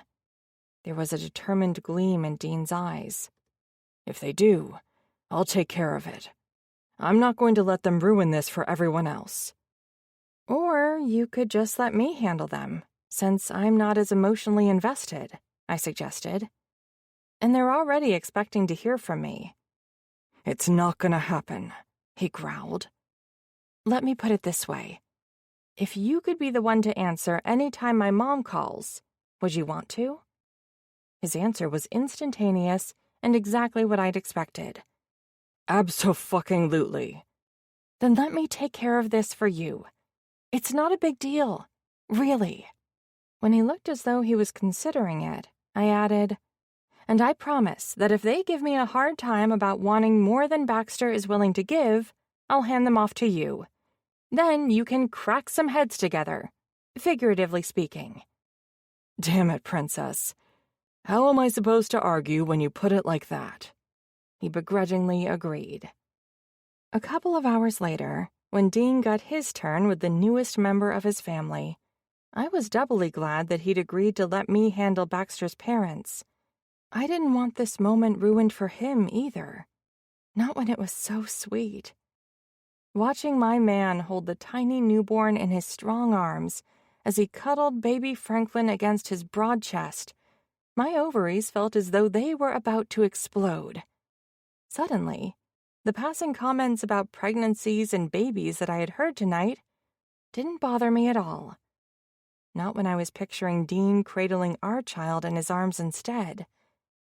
I'd never really thought about getting pregnant, but baby fever was apparently contagious. And he'd make a wonderful father. Chapter 20. Dean. It turned out that neither Vienna nor I had to keep my aunt and uncle in line, because they decided to behave themselves, although that might have had something to do with my mom deciding the birth of another generation of Moores meant it was past time to heal the breach. After speaking with the new mom and dad, she told Vienna and me not to worry about calling Baxter's parents, because she would do it herself. Half an hour later, they showed up at the hospital with gifts in hand. And not just for the baby. Aunt Penelope brought a gift basket for Skylar, and Uncle Franklin had a present for Simon. Their thoughtfulness and inclusion of his beloved wife and stepson went a long way with Baxter, and I suspected they had my mom to thank for that. "He's so perfect," Aunt Penelope cooed as she looked down at the newborn cradled in Baxter's arms. Uncle Franklin nodded and told his son, "He looks just like you when you were born." "Would you like to hold him?" my cousin asked. "Yes, please," Aunt Penelope gasped, holding out her arms. Tears streamed down her cheeks as she held the baby. "I can't believe you used to be this tiny. You'll see how time flies with a baby, and they're all grown up before you know it. Maybe we should rent a place here so we can visit whenever you need help with him." Nudging Vienna, I pointed toward the hallway and she nodded. As we left the room to give them some privacy, she whispered, "Your mom is a miracle worker." I pulled her close and brushed my lips against her temple. It would certainly appear so. I never thought I'd see the day when my Uncle Franklin and Aunt Penelope offered to stay in Mooreville for more than a day or two, and only because they were forced to due to a big family gathering. Vienna shook her head. "I don't get why they don't love this place. It's so much better than living in the big city where nobody looks out for their neighbors." I shrugged. From what my dad told me, Uncle Franklin couldn't wait to get out of Mooreville fast enough. He left for college and pretty much never looked back. "So it's not just because Penelope doesn't like it here?" she asked. No, it's his fault just as much as it's hers. I glanced back at the room we'd just left, but judging by the sappy looks in their eyes when they saw baby Franklin, I think they're finally coming to appreciate Moorville like the rest of us. Yeah, I can see how the birth of a grandchild could make them reevaluate everything. It's a heck of a wake-up call. I just hoped it wouldn't take something drastic like this to get her mom to come around. I'd hate for there to be as many decades of awkwardness between Vienna and her mom as there had been with Baxter's dad and my grandparents. My mom caught the tail end of our conversation as we joined them in the waiting room again. You're right. Little Franklin's birth was the perfect opportunity for Franklin Jr. and Penelope to finally come to their senses. It was about damn time that my big brother pulled his head out of his ass, my dad grumbled. My mom swatted his shoulder. Mike, that's no way to talk. We're at the hospital. My dad huffed out a sigh. It's nothing everyone here hasn't heard before. And truer words have never been said. Uncle Bruce chimed in. You can say that again. Uncle Chuck agreed. How about you don't? And be sure to clean up your language around the baby so his first word isn't a cuss, Aunt Patty suggested. Do you think that warning applies to us too, or just our dads? My cousin Logan asked. Don't be a dumbass. Rigdon hit the back of his youngest brother's head. You know damn well that Mom meant that as a warning for us too. Aunt Patty said, yet here you both are, swearing up a storm. Sorry, Mom. They apologized in unison. Much better.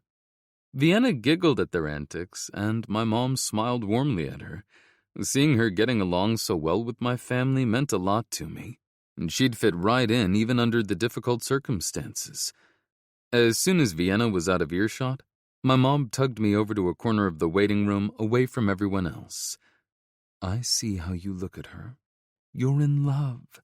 Mom, I sighed, shaking my head, not in denial, but because I couldn't believe she wanted to have this conversation here and now. She sniffled. What? I can be excited. My baby boy is finally in love with a girl. I feel as though I've been waiting for this day forever. I couldn't lie to my mom, but I wasn't about to confess my feelings to her either. Not yet, anyway. Vienna should be the first one I tell, don't you think? She wagged her finger at me. Stop dragging your feet. It's barely been a month, I reminded her. That girl has a whole life outside of Moorville. You have no idea when she might be pulled back to it. I know. I raked my fingers through my hair. What I'd do if Vienna decided she needed to live in a bigger city like Chicago in order to keep up with her training better had been on my mind a lot lately. I'd never want her to sacrifice her dreams for me, but I had always pictured myself raising my family in Moorville someday. You're urging me to commit to a future with Vienna, even if it means I leave with her? This will always be where you grew up, but Vienna can be your home if you let her. My mom smiled up at me as she patted my cheek. I love living in Moorville, but I would have gladly followed your father anywhere he wanted to go. All I want for you boys is to find a love like we have.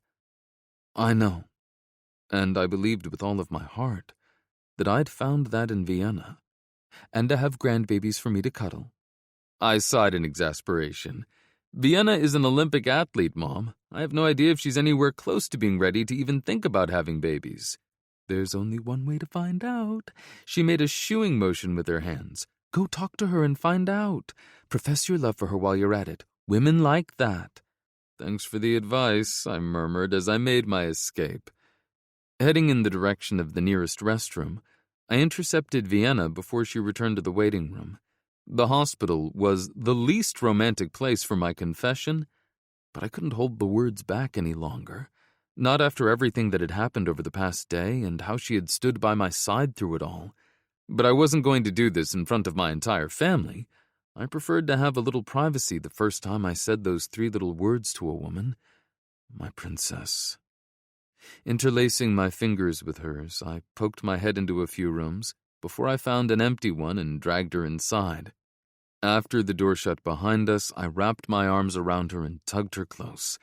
Tilting her head back, she smiled up at me, her pretty brown eyes filled with curiosity. What are you doing? It's been a long night and day. I wanted to get a moment alone with you, I explained. She jerked her chin toward the hospital bed, her brows arching as she asked, "In here? Wouldn't we get in trouble if we were caught?" I loved that Vienna had blossomed so much during our time together that she was actually considering the possibility of having sex with me in a hospital room with my family down the hall. But that wasn't what I had in mind, and I wasn't going to let my fierce desire for her get in the way of what I needed to say. "That's not why I brought you in here." She twined her arms around my neck, her fingers toying with the ends of my hair. "Then why did you?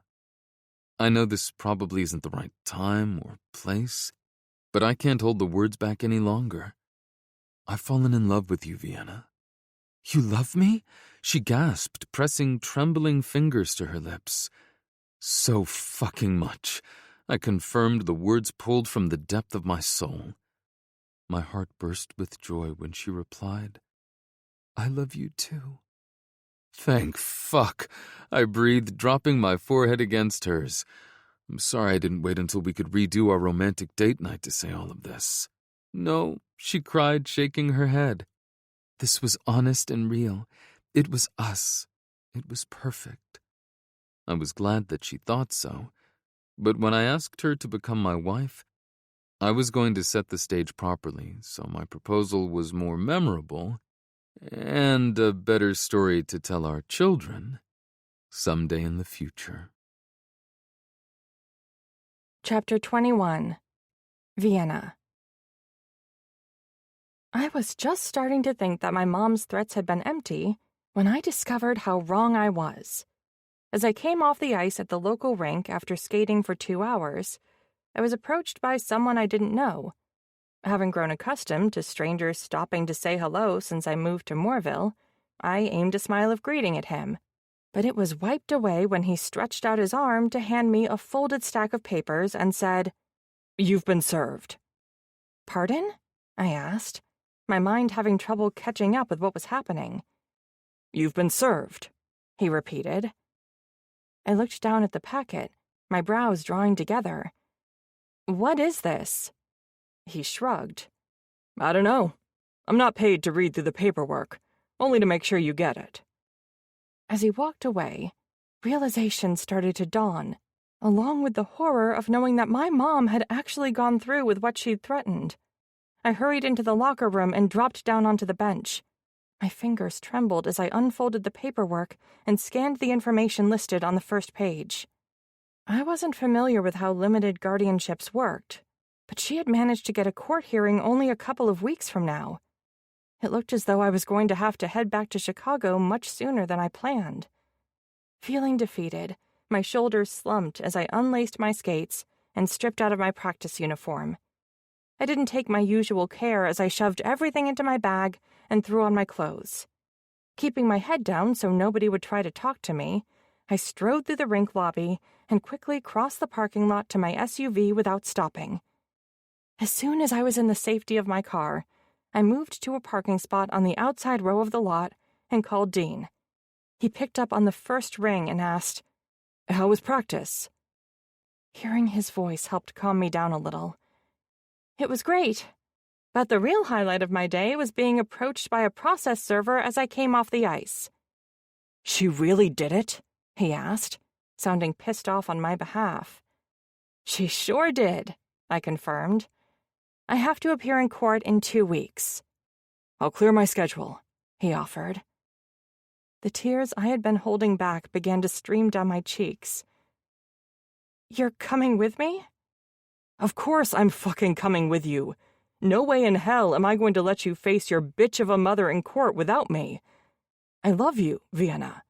That means I'm on your side, no matter what challenges you face." My awful day looked a little brighter after hearing those 3 little words from him again. "I love you too, but I don't know what the rules are, or if you'll even be allowed inside the courtroom with me." "I'll talk to Ryland. I'm sure he'll be able to come up with a reason for me to be at your side. I can act as a character witness or something." I should probably show him everything the guy just gave me. There's a bunch of legal mumbo-jumbo, but from what I could tell, My mom is petitioning to be the person who gets to make all of the decisions for me. I just left a showing. Scan the papers with your phone and text them to me. I'll call Ryland while I'm driving to your house and ask him what we need to do next. I loved how he said we, as though my problem was automatically his, too. Dean was on my side, and I trusted him to stay there. Will do. You might beat me to my house, though. I haven't left the rink yet. Are you okay to drive? If not, I can swing by to pick you up, and we can worry about getting your SUV later. A few minutes ago, my answer probably would have been no. My nerves were stretched thin, and I was near my breaking point. But Dean's support made a world of difference. I'm good. It's not too far, and I'm feeling a heck of a lot better after talking with you. Plus, it'll take me a few minutes to scan all the documents. Do you want me to stay on the line with you while you drive? Even though I was paying a steep price for running away to Moorville, coming here was the best decision I'd ever made, because it had brought Dean into my life. No, I need you to call your cousins so we figure out our game plan for when I need to appear in court. The hearing date will be here before we know it, so every minute counts. He came up with another solution. You know what? I'm just going to merge him into this call. That way, all three of us can talk. And you can distract me from being upset while I'm driving. That too, he admitted, without any hesitation. Sure, go ahead and conference your cousin into our call. I'm going to go hands-free so I can scan the documents while you're doing that. Perfect. Don't hang up. I'll be right back on the line. I connected my phone to the vehicle's sound system and unfolded the paperwork. I was only a few pages in when I heard Dean ask, "Are you both there?" Even though he couldn't see me, I nodded distractedly. Yeah. Yes, I'm here, Ryland confirmed. Good. Dean quickly got down to business. Princess, I was explaining to Ryland that you were approached by a process server at the rink. Princess, Ryland echoed. You guys are too cute.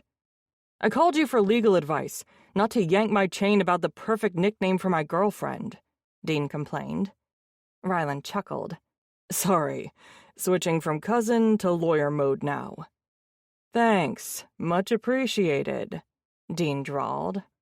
I'd been around Dean and his cousins often enough to know they didn't mean anything by their banter.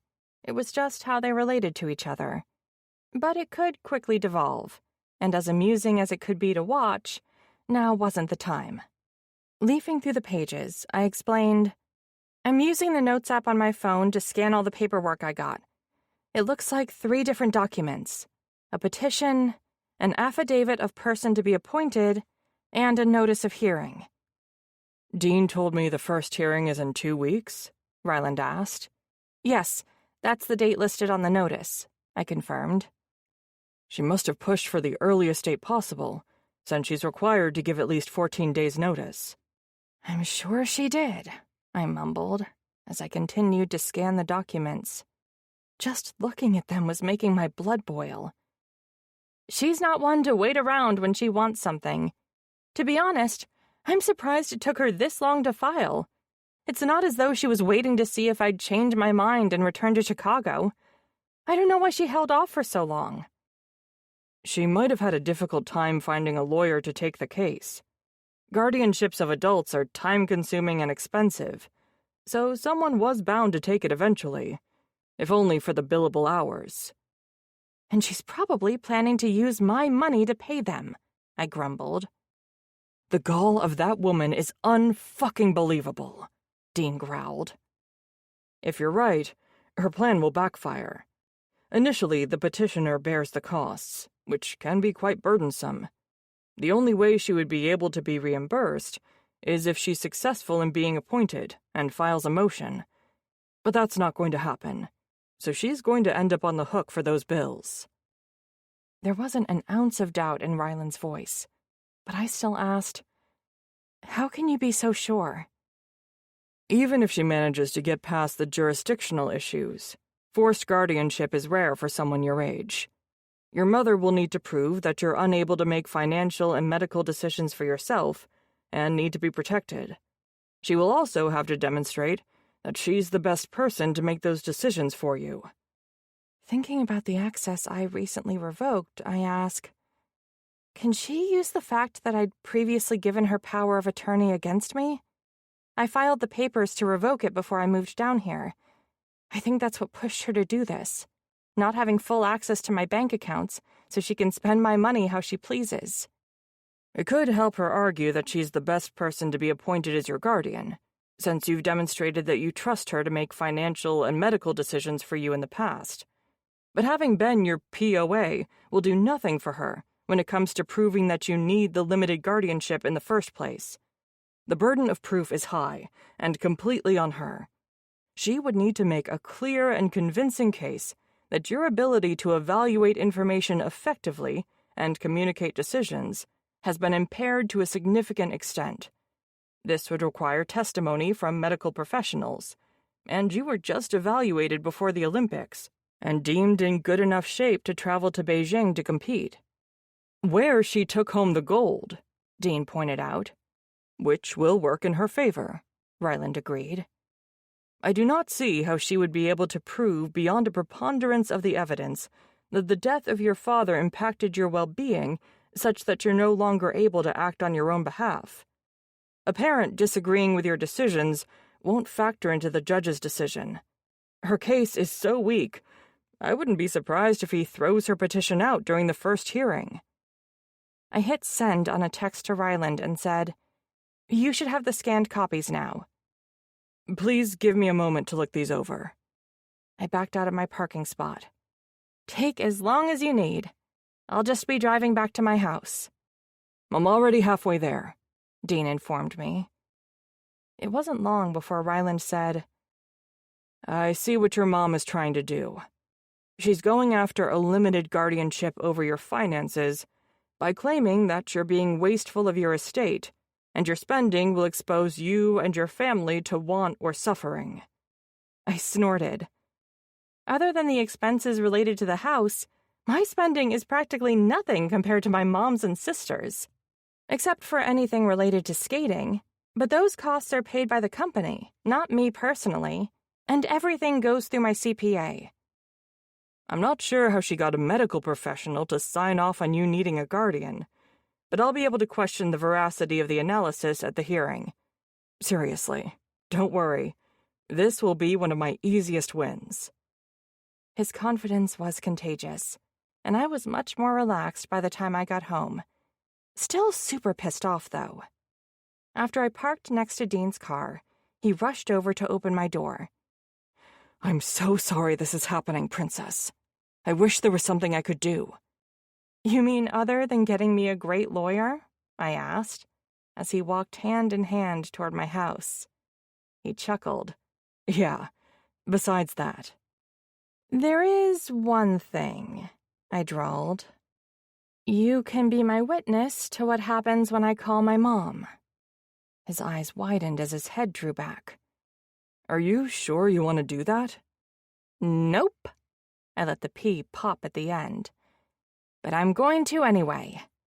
Then you better believe I want to be at your side.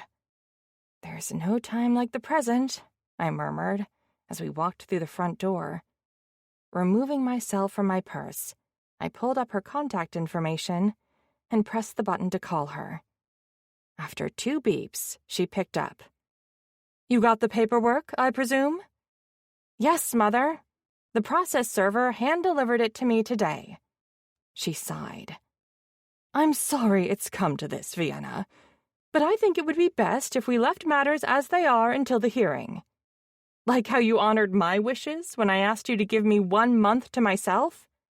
You're delusional if you think the two situations are at all similar, she hissed, going into gaslighting mode.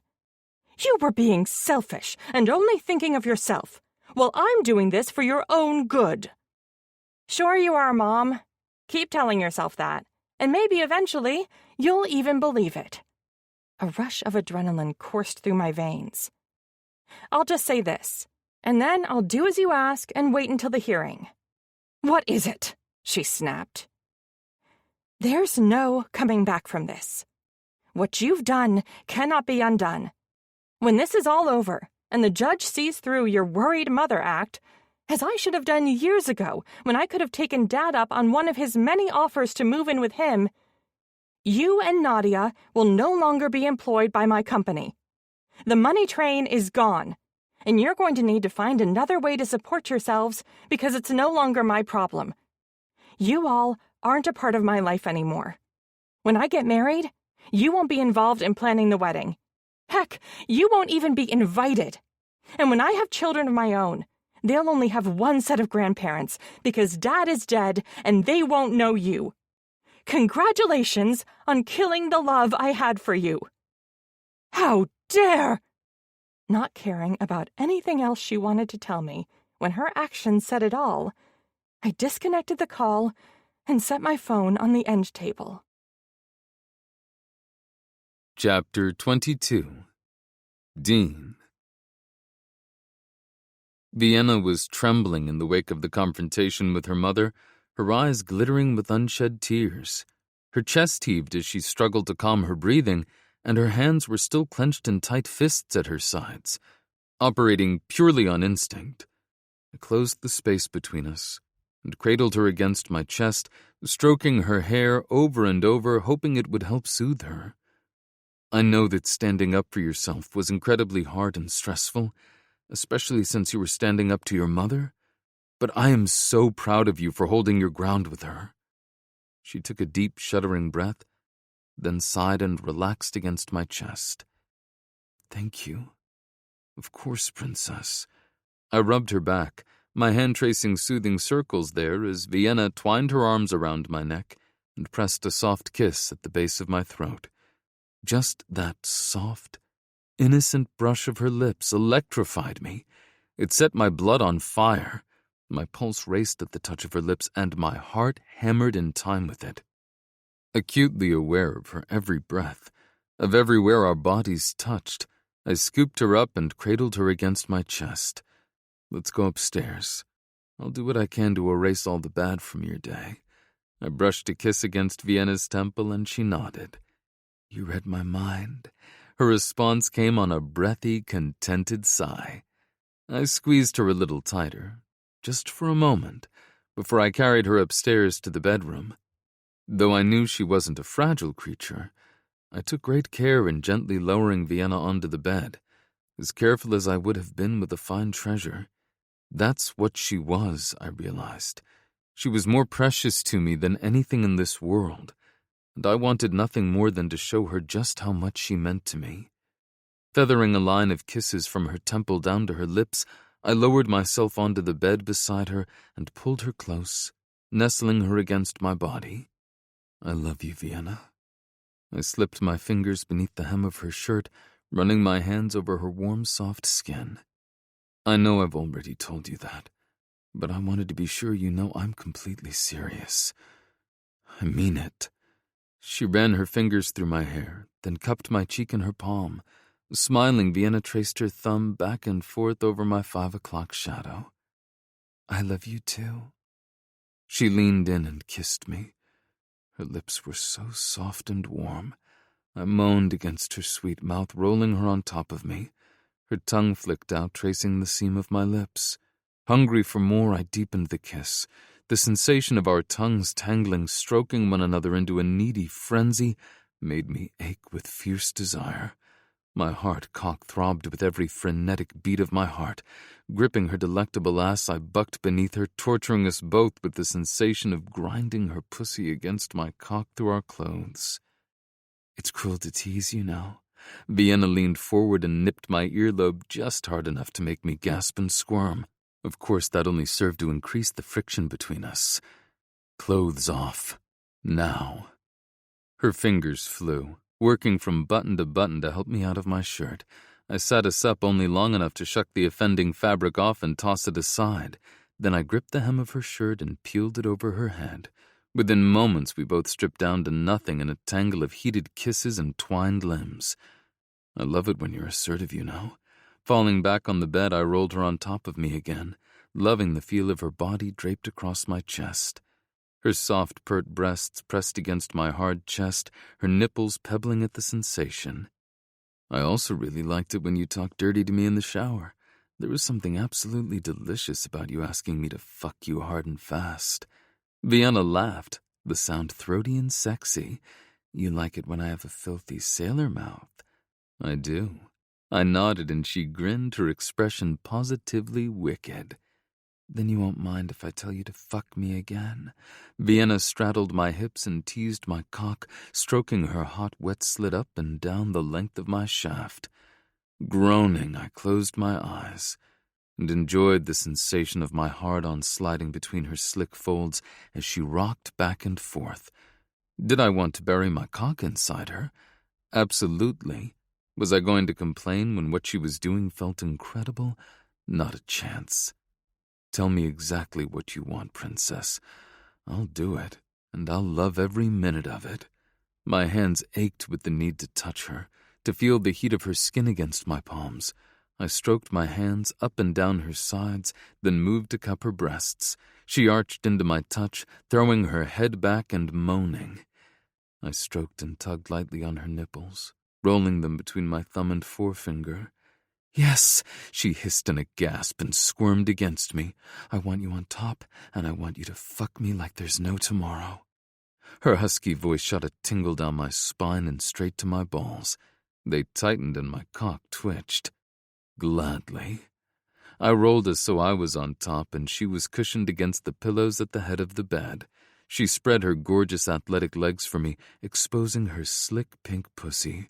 Groaning with need, I gripped my cock, stroking it as I pressed the head against her hot, wet, spasming slit. Do you want it long and slow, or hard and fast, princess?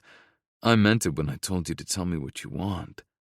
I want both, Vienna purred, arching so my cock slid into the velvet heat of her sweet pussy.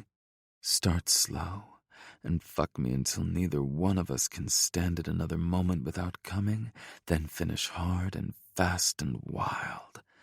Yes, ma'am. I thrust deeper and leaned down, nibbling, licking, and sucking her nipples, lavishing them with equal attention. I wanted to spend forever worshipping her body with mine, showing her just how much I loved her, and loved the fact that we were officially a couple at every possible opportunity, every single day for the rest of my life. I never want to stop making love to you, Vienna. I kissed her fiercely, trying to put all the passion and vulnerability I felt into the depth of my kiss, because I was struggling to find the right words to express what I felt out loud. But my body could convey what my words could not. Of that much I was certain. With long, slow, calculated strokes, I pumped my cock in and out of her pussy as her inner walls clenched around me.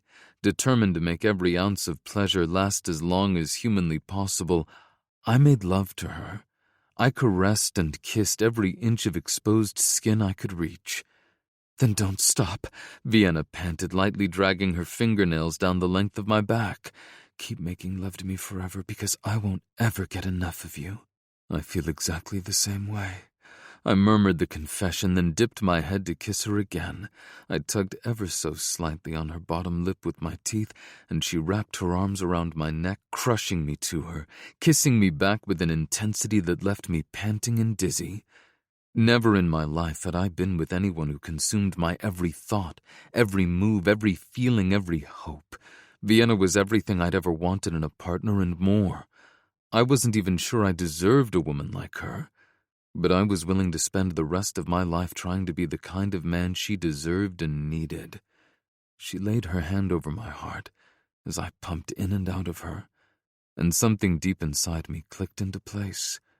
We moved in unison, each anticipating the other's needs, heightening and prolonging our pleasure. Yes, you feel so good inside me, Vienna crooned. I want to come with you. Please. Beyond words, I nodded and wrapped my arms around her, cocooning her in my embrace. Capturing her mouth with mine, I kissed her, exploring the warm, sweet hollow of her mouth with my tongue. I let my hands trail down her back, lightly stroking my fingers down her spine until I splayed them out on her perfect ass cheeks. I kneaded and massaged her ass for a long moment before I dragged my hands back up to her waist and held her steady. That's right. Give it to me. Come for me, princess. I growled the words through gritted teeth, releasing the tenuous grip I had on my control. I gave myself up to the wild, fierce, possessive, primal recesses of my heart.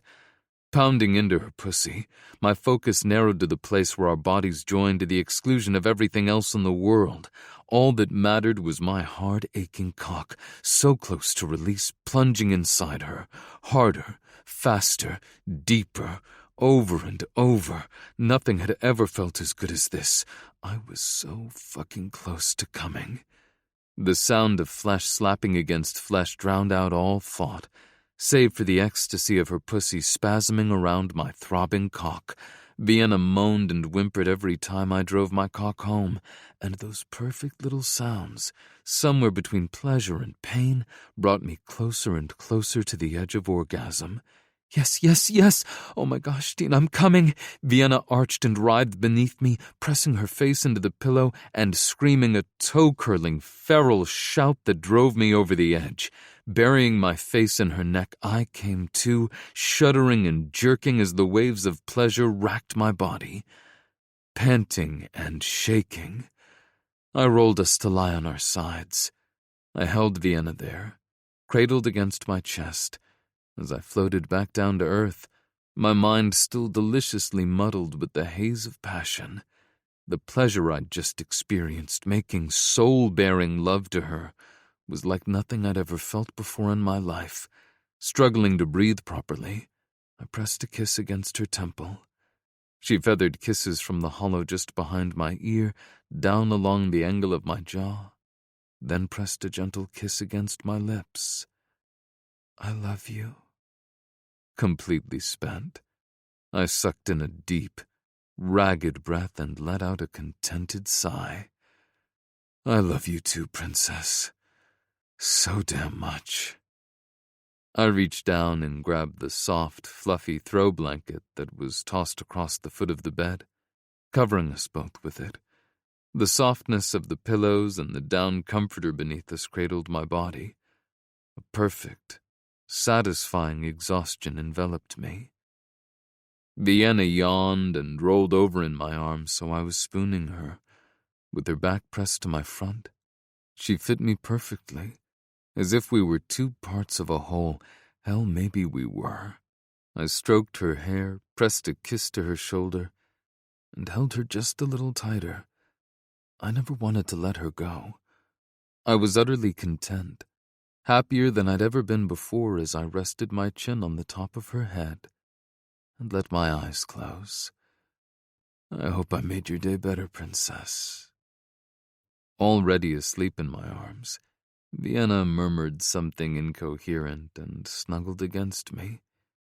I couldn't help smiling. There wasn't a luckier man in the world than me. Not for the first time, I acknowledged the fact that making this woman in my arms happy just felt right, like it was meant to be. Chapter 23. Vienna. I stayed in my love bubble with Dean for 2 weeks, not letting thoughts about the upcoming hearing get in the way of the happiness I'd found with him. But the day finally came when he had to make the drive up to Chicago and face my mother in court. "Thanks for driving," I whispered, as Dean parked his car in the garage attached to the courthouse. He leaned over the console to give me a quick kiss. My pleasure. "I guess we'd better do this. I don't want to be late." I took a few deep breaths to calm my nerves as Dean exited the car and came around to open my door. My hand trembled as he grasped it to help me out, and I was relieved that he didn't let go until we reached the security check-in. We made it through the metal detectors without any issues and headed toward the courtroom where we were supposed to meet Ryland. We followed the directions the guard gave us. My eyes widened when we stepped out of the elevator, and I saw the crowd waiting for us in the hallway. So many people I'd come to know during my time in Moorville had come all the way here to support me. Dean's mom and dad, most of his cousins, his aunts and uncles, and his grandparents. Even Mr. Reinhold had made the trip. So did several people from the high school hockey team. My eyes were wide as I stared at them all. I can't believe you're all here. Jack was the first to approach us and gave me a quick hug. You're one of us now. We have your back. I knew that everyone's gesture of support meant as much to Dean as it did me, when he didn't even glare at him, instead opting to say, It means a lot that you made the trip up here. Thank you. Jack pointed toward a small group of his players. I couldn't let them drive up here by themselves. Who knows what kind of trouble they would have found to get into. Considering the kinds of things we got up to as teenagers, probably a hell of a lot, Dean joked. Good point, Jack agreed, before stepping aside so the others could greet me. I got hugs from all of the Moores and a handshake from Mr. Reinhold, who murmured, Gotta keep an eye out for my best customer. My mom didn't take her eyes from us, her expression growing darker as each person warmly greeted me. It looked as though Nadia was trying to keep her from confronting me, but she broke free from my sister's hold on her arm and marched over. Who are all these people? This is a private family matter. Dean's hand pressed against my lower back, his way of letting me know he was there if I needed him. It was a reminder of one of the most profound lessons I had learned during my time in Moorville. Family is not the people you're related to by blood. They're the ones who support you.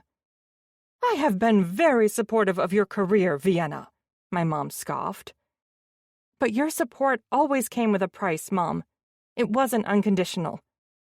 I held up my hand before she could argue with me. And there's no denying that you've always looked out for your own interests before mine. That's why we're here today, after all. Only because you tried to ruin everything we've built, Nadia accused. You didn't stop to think about Mom or me before you ran off, so why should she worry about you? I didn't run off and abandon you. Before I left, I wrote each of you a letter explaining what was happening and made sure all the bills were paid. You didn't have anything to worry about. You had a roof over your heads, food in the fridge, and clothes in your closet. All paid for because of me. The only thing I asked for in return was a little space to figure out where I wanted to go from here, but you couldn't give me that. You were too scared that you wouldn't be able to maintain the cushy life you've been living on my dime to stop and think about what I needed. The funny thing is, you didn't have anything to worry about. But Mom said you're firing us, she whispered. Yeah. I whipped my hand through the air. Look where we're standing right now. She did all this, questioned my ability to make decisions for myself just so she can keep control of my money. And you're supporting her instead of me when you know how wrong this is. My mom tugged away from me and headed toward the courtroom. Don't even bother trying to talk to your sister. She isn't in a state where she can be reasonable. Hopefully, the judge will see that. Let them go, Ryland suggested as he joined us. Your mother will soon be shown that she's the unreasonable one when they call us in for your hearing. We didn't have to wait long before my name was called. Ryland guided me to a table in the front and indicated that Dean should sit in the row behind me, where he was joined by his parents, aunts, and uncles. Everyone else claimed seats in the rows farther back, filling my side of the courtroom, while the space behind my mom and sister remained empty. With his comb-over and rumpled suit, my mom's lawyer looked as though he chased ambulances for a living. In comparison, Ryland was the epitome of confidence, dressed to impress in a tailored suit. If the visual differences between my team and hers were any indication of success, my mom didn't stand a chance with her petition. Even the judge's eyes widened when she scanned the courtroom as her clerk announced our case. My understanding is we're here today to hear a limited guardianship petition in regard to Vienna Frost? Yes, Your Honor, both lawyers confirmed. I zoned out while they went over the legal red tape, snapping back into focus when Ryland patted my arm before standing. Your Honor, I believe that it's quite obvious no guardianship is warranted here, seeing as the petitioner has failed to bring a single medical professional or impartial witness to testify as to Miss Frost's ability to make financial decisions for herself. In contrast, as you can see, I have a plethora of witnesses who are ready and able to testify to my client's well-being, sound mind, and able body, along with her contributions to her community. One, which I would like to point out, is not even in this state, since my client moved to Indiana a month and a half ago. In light of this fact, I question the court's jurisdiction to make a decision in this matter." The judge pierced my mother's attorney with a sharp look. "Has your client made you aware that Miss Frost no longer resides in my jurisdiction?" Ahem. He cleared his throat. "I was aware that my client's daughter purchased a home in Indiana, as this was the source of her concern over Miss Frost's spendthriftiness. However, she also owns a residence in Chicago, ma'am. As such, I respectfully argue that jurisdiction should not be an issue." The judge looked through the paperwork in front of her and pursed her lips. "Your client filed the petition for limited guardianship because her 22-year-old daughter bought a home in Indiana and moved there, while still owning the condo in which her mother and sister reside?" "Yes, Your Honor," Ryland confirmed. "And there is no medical professional present today to testify as to Miss Frost's inability to make financial decisions?" "That's correct, Your Honor." Ryland withdrew a sheaf of papers from a folder. "However, I am in possession of my client's recent mental health screening that she underwent as part of her medical evaluations before competing in the Winter Olympics. They screened her for anxiety, depression, eating disorders, sleep, alcohol, and drug use. No issues were found." "Please approach the bench and bring the report with you." She cast a wry look at my mom's attorney. "Both of you." I turned to look at Dean, while Ryland spoke with the judge in hushed tones. When they finished their conversation, Dean beamed a huge smile at me and pointed toward his cousin. Ryland was walking toward me with his thumb raised in front of his body, where the judge couldn't see it. Feeling a surge of relief, I pressed my lips together to stifle my smile.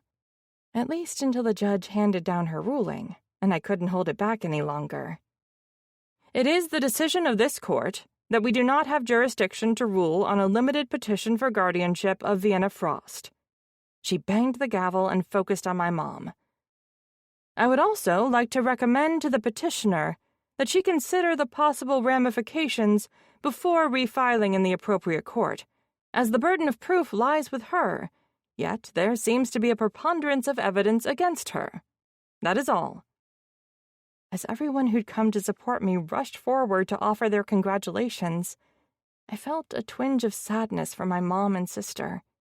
They were still seated at their table, abandoned by their lawyer who'd made a hasty exit as soon as the judge was done speaking. My mom's shoulders were slumped, and she appeared older than she had when she'd confronted me in the hallway. Then she turned and sent a hateful glare in my direction, and my sadness was replaced by disappointment. Even after hearing what the judge had to say, she still thought I was in the wrong, that I owed her something. I wished things were different, but I didn't see the situation changing anytime soon, especially when I followed through on my threat to fire them both. The ample severance package I planned to have my accountant offer them wouldn't make a difference because it wouldn't last them forever. The days of my mom and sister living off my money were ending. Luckily for me, I wouldn't be around to see it. I didn't belong in Chicago anymore. I hadn't just found a new home when I moved to Moorville. I found a family, too. Epilogue. Dean. I'm sorry I couldn't make it out to the Netherlands for your race. Ryland grimaced, shaking his head as he took a sip of his beer. I really wanted to go, but this case that I'm in the middle of is kicking my ass. Don't worry about it. Vienna beamed a smile at my cousin. I had the biggest cheering section out of any of the competitors. You more sure can be a rowdy bunch when you want. You gave us a good reason to be loud when you won, Princess. Still, I'd been looking forward to watching you race. My cousin's shoulders slumped. It's just this damn case. My client really is in a hell of a jam. Vienna patted his arm.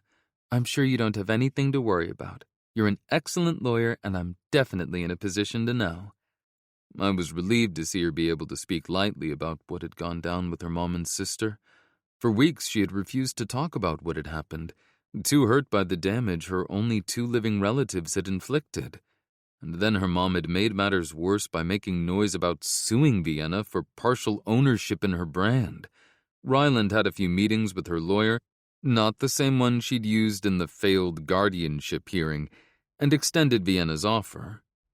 It was essentially a payout to make them go away. In exchange for the deed on her Gold Coast condo, which was worth much more than her mom or sister deserved, and a full year's worth of their generous salaries, they had relinquished any claim to her brand. At Ryland's insistence, they had also signed a non-disclosure agreement so they couldn't publicly badmouth her. If they were still bitching about her ungratefulness after all that, at least they could only do it between themselves. The money hadn't mattered to Vienna as much as putting everything behind her for good. She still had more than enough to ensure she could continue to chase her dreams, and then some, and that was what was important to my princess. Thanks, but the person I'm going up against is damn good at their job too. Has a stellar reputation, except for the part where she's been nicknamed the Ice Queen, Ryland muttered. The Ice Queen? Vienna's lips pursed, and she tapped her finger against her chin. Maybe I should have hired her to represent me instead. I know people probably don't mean it in a nice way, but I like the nickname. You would, being the true queen of the ice. Ryland slanted a sly gaze my way.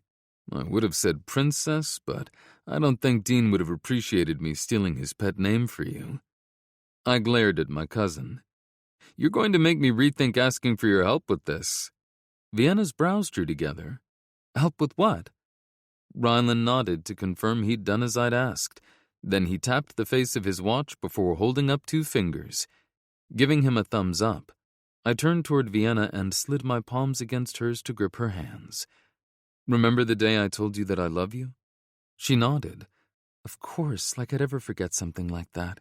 Hearing those 3 little words from you meant the world to me, and it was only 8 months ago. I made a promise to myself back then, that I'd do a better job planning this so you'd have the perfect story to tell our children.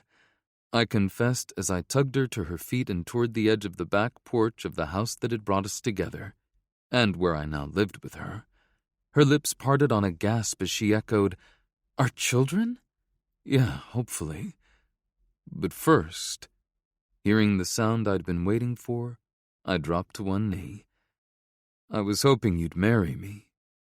A small plane flew overhead, a banner stretched in its wake. When I pointed at it, she looked up, and I took the opportunity to pull the ring box from my pocket and flip the lid open with my thumb. Lifting a hand to her forehead to shade her eyes, she read aloud the words on the banner. "Will you marry me, princess?" She looked back down, her eyes widening further when she saw the ring that I'd picked out for her months ago. Tears streamed down her cheeks as she stretched a trembling hand out to me. Lifting the ring from the box, I echoed the question from the banner. "What do you say? Will you marry me, princess?" "Yes," she whispered. "Absolutely, positively, without a doubt, yes." I slid the diamond solitaire under her finger, right where it belonged. Then she threw her arms around my neck. Lowering my head, I captured her lips, my tongue sweeping between them to deepen our kiss. When I finally ripped my mouth from hers, we were both panting for air. Ahem. Clearing his throat, Ryland walked over to give us both a hug. Congratulations. You'll definitely have a great engagement story to tell the kids. But now you've raised the bar for the rest of us. Thanks for that, by the way. Sorry, cuz, I shrugged. What can I say? I'm a tough act to follow. He rolled his eyes. Uh-huh, right. "Speaking of kids," Vienna drawled, "just so you know, when we have them, I'm going to encourage them to ice skate, and probably to play hockey, too." I figured, I sighed, pulling her against my side. But I'm hoping the high school team will have a new coach by the time they get there. Jack will be an old man. He's bound to be done with coaching by then. Vienna squinted at me. "Didn't you guys go to school together? Aren't you the same age?" Yep, So, fair warning, you'll be stuck handling the teenage years while also taking care of me in my old age. Oh, stop, she swatted my chest. You're not that old. Maybe you should show me how young I actually am, I murmured. And that's my cue to leave. Ryland grabbed his beer bottle from the table and headed toward the steps so he could walk around to the front of the house. Congratulations again. I'll send you the photos and video I took of the proposal later. Much, much later, I suggested, sweeping my gorgeous fiancée off her feet to carry her inside the house so we could celebrate our engagement. This concludes Can't Take More by Rochelle Paige, narrated by James Kavanaugh and Sophie Daniels. Copyright 2022 by Rochelle Paige. This unabridged audiobook is published by arrangement with Rochelle Paige, care of SBR Media, and was produced in the year 2024 by Tantor Media Incorporated, a division of Recorded Books, which holds the copyright thereto. Please visit tantor.com for more information on our growing library of unabridged audiobooks.